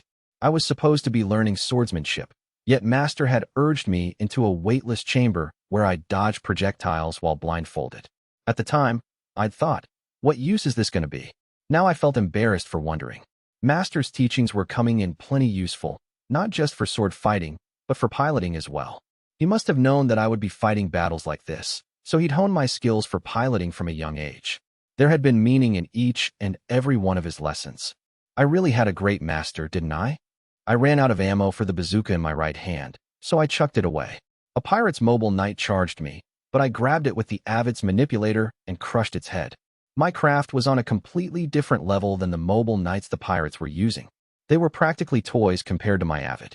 It was like a tiny K car racing a sports car. I manifested the magic circle near the craft's empty right hand and drew a new bazooka from it. The Avid stood out from all my other mobile knights floating about it, so the pirates crowded around me. Well, I've got no shortage of enemies. Ah, you came all this way just to let me kill you? Thanks. I couldn't help smirking. When I pulled the trigger on a control stick, several large magic circles formed around the Avid. Multiple weapons I'd stored with spatial magic appeared from the circles, box-like shapes that poked out and locked onto the enemy. These boxes were missile pods, loaded with thousands of missiles. The pirates who noticed this hurriedly turned their backs and tried to flee, but they were too slow. You're just a little too late. Missile after missile fired from the pods and chased after my fleeing enemies. When they reached their targets, they exploded, obliterating all the mobile knights they struck. Fear me. Tremble in terror. Let your pitiful deaths spread the name of Liam Sarah Banfield through the galaxy. A number of the pirates' mobile knights managed to escape the sea of explosions. Their maneuvers were different from the others, so I figured they were piloted by knights. Pirate knights, This was what people called knights who'd stooped to a life of piracy. Many of them became mercenaries or took leadership roles among pirate armadas. Knights played an especially important role in pirates' offensive strategies. The knights spread out behind, above, and below me, challenging me to a three-dimensional battle only possible in space. They attacked the Avid, but their beams couldn't penetrate the shields mounted on my craft's shoulders. An energy field made up of sparkling particles of light enveloped the Avid in a sphere and blocked every single one of their attacks. Even when they tried physical ammunition, their rounds couldn't pierce the Avid's armor. Whoa, this thing can't be beat. The pirate knights switched to close-range weapons, like blades, and moved in. I had to dodge these attacks since even the Avid wouldn't be unscathed if a knight's blade reached it. It kind of felt as if they were trying to scratch up a new car of mine, so I tried to avoid being grazed by their blades. Nobody likes getting nicks on something they just bought, do they? I tossed my bazooka and took out a rifle, but the knights moved in a completely different way than the enemies I'd been fighting until now, easily dodging my shots. These guys are definitely not normal pirates, but still, not good enough. One enemy got in too close, and when I passed by him with the Avid, his craft was cut in two. You respond to me perfectly, Avid. Even though the Avid was difficult to handle, it could keep up with my reaction speed and prove the perfect partner. As the pirates' mobile knights came at me, I cut them down one by one. I slashed up, brought my blade down, swept it diagonally, hoisted horizontally. Each time I swung my blade, an enemy was sliced through, then exploded. One of the knights rushed the Avid and challenged me to a contest of strength, catching my blade with his own. When we made contact, I picked up his voice on the comm. What did you just do? What school are you using? Since studying swordsmanship and multiple other fighting techniques was a core part of being a knight, they either belonged to a school or had studied at one in the past. This was the craft that had moved the best out of all the pirates' mobile knights. Finding myself curious about him as well, I decided to indulge him. Well, it's something I can do since I don't feel particularly threatened by him. I'm the stronger one here, so I have the privilege of showing him just how relaxed I am. It's the way of the Flash. You haven't heard of it? I was taught by Yasushi. Of course I haven't. You're pretty cocky for a guy who uses some super obscure style. I've never even heard of your teacher either. That pissed me off, so I tossed the rifle in my right hand and crushed the pirate knight's head instead. Super obscure? Fine. I'll just crush all of you and make the way of the Flash famous myself. Having lost interest, I let go of the pirate knight and thrust my blade through its cockpit. I then sought a new victim, sending the Avid toward a nearby pirate ship. As my boosters spewed flames, rays of light shot after the speeding Avid. Racing through the hail of beam attacks, I charged at the pirate ship and stabbed my blade into its hull. The ship exploded. Now where can I find my next prey? On his main screen, Goes watched the black mobile knight that flew unscathed through beams and explosions. What is that thing? Who's the knight piloting it? He thought for sure it was a named knight, one who was particularly renowned. When the craft had first appeared, he believed it was just a large, old-fashioned unit, and they were thrusting every chess piece they had onto the board. But the craft had cut through all his pirate knights without even giving them a chance to defend themselves. Goes had broken out into a cold sweat. So afraid had he become of the black mobile knight. What is such an accomplished knight doing out here? He was panicking now, thinking that his enemies had an expert fighter on their side, but his adjutant received a report that shocked him. Boss, it's the head of House Banfield, who's piloting that mobile knight. That's Liam Sarah Banfield himself. What? Goes began trembling with rage. Those mercenaries I paid good money for lost to one little brat? The mobile knights I supplied them with weren't cheap either. Goes had paid a substantial amount to hire those pirate knights, and he'd outfitted them with mobile knights from another nation's army, bought through the black market. He'd changed how the machines looked, but they should have performed much better than the crafts used by his other pirates. He couldn't believe they hadn't even put up a fight against Liam. Well, if their boss is out there, good. Surround him and give him all we've got. This idiot really is a kid, jumping into the fray just to make a name for himself. With his lackeys watching, Goes had to maintain a brave face.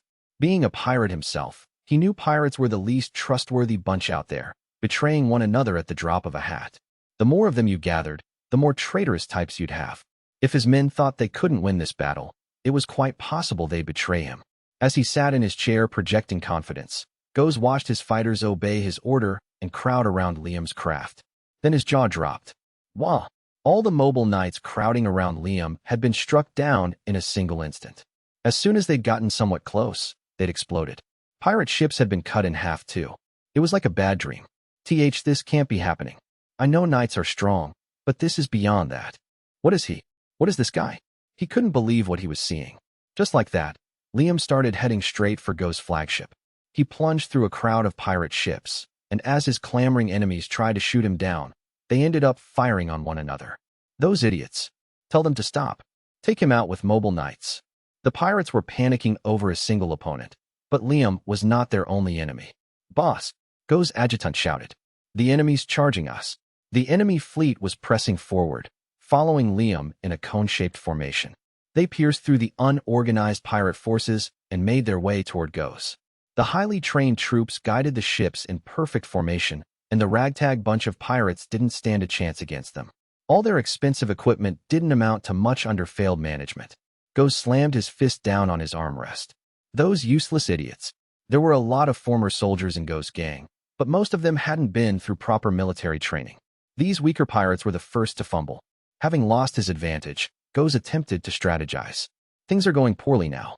If I'm going to lose, I should just get out of here and lie low for a while. I was thinking this group was getting a little too big anyway.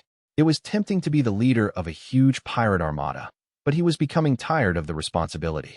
Deciding to throw it all away, Goes called his adjutant over and whispered in his ear. We're gonna run. Just tell those we can trust and leave the rest behind. The adjutant was surprised, but nodded nonetheless. Gotcha, boss. With that, Go's flagship and its guard ships went on the move. After I get away, I'll send some assassins after the kid. I can start over as many times as I want. I've still got this, after all. He squeezed the alchemy box in his hand. Come on, his adjutant shouted. Let's get out of here. We can't, the pirate piloting the ship responded. Our allies are in the way. The adjutant punched the man in the face. Then destroy them. Hurry up. The enemy's right in front of us. Normally, it would be unthinkable for the adjutant to act in this manner, even if they were at a disadvantage and needed to retreat. He was just that afraid of Liam, who was rapidly closing the distance between them. All the pirates were terrified of the unrelenting lord. Got you. The moment after they heard Liam's voice, the pirate ship lurched. Goes and his men went pale as they gaped at the monitor, which showed Liam's avid standing on their hull. The mobile knight then began taking out all of the ship's guns. How's an old hunk of junk like that so strong? Goes hollered as he fled the bridge of his ship. I reached the enemy flagship, which was attempting to flee, and alighted on it. Standing on its hull gave the other ships ample opportunity to attack me, but none of them did. Guess even pirates won't attack their captain's ship. As the pirates hesitated, I walked the avid boldly over the ship. Escape pods would probably come from there? I took some shots with my rifle, sealing up their escape route, and shot down some fleeing pirates. It's too late for you to run away now. I'm going to teach you exactly who you try to mess with. Then your treasure's going to be mine. As I disabled this ship's capabilities, the other ships around it tried running, but my allies had finally caught up. They confirmed my safety through communications, though with heavy interference. Are you safe, my lord? All good here. Leave 1,000 of our ships here and follow those fleeing pirates with the rest. Don't let them get away, you hear me? And don't accept their surrender either. We're crushing every last one of them. Yes, sir. My fleet pursued the escaping pirates. In any world, you take the most damage in war during retreat. One of my ships pulled up along the flagship, and its fighters prepared to board. I wrenched open a hatch to get into the hangar. A mobile knight was waiting for me inside. It shot me with a rocket launcher, but that wasn't enough to destroy the Avid. The explosion enveloped my craft, yet the cockpit didn't so much as shudder. You got the Avid dirty. Seeing the Avid almost completely unharmed, some pirates within the hangar, outfitted in space suits, panicked and fired at me with rifles. Out of my way. Lasers had been installed all over the Avid and blew the pirates away. I cut down the mobile knight, and when there was no one left to oppose me, I donned a helmet. My pilot outfit itself was a powered suit designed for battle. I equipped a blade to my belt and hopped out of the Avid with a rifle in hand, boarding the pirate ship. Now, I'd say it's time for a treasure hunt. Small crafts dispersed from my fleet were flooding into the hangar. My troops poured out of them and gathered before me, assembling into a row. These soldiers, taller than me and also clad in battle-ready gear, formed an intimidating force. I was delighted that they all showed me the utmost respect. There's nothing more important than social standing. Look at all these adults saluting a kid like me. We've come to escort you back, Lord Liam. They seem to have the wrong idea about why they're here, though. This is the fun part, guys. Rome, it's time for the treasure hunt to begin. You're coming with me. Hearing this, the soldiers raised their voices in protest. It's too dangerous, my lord. We've taken control of the nuclear reactor, but the enemy could still launch a suicide attack. You think an enemy cowardly enough to flee would blow themselves up? Come on, let's go. I headed deeper into the ship with my reluctant troops. All the soldiers' powered suits were more rugged than mine, and they bunched up around me as a living shield. Their artificial gravity had been disabled or something, so loose objects floated in the halls as we moved through them. The soldiers around me pushed them aside to clear my path as I marched forward. Though there was no gravity, the soles of my powered suit magnetized to the floor, enabling me to walk with no issues. It's cleaner than I thought it'd be for a pirate ship. I figured it'd be more squalid in here. The commanding officer of the boarding party was still freaking out about every little thing I did. Lord Liam, please don't get too far ahead of us. As I was surging forward and getting plenty of complaints, I sensed danger and ordered everyone to stop. Someone's hiding. There, around the corner, I could feel several people lying in wait for us. There were others hiding in the ceiling as well, so I directed my soldiers to shoot them. They pointed their rifles at the ceiling and riddled it with holes. Airborne beads of red blood floated out from the openings, so I assumed we'd gotten them. One of my men reported. They were wearing suits that don't show up on sensors. I can't imagine how pirates got their hands on such expensive equipment, though. Their gear was indeed pricey, and that told me I could expect some sweet treasure from them. Rich pirates, well, that's to our advantage now. Come on, let's go.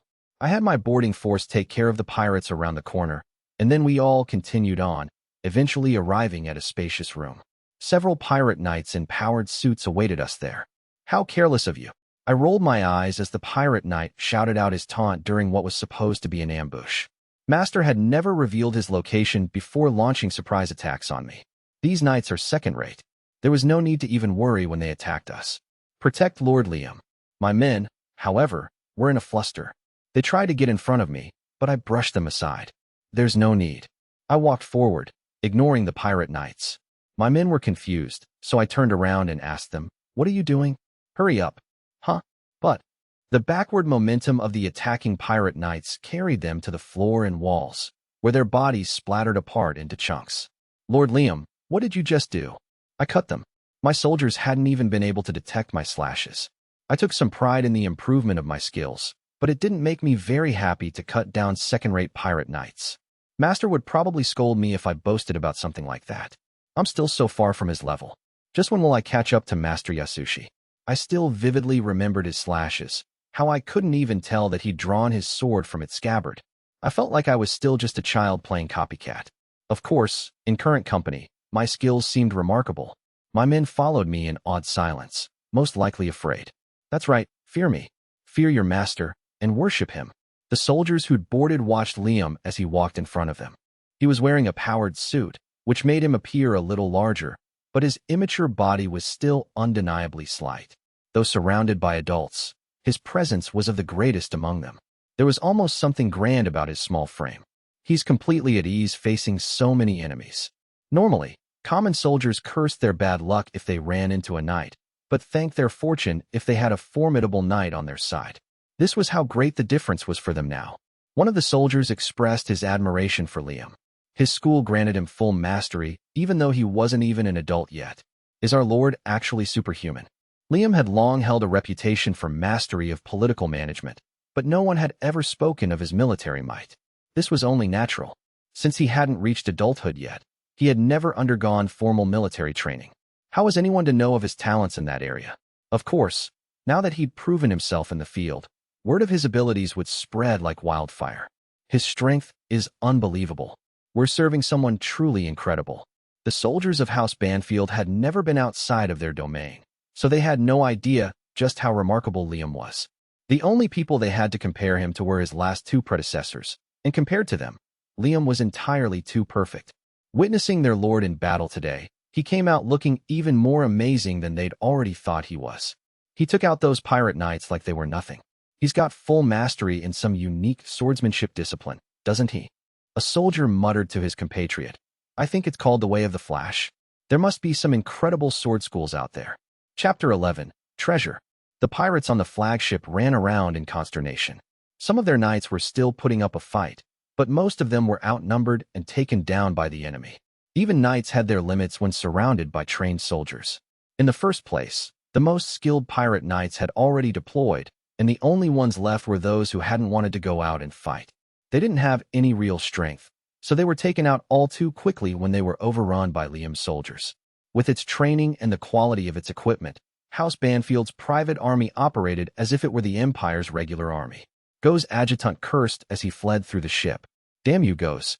How dare he run on his own? He'd ordered his lackeys to deal with the boarding force and then up and vanished. The adjutant had now abandoned the bridge himself and was frantically trying to come up with some way to get out of this situation. He stopped and hid around a corner to check a terminal and find out what was going on in the ship. Shit. We're sealed tight. There's no way off the ship. Damn it. I don't want to die here. As he fell to his knees, an enemy squad led by a sword-wielding knight spotted him. He bolted upright and tried to sprint away, but no matter which way he turned, enemies were all around him. Finally, the adjutant held up both hands in surrender. Wait. Please, just hear me out. The small knight, sword resting on his shoulder, stopped and commanded his subordinates not to shoot. From his voice, he seemed to be quite a young knight. This is my chance. I don't care if I have to cry and beg him. I'm going to find a way to stay alive. I was just being used by Go's. Please, let me go. This knight wore a full-face helmet, so the adjutant couldn't see his expression. I know. I can tell you where the treasure is. I can't open the lock for you, but I can at least take you to it, so let me live. Please. The adjutant got down on hands and knees, but the knight said nothing. One of his subordinates, however, tapped away at a tablet and reported, Lord Liam, it appears this man is the Go's pirate gang's second in command. I highly doubt someone in such a high position was just being used. Hearing the name Liam, the adjutant raised his head. Liam? Of course you are, your lordship. When I first saw you, I thought you had the air of a ruler about you. What would you say to hiring me, my lord? Think about it. As a commander of the Go's pirate gang, I could surely provide you with. Suddenly, the view in front of him changed. His body hadn't moved at all, but his field of vision was spinning terribly. In zero gravity, he saw his own body, without its head. Was the last thing the adjutant thought. As he watched the battle, the guide was speechless. He stood in space atop a destroyed pirate ship. This is impossible. What is that? What is that power? He was bewildered by Liam's strength. No swordsmanship school named the Way of the Flash existed in this world. It was just a lie Yasushi had made up. And yet, Liam had unknowingly created it himself.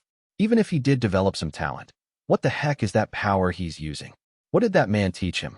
During the time the guide hadn't been monitoring him, Liam had grown stronger than he could have ever imagined. This was a battle that Liam should never have been able to win. The guide held his head with both hands, completely baffled by the power Liam had obtained. It hurts. My chest burns. Damn it. Horrible feelings of gratitude and trust continued to flow into him from Liam. He could hardly stomach them. I can't be picky about how I do this anymore. Goes, congratulations on your new special power. He waved his arm, producing a small cloud of black smoke. This goes against the way I do things, but I have no choice now. This is all your fault, Liam. Honestly, you've caused me nothing but grief. Considering the guide's hand in all this, it was a rather ironic comment. Goes hid inside his ship, clutching the alchemy box to his chest. All he could hear were the screams of his crew, each one jolting him to the core. No, I don't want to die. I don't want to die. I don't want to die. Not in a place like this. This man, captain of a pirate gang, had inflicted incredible suffering on others, yet now he was sobbing in fright. His huge body was curled up, knees at his chest, as he quivered and chewed away at a thumbnail. The whole source of Go's strength was the vast wealth granted to him by the alchemy box. As a fighter, he might have been a little stronger than average, but he was no knight. If armed soldiers discovered him, he'd be killed in the blink of an eye. Should I beg for my life? And no, they'll just turn me in for my bounty. I know. If I offer them treasure that I make with this. If Goes had put the alchemy box to better use, he could have made a vast fortune and wouldn't even have needed to become a pirate. He'd only ended up in this situation because he'd spent his life pillaging. It was his own fault. Of course, no one could have predicted that he'd lose to Liam. As Goes sat there, black smoke began to envelop him. What the? He heard a voice in his ear, the voice of the guide. Don't waste this chance I'm giving you, Goes. Choose there. He stammered, and the smoke poured into his mouth. At that moment, the guide revealed himself, and Goes gripped his own throat as he writhed in pain. He dropped the alchemy box, but he had no time to worry about that. Whomever you'd like. Just know I'm giving you a chance to kill Liam. Or do you want to lose? Goes shook his head, and the guide flashed his crescent moon smile. Good. Finally freed from the pain of inhaling the black smoke, Goes released his throat and looked down at his hand. It was the same hand he was used to seeing, but the color was wrong. What's this? I'm feeling stronger and stronger. I'm not afraid anymore. I have nothing to fear. I'm strong. I'm strong. His initial shock at seeing his bluish-black flesh was gone. In its place were surges of confidence and power. All fear forgotten, Goes twisted his face into an ugly grin. The guide looked pleased as well. Your skin is as hard as adamantite now. You've surpassed humanity, and nothing can stop you. Now go. You brought. It's really gonna hurt when I kill you. The guide watched Goes run off and put a hand to his forehead. I pushed myself a little hard there.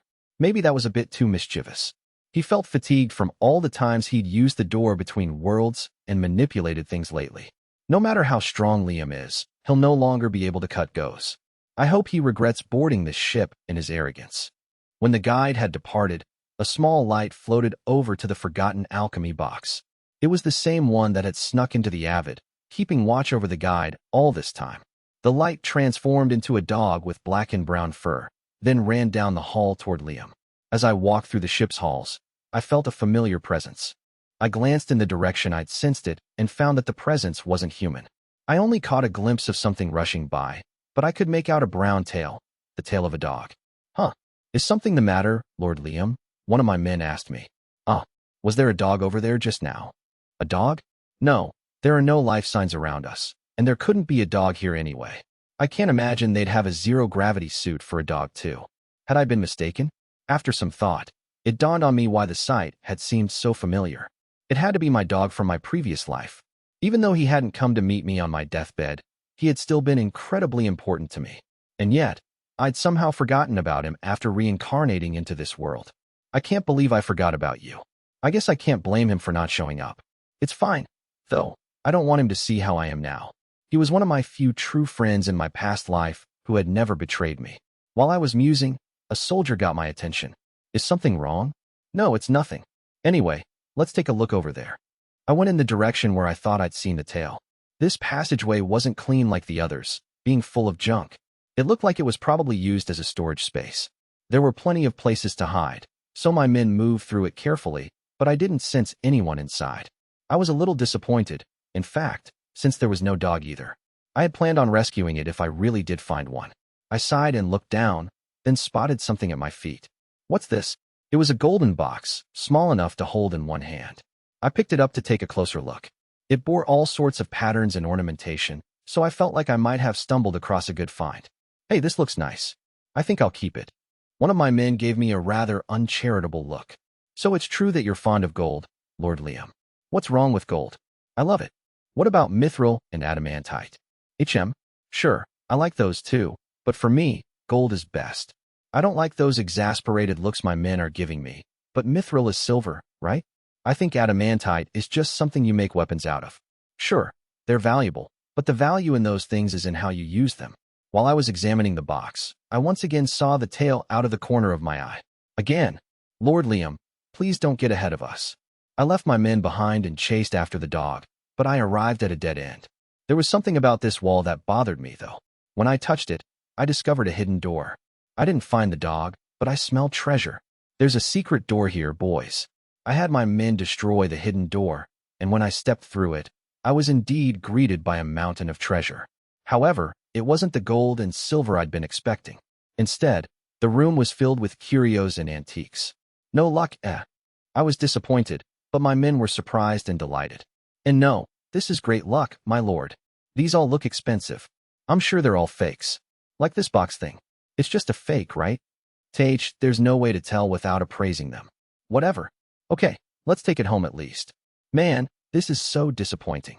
All the curios that House Banfield had previously owned had proved to be fakes, so I simply assumed the majority of these would be the same.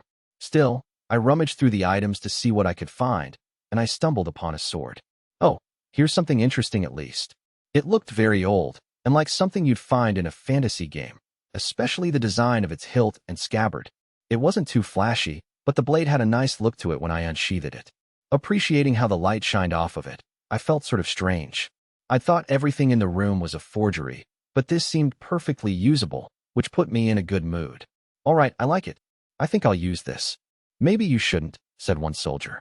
Clearly, he thought it would be a waste to put this antique into action. It seems like it might be worth a lot. Sheesh, I muttered. Weapons only have meaning if you use them. It's not like I bought it.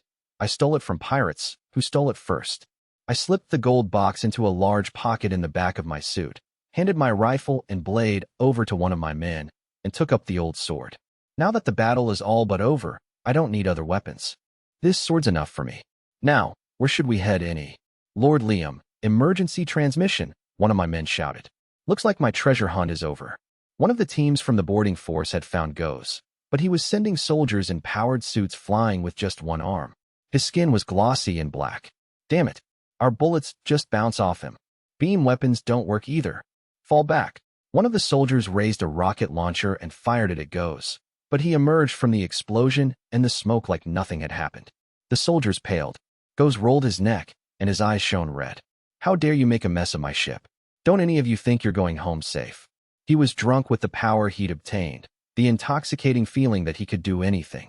In his mind, not even the strongest knight could defeat him now. He clenched his fist, and it made a sound like no human hand should, metal scraping against metal. I'll make you all my toys. Goes blew away the soldiers with the strength gifted to him by the guide. Bullets, lasers, and explosives were all meaningless against him. One of the more quick-witted soldiers manipulated the air pressure in the corridor, but even that had no effect. What did this guy do to himself? Is he a cyborg? They tried to run, but he caught up in a flash. He grabbed them and hurled them through the air, making a show of his might. These highly trained soldiers were no match for him. Bring the boy. I'll take him down myself. One of the soldiers ordered the men around him. Get Lord Liam off the ship. Do not let this thing find him. The soldiers kept attacking Goes even though they knew it wouldn't have any effect, and Goes continued tearing through them. What's wrong? That all you got? Goes punched a man so hard, he crushed the soldier's head, helmet and all, and then threw him aside. The man's body was bent in an unnatural way. He used one man as a shield, and the gunfire stopped. This time, He threw aside the soldier he'd been using as a shield and took a step forward, but a wound suddenly appeared inside his body. What? Goes looked down at himself and found that he had several wounds. While he was trying to figure out what had happened to him, a person dropped down from above. The man landed and slowly stood, gazing down at the badly chipped blade in his hand. You're way too hard. He sounded amused. Goes couldn't see a face inside the figure's helmet, but he could picture a boy smiling.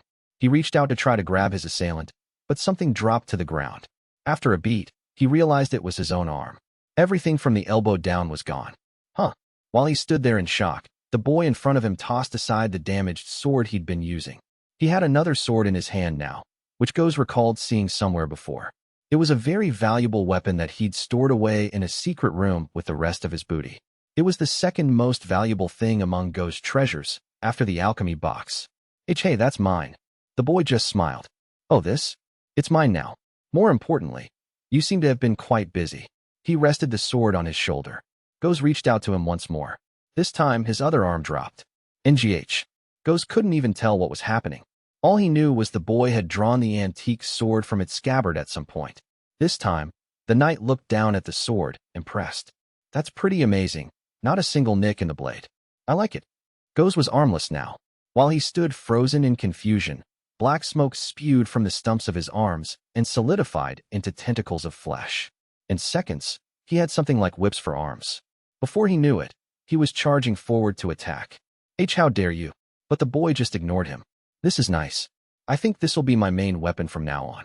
The fleshy whips that Goes rained down on the boy were shredded, and this time, one of his legs was cut off as well. He fell to one knee and more black smoke billowed out of his body. Arg! Goes trembled, all his confidence from earlier gone without a trace. As black blood spilled from him, his enemies banded together to protect the small knight. Lord Liam. When he heard that name, Goes raised his head. He looked up at the boy before him, face twisting into a demonic expression. You're Liam. Liam was still so absorbed in his new sword that he wasn't even looking at Goes. That's right, I'm Liam. But that's Lord Liam to you, scum. Who is this jet black guy, anyway? Is he some kind of cyborg or something? One of his men offered a hesitant answer. The color of his skin has changed, but I believe this is Goes. This guy. Just then, a sharp horn began growing out of Go's severed left arm. Don't ignore me. He thrust it forth, trying to pierce Liam's heart, and this time, everything below his shoulder was lopped off. Liam looked down at Goes, who was now kneeling one ground.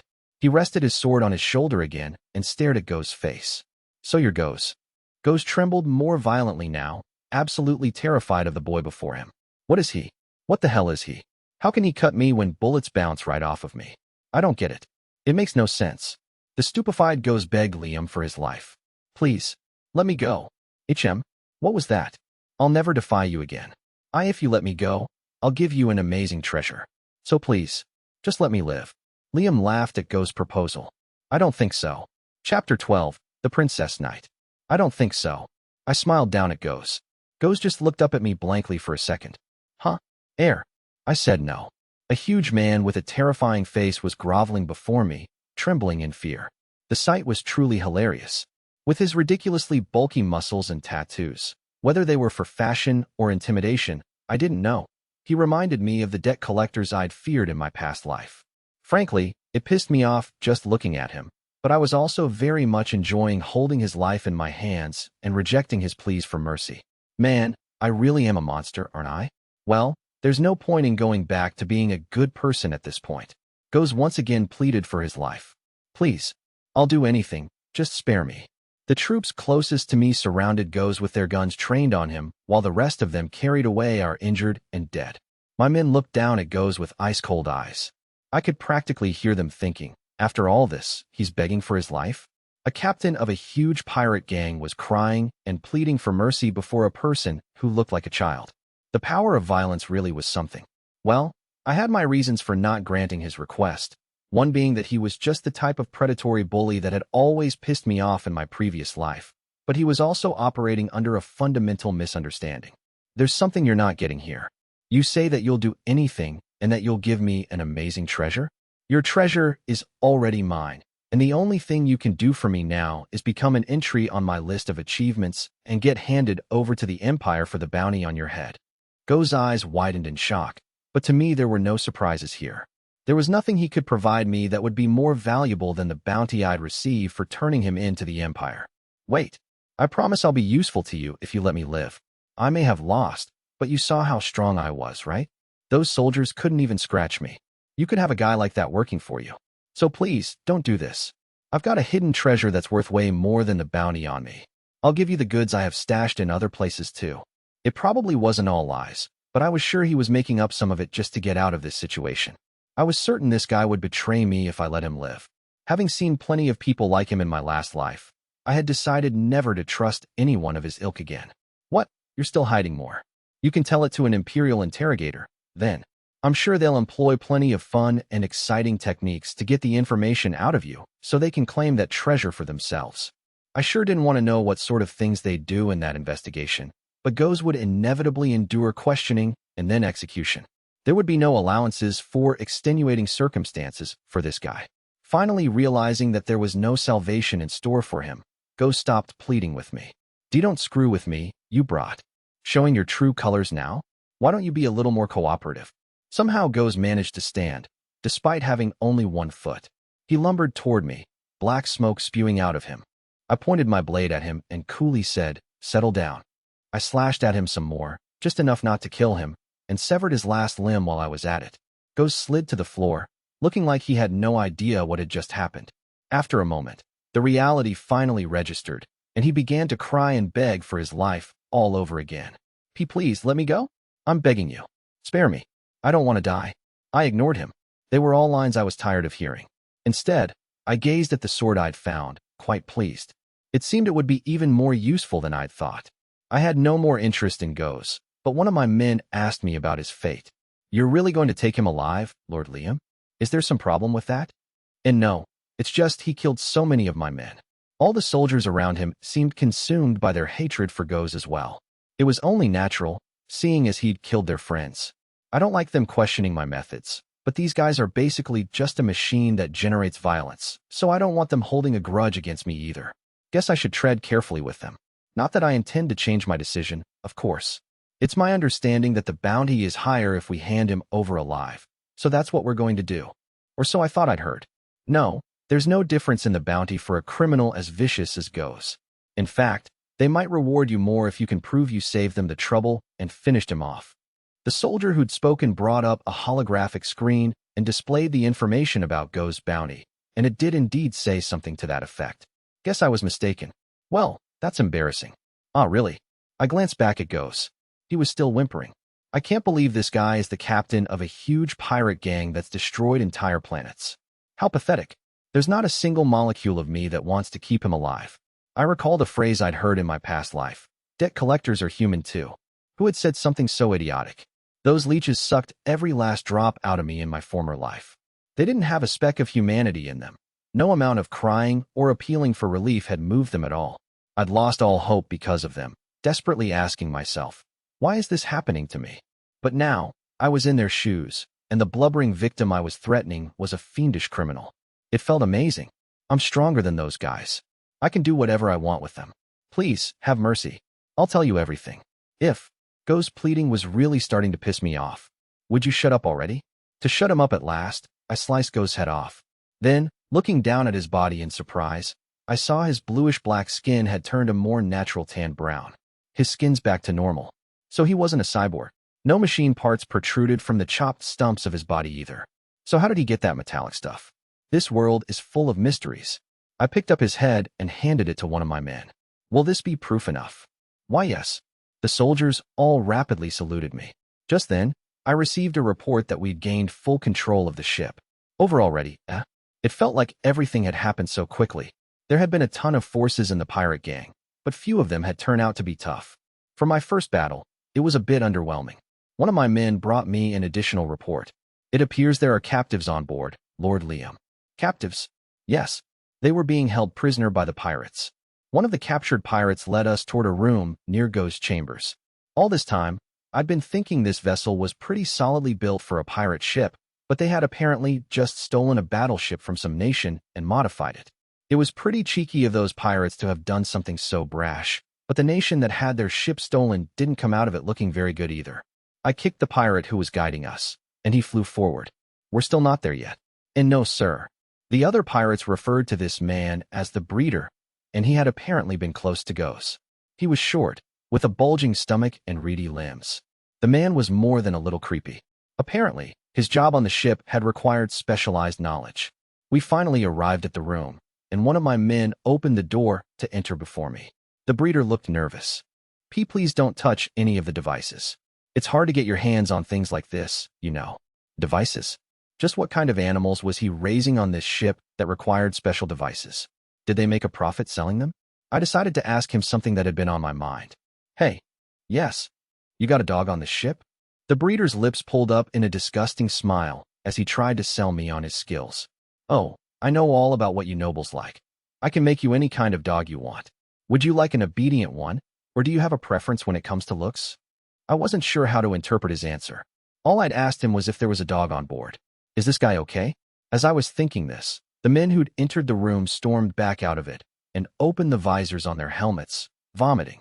Seeing their pitiful display, one of the men guarding me shouted, "Is that any way to act in front of Lord Liam, you lot?" Seeing how these trained soldiers had turned blue, I became extra curious about what exactly was inside that room. Another man exited it and reported, "I would recommend you stay out here, Lord Liam." His voice was shaky, and he hadn't even told me what he'd found, so this hardly counted as a report. I need to know what's in there. While my men hesitated to speak, the creepy breeder spoke up instead. "This is also my laboratory, you see. I spent most of my time fulfilling the late captain's requests. I'm sure you'll like my work as well, my lord." The soldiers who'd come out of the room glared at the man. "You pig." He just smirked in response. "Oh, not to your taste, then?" I didn't like this guy's attitude. "Explain." When I demanded an explanation, the breeder all too eagerly commenced describing his work. Sickened, I borrowed a gun from one of my men and shot him through the head. There's no value in any of these people. Ominous tools lined the walls of the dark room. I spotted various strange devices and an operating table. The pirates had called this the stable. It was a disgusting display of the experiments done by the man called the breeder and the abominable acts Goes had asked him to perform. Things a normal person couldn't have hoped to understand. The things on display in this room were all men and women, or rather, what had once been men and women. Apparently, Goes had enjoyed seeing beautiful people gradually made ugly, and the breeder had enjoyed modifying the human body. This combination meant the room was now full of tragic sights that had once been healthy men and women, whom Goes had captured from planets he'd plundered and locked into these upright cylinders. One of the women in this torture chamber had received particularly poor treatment. Her name was Christiana Leda Rosebrea, and she had once been a gorgeous female knight. Hailing from a small planet in the Intergalactic Empire, she had been born into royalty and beloved by her people. They had affectionately called her Tia and revered her strength and beauty as the Princess Knight. When Goes had taken her entire planet hostage, she had surrendered to him, and she had survived all this time as his favorite plaything.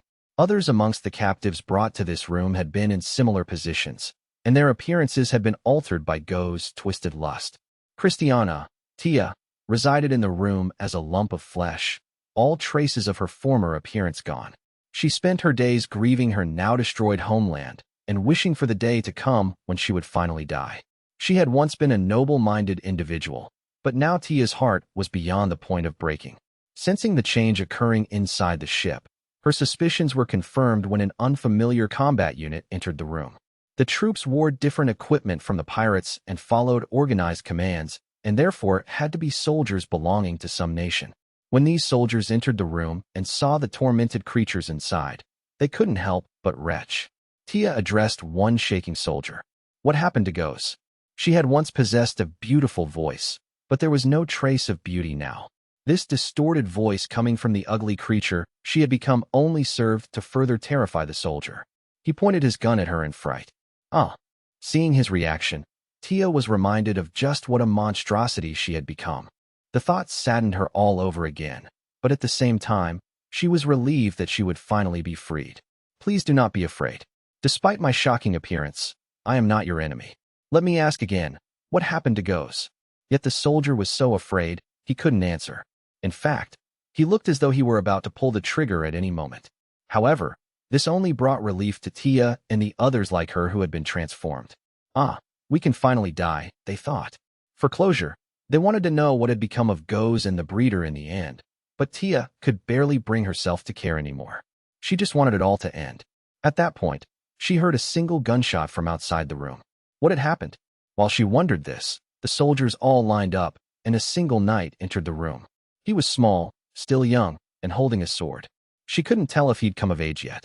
Despite this, Tia sensed from the soldier's attitude toward him that he must have held a fairly high position. Was Goes captured? She asked him. The boy seemed surprised that she could even speak, but he quickly answered her. I killed him. He seemed possessed of a composure beyond his years. I shot the breeder too. At the boy's blunt words, Tia felt happiness for the first time since she'd been imprisoned here. Is that so? The creatures in the other cylinders in the room began to emit sounds of joy, gratitude, and tearful happiness. They were overwhelmed that their tormentors were finally both dead. While the soldiers were frightened, the boy faced Tia. One of the men who had been searching the room brought the boy a tablet. Tia was grateful from the bottom of her heart. To her, this boy was like a messenger from the god she'd prayed to every day, sent here to free her from her hellish suffering. It's finally over. I do not know who you are, but if you have any compassion, please save us. The salvation Tia begged for was death at the hands of the boy and his men. In her current body, she was not capable of granting this wish herself, but through these others her living nightmare would finally be over. Save you?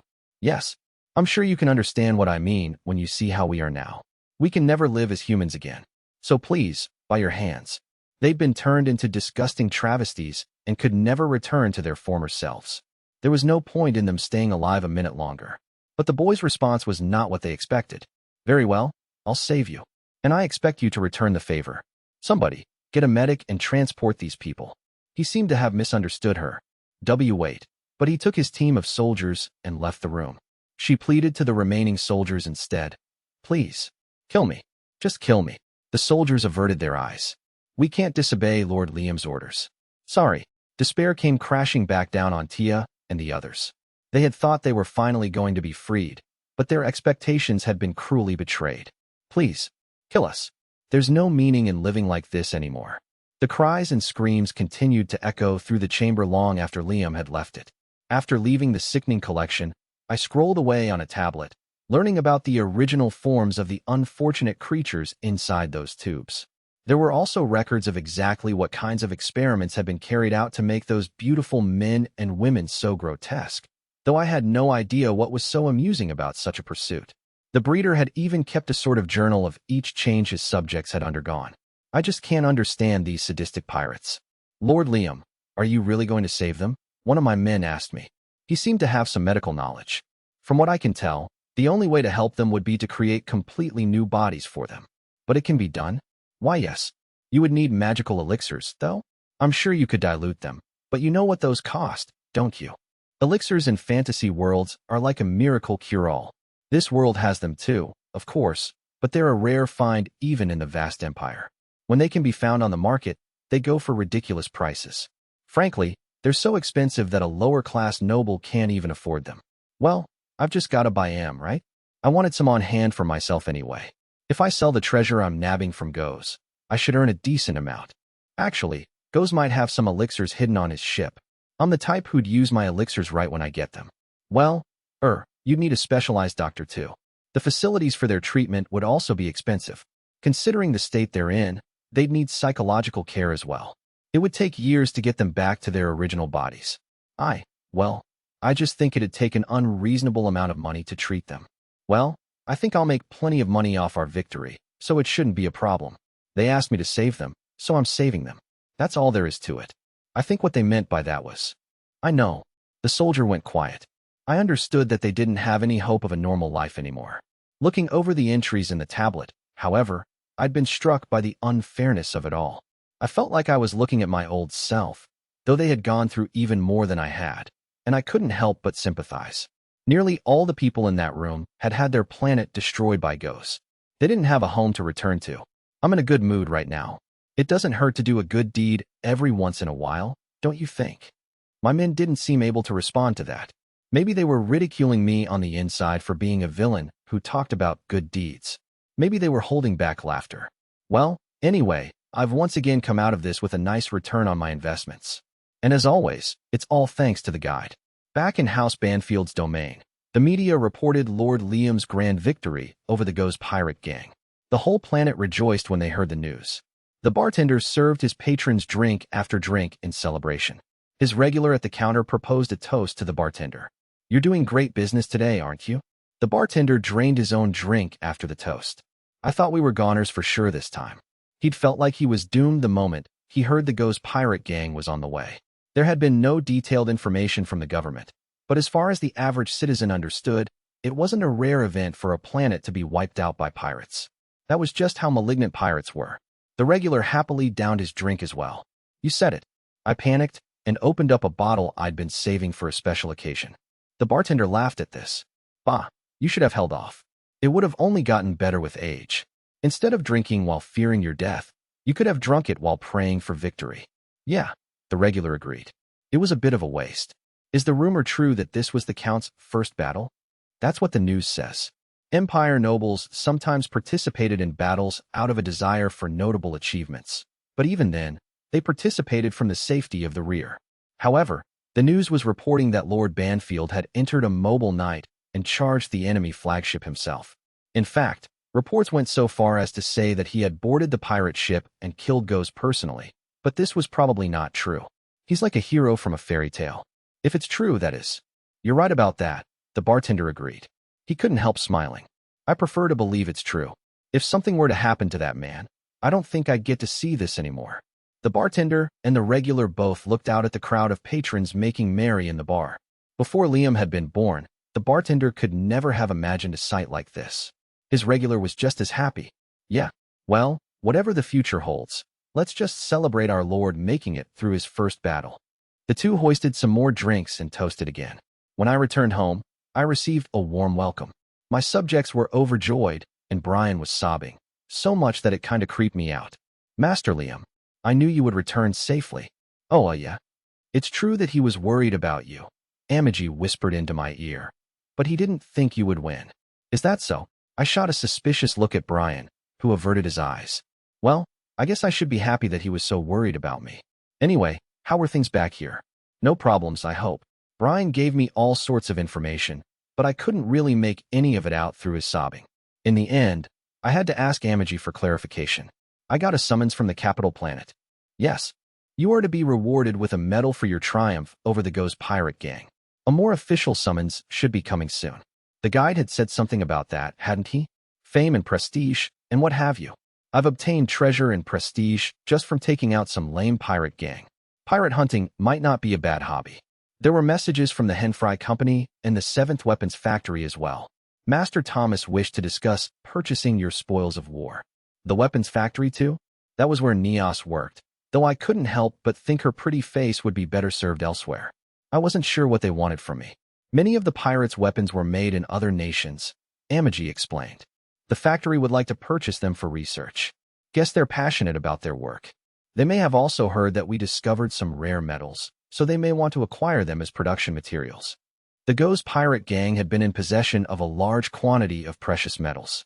They didn't have a ton of gold, though, so I wasn't very excited about the rest. Meeting with Thomas comes first. I shall arrange it immediately. It's definitely nice to have competent people working for you. Chapter 13, Family. A month after the battle, things had pretty much settled down. Well, my staff was still busy taking care of various related affairs afterward, but things had settled down for me. Anyway, it was appropriate that they should be busy and I should be idle. I was the ruler after all. Anyway, I sat in my meeting room across from Thomas. Thomas, you're quite wicked yourself. Huh. No. I would say these are quite reasonable prices. I'd entrusted Thomas Henfry with buying up the precious metals, curios, and other valuables we'd acquired from the pirates. But the price he quoted me was so ridiculous that I had to laugh. It had so many digits, I wasn't quite able to wrap my head around it. That was just how vast the treasure accumulated by the Ghost Pirate Gang was. Just adhering to the script, I assured him. Is that so? He said, still not accustomed to my skit. Are you really all right with letting go of it all, though? I was selling off almost all the precious metals and treasures I'd acquired. Why? Well, to pay off my debt, of course. I'd be able to make a huge dent in it this way, though it wouldn't wipe out the whole thing. Just how much money had this noble family burned through, anyway? It boggled the mind that my debt exceeded the value of the treasures Goz had amassed for himself. What good would it do me to keep any more of this stuff? I've held on to a few items, like this sword. I showed him the blade I'd taken a liking to, and Thomas looked quite impressed. You've got your hands on something amazing. Oh, have I? I'd just been thinking of it as a sword with an excellent blade, but apparently it was worth more than that. I'm not an expert or anything, but even I can tell that it's something special. Would you like to have it appraised by a specialist? Nah, not really. I plan on using it as my personal weapon anyway. Huh. Thomas looked up at me as if he wanted to ask, "You're going to use a sword like this?" As I was in a good mood today, I just smiled at him. Hey, I took a liking to it. Is that so? Thomas still seemed surprised, but the weapon was highly functional, so I was intent on continuing to make use of it. He went on, "Now, about the goods you've requested. I'll have them sent here as soon as possible." I had ordered medical equipment through Thomas. I figured this was a good opportunity to get my hands on some of the stuff I'd be needing. I had plenty of new patients who required unique treatment. After all, I'm counting on you to find those medical specialists too. Leave it to me, my lord. It really is handy having a personal merchant. I mean, he can even find personnel for me. The guy's probably milking me to make a fortune himself, though. That pisses me off a little. When will you be heading for the capital planet, Lord Liam? Next year. I'll go before my coming-of-age ceremony. I'm going to be busy for a while after that. In this world, people reached adulthood at age 50, and when a noble became an adult, his life became a lot more complicated. I would have to start taking classes in order to become a proper noble, and I wasn't looking forward to it. I wanted to start on that whole evil lord thing, but I wouldn't even be able to go back to my own domain for a while after I received that award on the capital planet. I will make sure to be present at your conferment ceremony.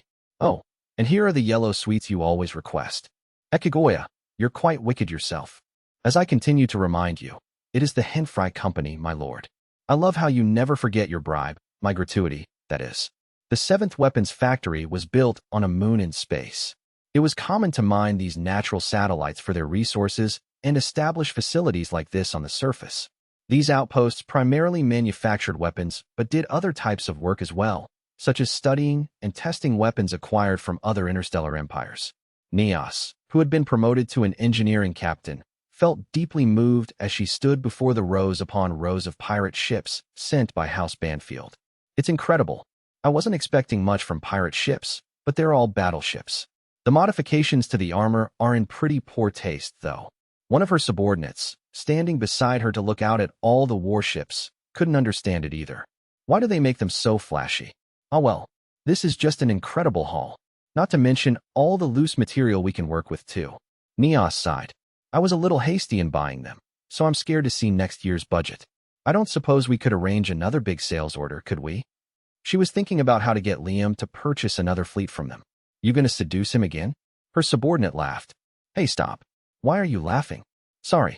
But yeah, we really could use a regular customer, couldn't we?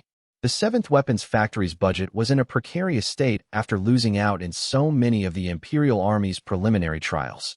Still, they hadn't just bought up the vessels and materials from Liam on a whim. We're not going to lose out next time. We can make back all our investments if we use these assets to develop a next-generation ship. That's not going to be easy. I know that. Neos turned on her heel and stormed off to work, grumpy with her subordinate's pessimism.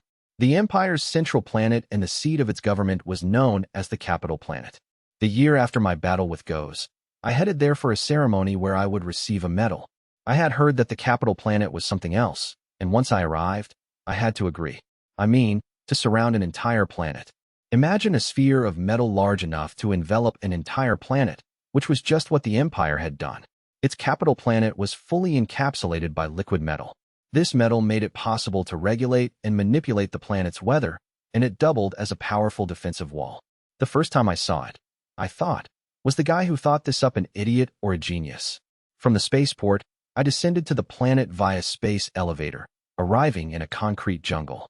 Well, it wasn't concrete per se, but gargantuan gray buildings surrounded me in such a cluster that it was as though the planet were made up of machines. There just wasn't enough green. This was a world of towering skyscrapers, with a population in the tens of billions.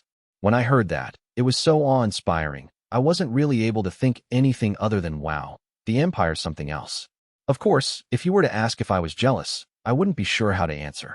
It was so overwhelming, I couldn't really find it in me to envy it.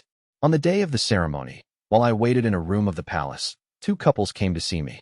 Each looked like nothing more than a married couple in their 20s. I'd been checking over my attire in the waiting room, but now I was forced to puzzle over the appearance of these 4 strangers. One of them had greeted me very familiarly, after all. Long time no see, Liam. Huh? Who are you? The atmosphere in the waiting room grew exceedingly awkward, the smile of the man who'd spoken becoming strained. "WL, it's been a while. I guess you don't recognize me. Have I gotten that much older? I have no idea who you are. I thought for sure these people would turn out to be some self-proclaimed relatives who'd come to extort me for money now that I had achieved notoriety. I'd heard once in my previous life that when you became famous, you tended to suddenly gain family members you'd never known before. Of course, in my life it was the opposite. All my relatives had abandoned me. If you're doing poorly, they leave. If you're doing well, they gather. That was what I figured was going on here. I did experience a vague sense of familiarity, but it was probably just my imagination. By now, all four of them looked rather uncomfortable, so I turned to Amagi for clarification. Who are they, Amagi? I'd thought about leaving her behind to oversee my domain, but this was a big moment for me, and I wanted her by my side for it. Brian was watching over the mansion. He cried over every little thing, so I'd been too embarrassed to bring him. Master, these two are your parents. The two behind them would be your grandparents. Parents? Oh yeah, I did have those, didn't I? Two poor fools whose social status and territory were stolen by. No, wait. They foisted their debt onto me. Now I'm mad. My old man, Cliff, cleared his throat in an overly deliberate way. It appears you remember us now. I suppose if you haven't seen someone in over 40 years, you could forget their face. As your father, though, I'm a little shocked. I don't remember you ever doing anything particularly fatherly for me. Darcy, my old lady, tried to laugh it off. You're such a kidder, Liam. I see you're still taking good care of the doll I bought you. I don't know if you should be bringing it to the palace, though. What? This ticked me off, but the couple who claimed to be my grandparents made it even worse. I must say, it's a bit disappointing to be meeting my grandson for the first time, only to find that he's brought a doll to the palace. You're almost an adult, boy. It's time to throw that thing away. My grandmother said, my husband's right. It's pathetic. And here you're supposed to be the head of House Banfield. The two of them looked like they couldn't have been older than 30, so this all seemed like some sort of joke. Still, it wasn't unusual in this world, where anti-aging technology was very advanced, and people could look young at any given age. Amagi bowed her head and made to leave. I shall wait in another room. I stopped her. There's no need.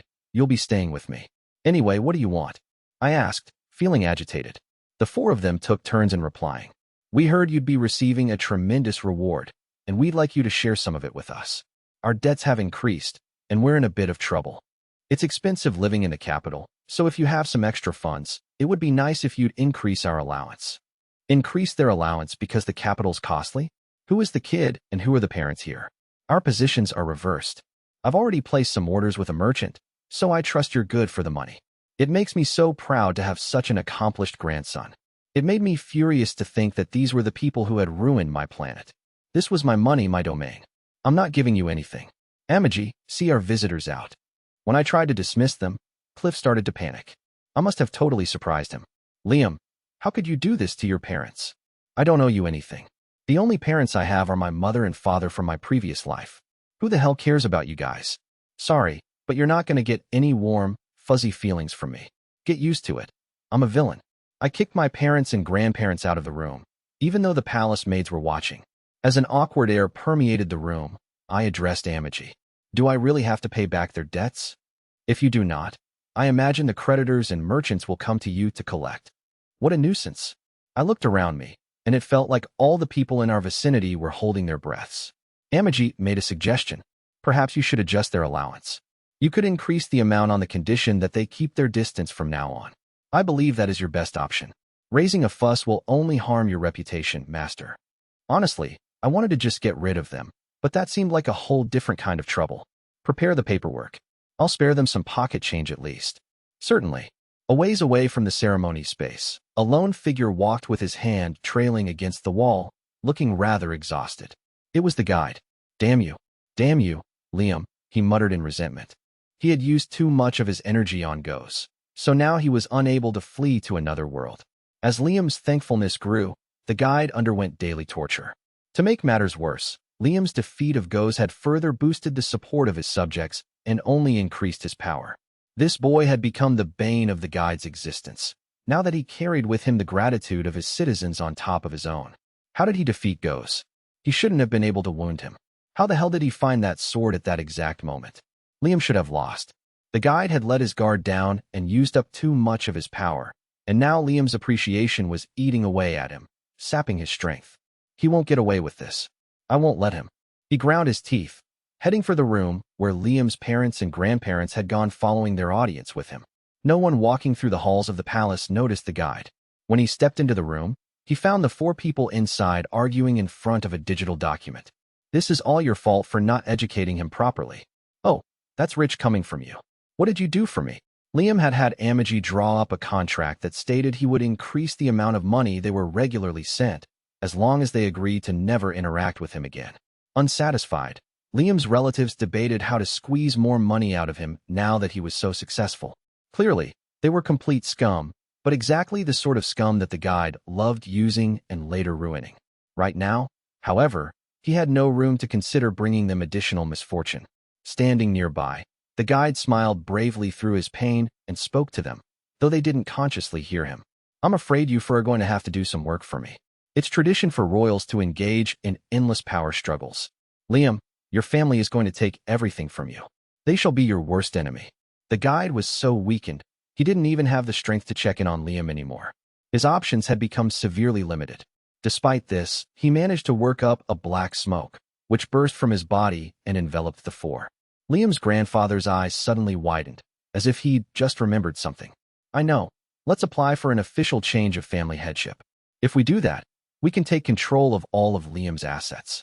His grandmother clapped her hands together in agreement. That's a great idea. I'll ask a friend of mine in the palace to fast-track the paperwork. Cliff began conspiring with Darcy about what they could do to contribute. Let's create another heir, then. Liam just didn't work out. Darcy's expression made it clear she didn't see any other way. I suppose you're right. If it means coming into a territory with great wealth, then I can do that much. What will you do with Liam, though? With grim determination, Cliff decided to make use of a shady tactic. If we can obtain enough money, we'll be able to hire as many assassins as we want. It would be suspicious right after the ceremony, though. We'll just have Liam disappear sometime after the succession. Having heard these plans, the guide was satisfied. Looks like this time it's goodbye for Real Liam. He vanished from the room, and a small light hovering in the corner exited straight through the closed door. Amagi had been aware that she would not be able to attend the proceedings herself, so when Liam went to participate in the ceremony, she headed to another room to await his return. The Empire was not a kind place for dolls. Liam had wanted her to be present during the entire ceremony, but Amagi had strongly refused for fear of damaging his reputation. She planned to watch the event from a screen in the waiting room. However, on her way there, she came upon a strange sight. What is that? She had discovered a light floating in front of a door. This light then slipped right through the closed door, leaving Amagi standing in front of it. Curious, she scanned the situation inside the room, finding 4 signs of life inside. She determined they belonged to Liam's parents and grandparents. When she touched the door, she intercepted the conversation they were having inside. What'll we say to justify the reason for wanting to switch headship? Whatever. We can say he's unfit to be an imperial noble since he keeps a doll by his side. There's that. Plus, we could bribe someone in the palace to come up with some other reason for us. And the assassins? I have someone I can contact about that. After eavesdropping, Amagi swiftly left the area. I'll have to part with Master soon, she thought to herself. If she stayed by his side, Liam would lose his standing, and Amagi certainly didn't want that. The ceremony was held outside. Blue skies and warm sunlight, not too bright, had been set for the occasion. I couldn't believe that all of this was artificial. Amid this heavenly, orchestrated setting, I knelt in front of His Imperial Majesty. He was so far away that I couldn't hear his actual voice, instead listening to the enormous 3D image of him projected in the sky above me. There was a long preamble, followed by some other talk, including responses required from me, and then I received my medal. All around me were nobles gathered to attend the ceremony. And what a number of them. There really are a ton of these guys. This austere ceremony continued for some time. I received some more appreciative words in closing, and then it was finally over. At no point did I have an opportunity to talk directly with the Emperor. That's just the way of things, I suppose. After the ceremony ended, I decided to stay on the capital planet to experience it for a while, and what awaited me there was party invitations. They came almost daily. Apparently, there was always some great festival or big celebration happening somewhere or other. Since I figured it fitted the stereotype of an evil noble to be seen at such parties, I made sure to attend. It wasn't like there was an entry fee, and it felt nice to be fawned over. Therefore, My days in the capital were fairly busy, and Amagi seemed preoccupied with a task of her own. Whenever I asked her what it was, she would always just say, "It is fine. I took care of it."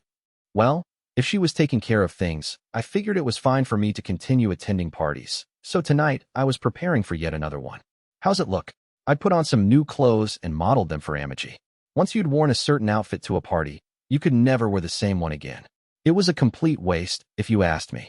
It suits you wonderfully, master. Despite Amagi's compliment, something felt off about her.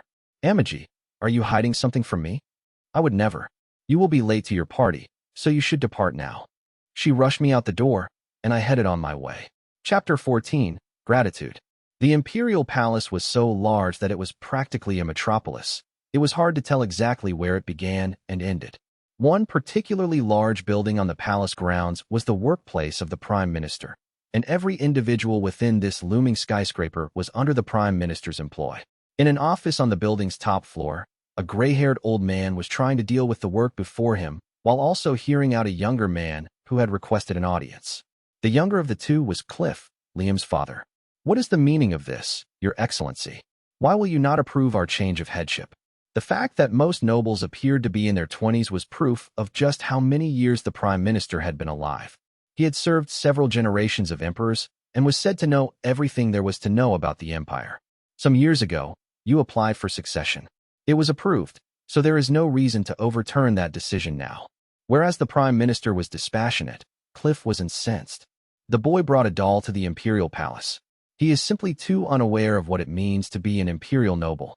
Would you have House Banfield simply bear this humiliation? The prime minister sighed and finally looked up from the documents on his tablet. Is Lord Liam not a fine noble? He runs his territory so effectively and even eliminated a fleet of space pirates. The Empire does not punish nobles for keeping dolls. It is simply not customary. And there is a reason for that custom, is there not?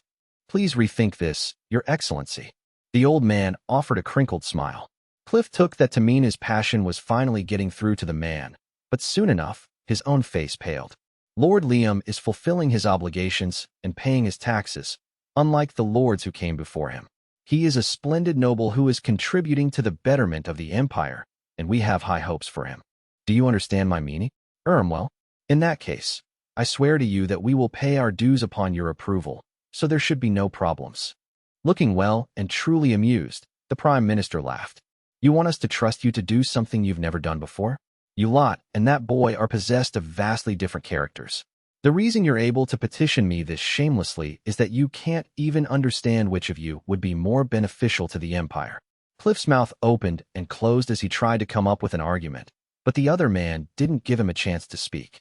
I wouldn't do anything rash if I were you. If you want to keep living quietly in the capital, that is. To Cliff, there was a message between the lines. If you do anything to Liam, we'll erase you. Defeated, he left the office on unsteady feet. The prime minister watched him leave, appalled. The standards of nobility really have dropped in recent times. I still can't believe that man produced a son of such caliber. Not only had the boy revived a waning domain, he'd defeated a fleet of pirates in an outnumbered battle. Actually, an outstanding lord in a remote region who excelled in both political and military matters was a bit of a worry for the prime minister. Such an individual might turn against the empire one day. After all, the empire would never lose, of course, but it would make for trouble. If Liam remained loyal, then that was different. The prime minister was very fond of nobles who dutifully paid their taxes and followed directives. Why would I want to grant headship to someone who's no use to the empire? I'd rather that boy Liam continue to work faithfully for us. He checked over a particular digital document. It detailed Liam's reward for vanquishing the pirate gang. Liam had declined the reward. More specifically, he had put it toward the arrears on his taxes. At the same time, he'd used his other profits from the battle to order a dreadnought from an Empire-controlled factory, and he was requesting authorization for the purchase. Neither of those actions harmed the Empire. In fact, it would profit from them. Not only would they not have to pay Liam his reward, but he was even making a purchase from an imperial factory. The prime minister was constantly finding some new reason to stress over the empire's finances, so he was thrilled with both proposals. In Liam's case, he wasn't obtaining a reward for all his hard work, and all he was really getting was permission to own a flagship. Scanning another document, he murmured, "A doll who protects her master, This one was a report from Amagi on the actions of Liam's relatives. Amagi had met in secret with the Prime Minister, arranging for him to decline Cliff's proposal to change the headship in exchange for Liam not accepting his reward. She is utterly devoted to the boy, while his own blood relatives are trying to drive him out for their selfish desires. It truly is a sad world we live in. The Prime Minister shook his head, taking a short break before he resumed his work. In an expensive suite in a high-class capital hotel, I rested on my bed with my head in Amagi's lap. I just don't get it, Amagi. What are parties? After participating in them day and night for some time now, I had begun to seriously consider just what these parties were for. They were all so elaborate and unique. I had eaten creatures I'd never even heard of and marveled at entertainment I'd never before experienced. The one that had surpassed my imagination the most was the bucket party. Hearing the name, bucket party, I was tempted to make fun of it even before I attended. Honestly, I wondered how people even came up with ideas like that. Well, it certainly left me with an appreciation for the infinite possibilities of buckets. Other worlds sure are something else. I had no idea what you could do with buckets. I still can't believe it. Amagi stroked my head gently. Did you not enjoy yourself? Quite the opposite. I was just so surprised. My heart was still tickled by the lingering excitement. I was also enjoying the blissful feeling of Amagi's lap, until she rained on my parade. You are almost an adult now, Master. I have served you for over 40 years. Feels like a long time, but somehow short too. This time span had been longer than my entire previous life, yet it had gone by in a flash. You should no longer keep me at your side. I sat up. What's this all about? Amagi explained matter-of-factly. The Empire has a negative view of dolls. Your reputation will suffer while I stand beside you, Master. I would suggest making a human woman your companion instead. Amagi's comments were a bolt from the blue. Is this some sort of joke? It is not. Huh. I was suddenly reminded of my wife from my last life. It will be better for you this way. I remembered the woman who had told me she loved me, and then all too easily abandoned me. The woman who had gotten together with another man and spurned me. The woman I'd hated so much once I discovered the truth that I'd wanted to kill her. I see. You're abandoning me. Just be honest, and tell me you don't want to be with me anymore. I stood up, shouting, even a doll will abandon me. No, Amagi said with a shake of her head. I have thoroughly enjoyed the time I have spent with you, Master. That is exactly why we must part. In addition, I am now an outdated model. A more efficient. So what? That's why you want to leave me? Don't be ridiculous. All you need to do is follow my orders. So, it's an order, then, stay by my side forever. You can't disobey my orders. Isn't that right, Amagi? Amagi hung her head. If that is your order, I shall obey. That's right. You should have just done that from the beginning. You should have just said that. You can't. You can't abandon me too. I started to cry, and Amagi stroked my head. Whatever am I to do with you, Master? Now that I think about it, she's been with me for almost a half a century. She's more important to me now than my wife from my past life. Hasn't it always been the two of us? I said, tears flowing down my cheeks. After a short pause, she replied, Mr. Brian has always been with you too, has he not? He has been your companion since you were born. In fact, so Mr. Brian has been with you longer. What? I mean, yeah, but Brian doesn't count. He's in a different category. Don't bring Brian into this. That's not what I meant. Amagi smiled when I said that. The expression looked truly heartfelt, not one you would think a doll was capable of. Still, there was something sad about it. I shall endeavor to serve at your side for as long as I am able then. Good. As you should. Geez. Don't scare me like that. I was relieved, but also strangely nervous. What was that touch of sadness I thought I'd seen in Amagi's smile just now? When she awakened, she felt very strange. The sensations of her body felt nostalgic somehow, and the ceiling above her wasn't the ceiling she was used to seeing, of that horrible breeder's room. Where am I? She muttered. Turning her head, she saw what looked like a hospital room around her. Her body was moving in ways she wasn't used to. It felt like she had her old arms and legs back, almost as if she were in a dream. After a little while, she heard a door open, and a male doctor in a white lab coat entered. For a moment, she tensed up, but it wasn't the breeder. I see you're awake. There was no disgust in the doctor's eyes as he looked down at Tia. Pardon, but where am I? Her voice sounded different. It was as though her old, lost voice had returned, but perhaps younger than she recalled. A nurse came from behind the doctor to check on Tia. Now that her head was clearing, she noticed that the ceiling was a mirror. She could see herself in it. At first she looked away, not wanting to see herself, But the Tia in the mirror was her former self. She looked just as she had shortly after becoming an adult. Long, flaxen, glossy hair, pale skin, and vibrant pink lips. Green eyes. Yes, it was her old face, which she hadn't seen in so long. Huh? What's going? As she stared at herself in confusion, tears began spilling from her eyes. She was human, but she couldn't move her face very well, or her arms and legs. Her whole body wasn't responding as she wanted it to. The doctor gave her a reassuring look. We completely regenerated your body from scratch. It took quite a long time. Tia couldn't believe what he was telling her. You brought my body back. The doctor looked awkward as he tried to summarize the situation. It took an elixir to do it, though. Your body is now the same as it was before, but you'll need intense rehabilitation to move like you used to. As former royalty, Tia was well aware of the value of such a miracle drug. Elixir? You used something so valuable for me. Well, it was diluted. Anyway, like I said, the rehabilitation will be harsh. After all, we basically rebuilt your entire body. Is this a dream? Tia wondered. She didn't care if it was. She was just happy it was a good one. I'll do it. I'll do anything. This really is just like a dream, Tia said, and the doctor smiled. It's no dream. This is real. At the doctor's words, fresh tears spilled from Tia's eyes. There was one thing she was curious about, though. From what she understood about full-body regeneration, it wasn't something that just anyone could receive. Unlike regenerating one lost or damaged body part, in order to regenerate someone completely, you would need a specialized facility and a brilliant medical specialist as well. This was the sort of thing that could be done, but typically wasn't. After all, the only people who could make use of elixirs were nobles and the extremely wealthy. It was true that Tia had once been royalty, but her nation had been destroyed. At this point, her life didn't seem worth an elixir, so it was only natural that she wondered if she had been saved due to a misunderstanding. May I ask who it was who requested my treatment? If there's been a mistake, I promise I'll pay back the medical expenses after my rehabilitation. Please just give me some time. The doctor tapped away at a tablet while explaining Tia's circumstances. Please, don't worry. There's been no mistake, and you don't need to pay anything. Lord Banfield has covered all your medical expenses. Actually, the Count built this hospital and hired the staff for it specifically to treat all of the people held captive by the pirates. All of them. He hadn't just sent them off somewhere with the proper facilities, but he had built an entire hospital himself. Tia could hardly believe it. Never mind the fact that he'd rescued all of them in the first place. If she had been in the Count's place, she might have given up on them. The choice he'd made was just that extraordinary. Count Banfield, huh? I wonder just what sort of person he is. He must be someone truly remarkable. The Count's message for you is this. I expect you to return the favor, whatever that entails. For now, please just concentrate on recovering.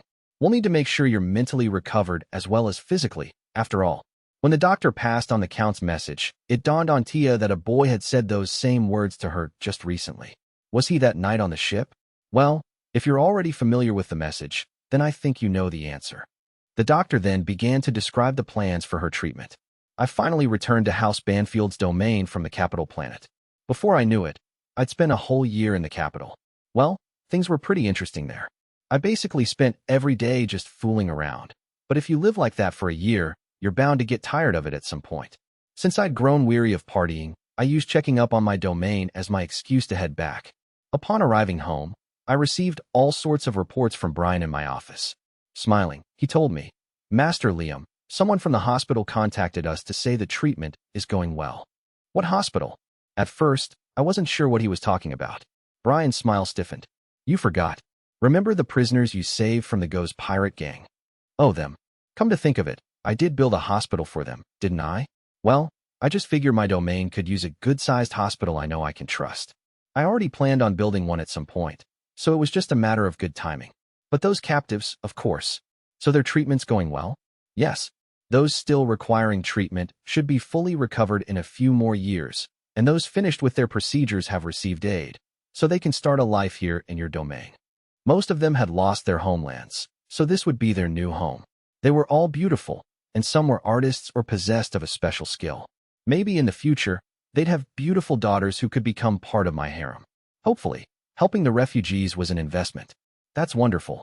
It was an economic decision as an evil lord and almost made me want to sing my own praises. Yes, they are all grateful to you, Master Liam.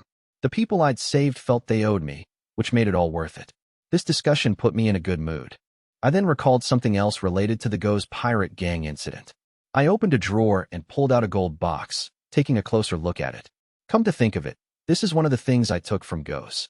I hadn't brought it with me when I went to the capital planet, having simply stowed it away in this drawer.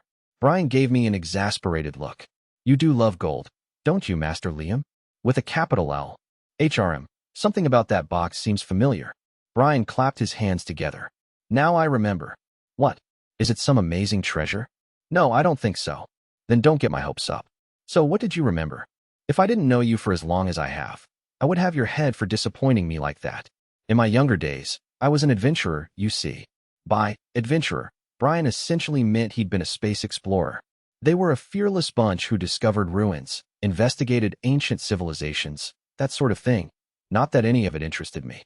I wanted treasure, but I could do without adventure. Brian the adventurer, Yes. I recall seeing data about this artifact once. I'm sure it's just a replica, but this appears to be the alchemy box, a relic of a great, ancient magical society. An alchemy box? Really? It's a rather fantastical story, but from what I heard, it was a tool that could turn common material into gold. I believe it said that it could transmute any inorganic matter. For instance, you could take any rock lying by the side of the road and turn it into mithril, orichalcum, or adamantite. So I could use it to create gold? Huh? Ah, yes. This world has such fantastic tools. To think I could mass-produce gold. What would I do with it all? Well, I wouldn't have to worry about my debt anymore, for one thing. I wish this one were real. Brian seemed to share my opinion. It really would be fantastic.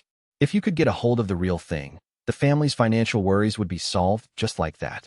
Should I go searching for the real thing then? Brian looked stern. You are the head of House Banfield, Master Liam, a count. I'm afraid you can't go off playing adventurer. What? Is he mad at me? That night in my room, I contemplated the golden box. Man, if this were the real thing. I'd had Brian show me the data on the item in question, which also indicated how to use it. The ancient civilization that had created it was long gone, so the means of manufacturing the alchemy box had been lost. Another one could never be made. If I could just get my hands on it, I would be free from this debt for good. Let's see. To use it, you just had to open the lid and concentrate, huh? I opened the box's lid and concentrated on a wooden practice sword in my hand, just to see what would happen. Yeah, right. Having figured the thing was just a replica, I was surprised when the box responded and several screens popped up around me. Huh. The passages were written in ancient script, but I was able to decipher them thanks to my time in the education capsule. Convert? Air. This. I chose which substance to convert the wooden sword to, and it was engulfed in golden particles, changing color. When the effect had passed, and I lifted the weapon higher, it no longer had the lightness of a wooden sword. It carried the weight of metal, of gold. No way. This is the real thing. Now that I thought about it, Goz had been excessively rich for a pirate, and he'd possessed a lot of rare metals. This must have been the source of much of his wealth. The guide said Goz had a great treasure of some kind, didn't he? He must have meant this. I opened the window in my room, as if to announce my joy to the world, and laughed loudly. This is fantastic. The guide even had a bonus like this in store for me. Seriously, what a great guy. Now I can do whatever I want. I can be the kind of evil lord I've been waiting to be. I thanked the guide from the bottom of my heart. I was practically bursting with gratitude for the guy. Guide, I'm sorry I thought you were kind of suspicious at first. I'm really happy, and it's all because of you. I don't even know what to say. I feel like I'll never be able to thank you enough. Still, I want to say it. Thank you so much. I hope these feelings reach him. Meanwhile, in a field illuminated by moonlight, bombarded by Liam's passionate feelings, the guide's heart was burning, truly scorching, as if red-hot metal were being pressed against his chest. Stop, Theod, he screamed. Weeping in agony, he clutched his chest with both hands and writhed on the ground, his legs flailing wildly. He'd thrown his suitcase aside the moment the head-splitting pain had assaulted him. My power. All my power is fading away. What little power had remained in him was stolen away now, with no hope of recovery. Because of this, he couldn't even kill Liam anymore, even if he didn't have to worry about appearances. The guide remained curled up for some time, clutching his chest and grinding his teeth. You won't get away with this, Liam. I won't allow it. No matter what I have to do, I'll find a way to make your life an eternity of pain and torment. And in your unending hell, you'll hate and resent me, fear and curse me, and I'll just laugh. The guide slowly got to his feet, vowing vengeance against Liam. I swear it. I swear that I will. Hiding nearby in the field, a dog watched over the guide. Epilogue. 45 years after reincarnating, I'd finally reached adulthood in this world. I stood in front of a mirror and looked myself over, dissatisfied. I still look like this after 50 years, huh? The kid staring back at me looked no older than 13. I felt like I was still in middle school. I was sure I would grow more eventually, but I was still so short. All my servants were crying, though the only one crying loudly enough to weird me out was Brian. It moves me to see you all grown up, Master Liam. Would you stop that? Amagi, what are my plans for the day? Amagi spoke dispassionately as usual. Your coming-of-age ceremony will begin in 1 hour. At noon, there will be a party, but it will be more of a meet and greet than a meal. Then tonight there will be a banquet. Brian stopped crying and wiped his eyes, adding, Incidentally, your schedule is full tomorrow as well. Since coming home from the capital a month ago, I had been busy with work. Cancel all of it. You cannot, Brian said, his face turning grave. I winced, and Amagi started to hurry me along. You will not make it if you do not leave soon, Master. Yeah. Don't rush me. I grumbled as I left the room and headed for the ceremony hall. When I'd returned from the capital planet, I'd had a new mansion built right away. I spent way too much money on it, and it ended up being more immense than I could have envisioned. It was basically the size of a city from my former life. I'd summoned well-known architects and artists and spared no expense. But to give you an idea of how insanely vast it was, I had to use vehicles to travel through its halls. When I left the dressing room, Christiana was waiting for me. She stood outside in her showy blue and white night garb. She'd been fully restored to her true form, a peerless beauty identifiable with a single glance. Her outfit included a white cape, and at her hip, she carried a sword specialized for piercing, a rapier. I'd heard she was quite skilled with it too. You look wonderful, Lord Liam. She complimented my over-the-top outfit for the ceremony. Hey, I love flatterers. It's proof the person cares about pleasing me. After all, I decided to tease her with a joke. I was just thinking I looked too good for this ceremony. Yes, I'm sure anything would look good on you, Lord Liam. What is this? It almost sounds like she's being serious. Probably just my imagination. Oh yeah? Anyway, are you really okay with starting to work so soon? According to what I'd heard from the hospital, she'd undergone rehabilitation so intense, it would have made any adult cry. Not only that, but she'd finished it in just a year, then volunteered to serve me as a knight. Everyone was singing her praises. Yes, it's no problem. However, in order to gain the qualifications to be an Imperial Knight, I'll have to leave your domain. I wish I could serve at your side right now. Christiana, or Tia, as she was called, was from another nation, so she was unqualified to be an Imperial Knight. In order to gain those qualifications, she'd have to graduate from at least 2 schools, undergo special training, and gain practical experience. In total, she'd be gone for 30 years. Well, I'm going to be busy now that I'm an adult too. When am I even going to be able to come back here, I wonder? We all boarded a shuttle, which set off as soon as we were seated. It was a strange sight, this vehicle that looked like a carriage moving through the wide hallway. Needing a taxi to move through your own house. Yeah, this is bizarre. As I lounged on a luxurious couch, Tia chatted with me. I swear I will serve you well, Lord Liam. Okay, take it easy. She seemed really pumped up, which was fine and all, but I'd only hired her for her looks. I'd heard she was a famous knight back home, but all I cared about was having a pretty woman serving me.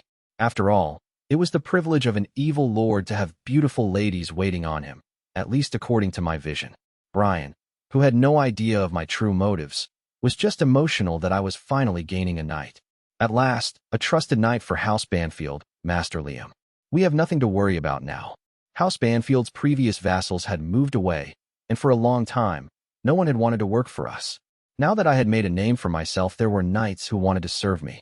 I didn't have any interest in tending to that, so I left the hiring to Amagi and Tia. I made the occasional comment when one of them was good-looking, though. We could finally see our destination up ahead, but it would still be a while before we reached it. I made this place too big. It was too late now, but I already regretted building my mansion this huge. I basically just got carried away with showing off how rich and powerful I was, but the thing ended up being so gargantuan that it left me speechless. Clearly, I had underestimated the space age. I mean, it was appropriately impressive for someone of my station, but the mansion I'd lived in previously had been large enough. There was just some part of me that felt I had to go to extremes if I wanted to be an evil lord. Bad guys just had to live in big, gaudy mansions. The road to being an evil lord is tougher than I thought. Among the guests in the ceremony hall, Thomas the merchant wasn't quite able to hide his surprise at this newly built mansion. How should I say this? The Count's taste is surprisingly subdued. Neos agreed. I like it, it's nice and functional. I was invited to an egg-shaped mansion once. It's hard to be at ease in a place that unusual. It was the grand coming-of-age ceremony, and everyone Liam was acquainted with had been invited. It also served to show off his new residence now that it was completed, but those who had been invited found Liam's mansion rather modest. Not in scale, but in general appearance. It was certainly splendid, and many well-known artists had lent their talents to its creation, but in the Empire, where many nobles preferred novel designs, Liam's mansion was rather utilitarian. Sure, it was immense, but there were larger mansions, and its straightforward approach gave it a rather serene feel. It's just like the Count to build something easy to live in like this. It's funny. He hasn't changed much despite the vast fortune he's acquired. I thought for sure he'd build this place out of gold. Thomas had been expecting Liam to tell him, my mansion will be built entirely from gold, so I want all the gold ingots you can find. However, it seemed that even Liam wouldn't take his love for gold that far. He did spend a good amount on it, but I'd say it was money well spent. Eyeing the faces around them, Neos shrugged. What a crowd, though. I guess the big merchants have all got their eye on him. There are people here from other weapons factories, too. Most of the guests were locals, government officials and soldiers of some standing in the domain. The rest mostly sought to do business on the planet, given its newfound success. Thomas's shoulders sagged. There aren't a lot of nobles, though. That's somewhat concerning. Quite a few nobles from nearby territories had been invited, but many of them were absent. Neos didn't think there wasn't much that could be done about that. Well, I'm sure the neighboring nobles are a little uneasy about how he suddenly gained so much power. Rather than cooperate, many of the Empire's nobles actually fought with each other. Some were in attendance, however. These were failed nobles who didn't have the power to develop their territories and had come to try to ingratiate themselves with Liam, so that he would consider looking after them. Thomas scanned these nobles' faces. He's attracted plenty of poor nobles, though. As for the reasons for their poverty, some had brought it on themselves, while others were genuinely deserving of pity. A number of them had formerly been vassals to House Banfield, and now that Liam had taken over the family and was reclaiming power, they hoped to be taken back under his protection. Their presence was a clear acknowledgement of Liam's power, but that didn't change the fact that they had come to take advantage of him. Neos was rather indifferent to it all. Well, the Empire can't take care of every little planet out in the boonies. The minor lords have no choice but to rely on the nobles with power. While they were speaking, the ceremony commenced. The guests around them looked nervous. Liam must have arrived. Thomas smiled. He's actually a very affable person, but I suppose the rumors frighten people. I've always thought he was a good guy. He just bought a nice battleship from us recently, too. You're a brave one, Miss Neos. I think Lord Liam allows you to get away with more than he would most people. To be honest, I think these others are right to be afraid. That kind of power at his young age? Despite having his territory and peerage forced upon him by his parents as a mere child, Liam had become a wise ruler. From the very beginning, he'd launched straight into heavy reforms. He tolerated no corruption in his court and had personally defended his people at the head of his army when raiders attacked. He was strict and severe, but a reliable lord to his subjects. He had invested most taxes back into the development of his territory, and the Empire valued him for properly paying his own taxes. On top of that, he had been regularly making payments on his family's astronomical debt. Even if House Banfield's reputation had long ago become a poor one, Liam as an individual had slowly been building his own good reputation. There were officials and soldiers in his domain who had laid down their lives for him. The only things he had lacked were vassals and knights. But as Liam entered the chamber, a newly appointed knight walked at his side. Thomas stroked his chin. That would be Lady Christiana. I hear she's the first knight Lord Liam has taken into his service. She's said to be quite capable. Are you sure he didn't hire her just for her looks? Well, I can't say that had nothing to do with it, but I've seen many knights, and she really is something special. You might say it's her aura. I'll bet she's a powerful one. Thomas then added, I've heard rumors that she's the Princess Knight, the one from that nation that goes destroyed. Neos was familiar. The famous one? Isn't she the wrong age, though? The Princess Knight should be way older. She doesn't even look 100 years old. That can't be right, can it? Thomas understood her doubts. Well, they're just rumors. But if he really did have someone like that by his side, Lord Liam would truly have the makings of a wise ruler, the likes of which one seldom sees. Had Liam heard all this, he would have been hopelessly confused. After all, he'd only worked this hard to develop his domain because if he didn't, he wouldn't have anything to squeeze from his subjects later. He had only cut down his corrupt officials because they'd personally pissed him off. He had only faced off against the pirates because he was assured to win. He was only paying his taxes and paying back his debt because it was beneficial to stay in the Empire's good graces. And he'd only hired Tia because of her good looks and loyalty, not because of comments he'd heard about her supposed rare skill. There hadn't been any sort of deeper reason for his actions. The man himself was under the impression that he was living selfishly as an evil lord.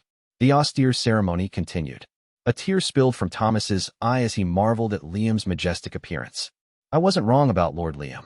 I'm so glad I stuck with him. Neos agreed, though she thought the merchant's emotion was a bit much. It's a relief for our factory to have a regular customer like him. I hope he keeps up the good work from now on. If he bought just a little more from us, I'd have no complaints at all.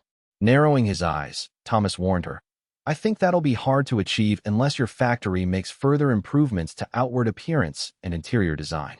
No matter how functional your ships are, if they're uncomfortable in form and operation, it's not going to win you any points. Neos just pretended not to hear him. 1 month after the ceremony, I was puzzling over a rather difficult dilemma. Would you say I'm living in luxury? It was Brian who responded to my question. Well, I don't know much about other houses, but compared to our previous lords, I'd say you live rather frugally. Seated at my desk with my chin propped up in my hands, I was starting to realize something. I assumed I was living a life of luxury, but the money in my accounts isn't going down at all. No matter how much I spend, it doesn't really make a dent. Frugally? Yes, I believe so. Considering your position, I don't think there would be any harm in indulging yourself a little more. Right. I mean, I am a count, but I don't know what level of indulgence befits a count. I decided to hire musicians to play during my meals just to spend some of my money. It was something I figured rich people would have done in my earthly life. There was also loads of unused space in the huge mansion I'd built, which led me to consider what to do with it. I could install a nice big pool to use whenever I want. No, I'll put a whole water park in here. Then I can have a wave pool and a lazy river. So I did, and the day it was completed, I amused myself by swimming backward in the lazy river. And now my bath is a hot spring too. But I'm still living frugally. I really underestimated the standards in this world. What is luxury, Brian? I'm not sure how to answer that, sir. Brian shot Amagi a silent plea for assistance, so she answered in his stead. According to my records, there was one count who turned an entire planet into a private resort, a sort of tourist retreat for him alone. What's the point of that? A tourist retreat for just one person? What use did it serve when he wasn't there? He could at least have let other people visit. If that is your reaction, you may simply not desire a great degree of luxury, Master, Amagi said. Your seeking meaning in such things is the proof of the fundamental difference in your values. Luxury requires no such meaning. Self-satisfaction is its only purpose. Considering your personality, perhaps it would be best for you not to strive for certain standards of luxury. That's not true. I'm going to live in luxury. I've got the money. I can do whatever I want with it. Brian studied me fondly. Of course, sir. What would you like to do? My eyes darted about as I tried to come up with something. I'd already exhausted all my own ideas for indulgence. At the moment, no others occurred to me. While I floundered, Amagi supplied a possibility. Might I suggest a study abroad program? Study abroad? I'm about to go for special training, aren't I? Isn't that already studying abroad? I do not mean you, but your subjects. If your people learn the ways of the capital planet and in other territories, you will attain a populace with more varied views and knowledge. You could say this is a form of luxury, as it is not something you are required to do for your people. Like, have people study abroad for fun? Is it luxury to use my money to make other people happy? It's true that I don't need my people to be well educated or anything. All they need to do is stay in line. Brian seemed to agree with her. I think that's a wonderful idea. You've mentioned before that since your territory has only recently been developed, your people still have much to learn in the ways of the arts and fashion. You could say that having them study abroad to acquire such non-essential knowledge is a form of luxury. I recalled this past conversation Brian was referring to. That's right. I know what they can learn abroad. The reason I still couldn't bring myself to pick up girls in my own domain was that persistent fashion problem. None of the girls here really did it for me.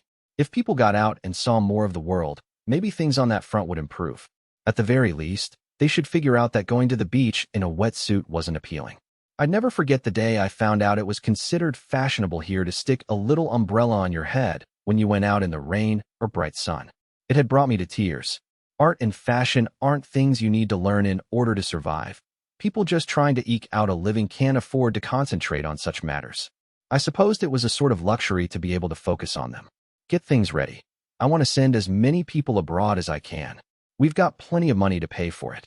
Amagi immediately began preparations. I will formulate a plan of action and work it into your budget, Master. If we work quickly, we can collect applicants and begin sending them abroad next year. Nice. Now that's what I call luxury.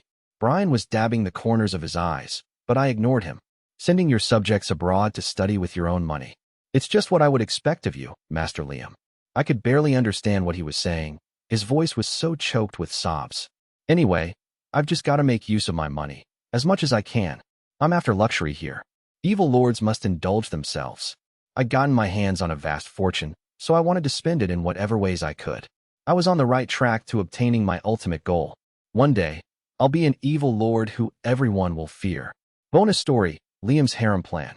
What is required to be an evil lord? Money, violence, and women. Since I'd obtained the alchemy box, a total cheat item, money was no longer a concern. I'd been able to pay off my debt without issue. That was one objective down. As for violence, I'd acquired a most wonderful swordsmanship technique known as the Way of the Flash, and though I was sure I still had much to learn in that area, I figured I'd become a pretty decent knight at least. This meant I'd cleared my second objective as well. The only thing left is women. Thus, I prepared a room in my new mansion for this one. At a glance, it looked like an audience chamber a king might use in an RPG. I had set up a lavish throne for myself at the far end, and ridiculously ornate pillars supported the high ceiling, with a pool at the room's center. I'd created this ostentatious room while thinking evil lords are all about debauchery. It was here that I planned on having beautiful women in swimsuits attend to me. When it was ready, I invited Amagi and Brian inside to show off, but they didn't react very well to it. I see you have engaged in another of your silly little projects, Master. Master Liam, what do you intend to use this room for? I do not believe I heard anything about this project. Well, I didn't think they'd respond well if I told them I wanted to make a harem chamber, so I kept it from them. But I'm not going to restrain myself. I'm an evil lord, after all. Why? This room exists to fulfill my dream. Amagi tilted her head cutely. Your dream? She asked. That's right. This room exists to realize a dream I've long held. Have you heard the phrase conspicuous consumption? Brian put a hand to his chin. I believe I have. That's what I'm going to do. I'll fill a whole pool with alcohol, hang meat from the pillars, conspicuous indulgences like that. Then I'll get a whole gaggle of girls and make a harem. I spread my arms wide and gave a loud laugh, while Brian and Amagi looked on coldly. Heh, I wouldn't expect these two to understand. Amagi eventually moved her gaze from me to the empty pool. Master, if you fill a pool with alcohol, it will evaporate, which is dangerous. Huh. What purpose is there in filling the pool with alcohol in the first place? To drink it? It would be filthy. I was a little flustered by Amagi's reasonable questions, but I'd put a good amount of thought into my plan. It's fine. The pool has a filter, and I don't think I'd drink that much of it anyway. But now that I think about it, do I really want to drink alcohol people are swimming in? No. I'd rather have a normal drink than scoop something out of a pool. The mansion's filtration system would simply remove the alcohol and leave the pool filled with fresh water. Huh. Amagi's sound arguments kept on coming. In the first place, what is the point of making a pool? If you would like to swim, it is safer to swim in water, and if you fill it with alcohol, it will just get filtered into water anyway. If you turn the filter off and left it as alcohol, it would not be healthy to swim in. Having heard all of Amagi's points, Brian clenched his fist and said, I must protest, Master Liam. And what do you mean by hanging meat from the pillars anyway? So now it was Brian trying to rain on my parade. What's wrong with that? I can at least hang the meat, can't I? You cannot. What are you going to do with such unhygienic food anyway? Eat it. If you want to eat meat, please only eat it once it's been properly stored and prepared. When I really stopped to consider whether I'd want to eat meat that's just hanging around on the walls. I don't know if I would. Now that you mention it, maybe this is a little too conspicuous. You're exactly right. I urge you to reconsider these plans. Then again, evil lords are supposed to be wasteful, aren't they? Even if there's no point to the trappings and they involve something unhealthy, I'm going to make this a reality one way or another. Amagi and Brian may try to stop me, but I will amass a harem in this chamber. I'm not going to give up on my dream of owning a harem, though. I am going to have women wait on me and entertain me in here. My voice echoed through the huge room. I'm sure these guys can't understand, but I won't back down on this one. However, Amagi reacted unexpectedly to my passionate words. I do not see an issue with that. What? You don't? I thought they'd shoot down my plan for a harem right away too. They'd had so much to critique about the booze and the meat, but nothing about the harem? I eyed Amagi suspiciously, but she had all her usual composure. Is it really okay? All right. Well, I'm gonna make one then. The biggest harem there's ever been. I looked to see if she'd budge, but she showed no signs of speaking up. On the other hand, Brian was getting worked up again. You are the head of the family, Master Liam, a count, and the ruler of this planet. It is only natural for you to have a harem. Oh, Brian started ranting, as if he were venting criticisms of me that had been building up in him. Do you know how much I have worried about how modest you are, Master Liam? At first, I thought you were just too young to be interested in the opposite sex, but then you go and fall for honey traps left and right. Wait a second. When did I fall for a honey trap? Hey, I've never. Have you forgotten engineering Captain Neos, Master Liam? You ordered an entire fleet from the 7th Weapons Factory just to appease that one woman. Now that he mentions it, I have bought quite a lot from Neos.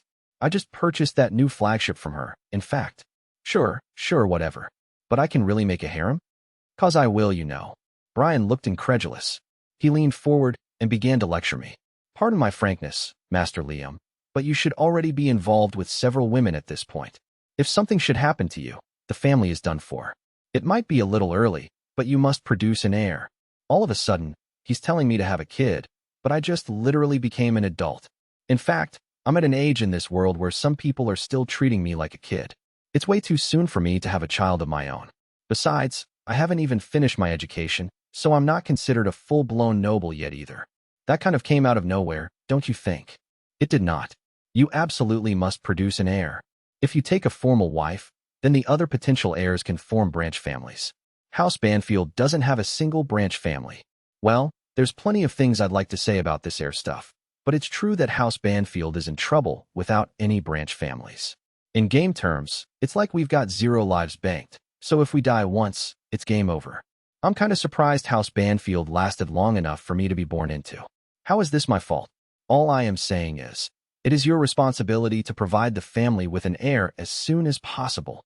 Lately, more and more people in my domain were using artificial insemination and even growing their babies in test tubes, but it was still deemed preferable for a mother to grow her baby in her own womb.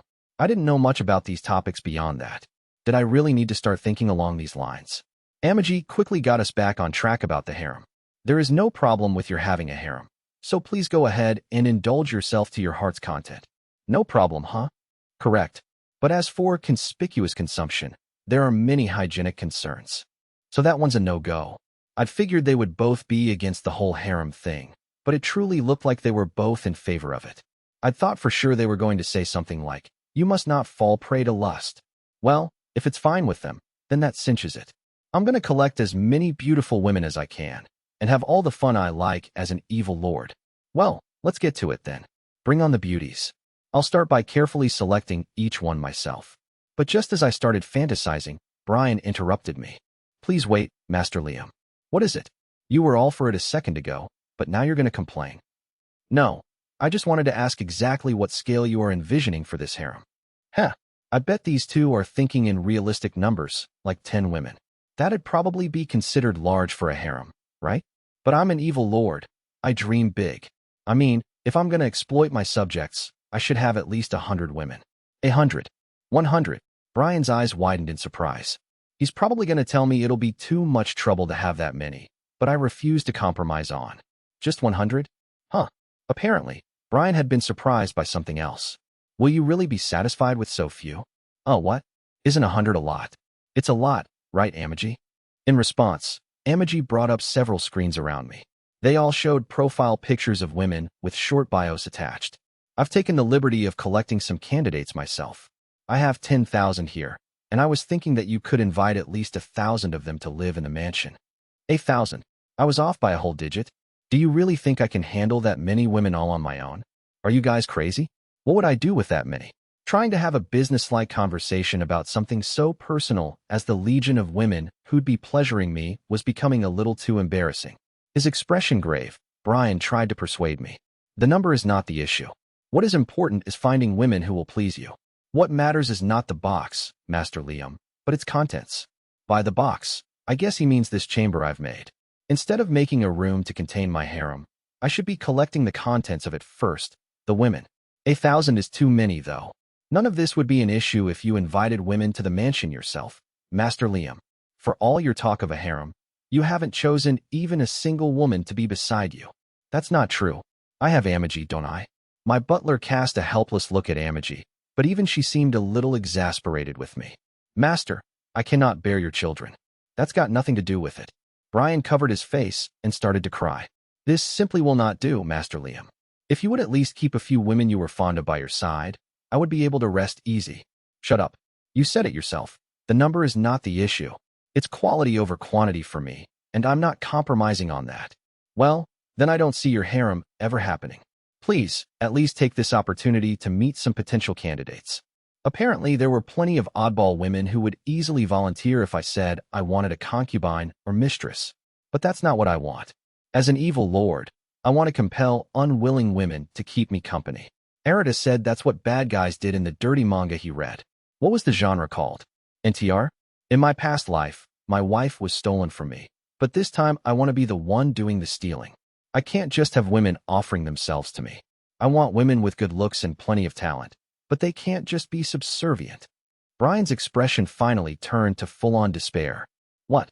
You're the ruler of this planet, Master Liam. Most women would do whatever you told them to. Amagi agreed with Brian. You are very popular, Master. Is every single person on this planet an idiot? Why the hell are they worshipping a villain like me? Well, geez, that complicates things, doesn't it? I might not be able to find a single candidate for my harem on this planet. I can't choose them from my domain, then, I muttered, and Brian and Amagi both narrowed their eyes at me. I am beginning to doubt you're serious about creating a harem, Master Liam. To tell the truth, I am extremely worried. Amagi added, you have yet to make any sort of move on any of the mansion staff as well. I had expected you to pursue at least a few of them. Why would I do that? I'm going to customize my own harem. Like hell, I'll just take somebody someone else has prepared for me. Come on, I'm an evil lord.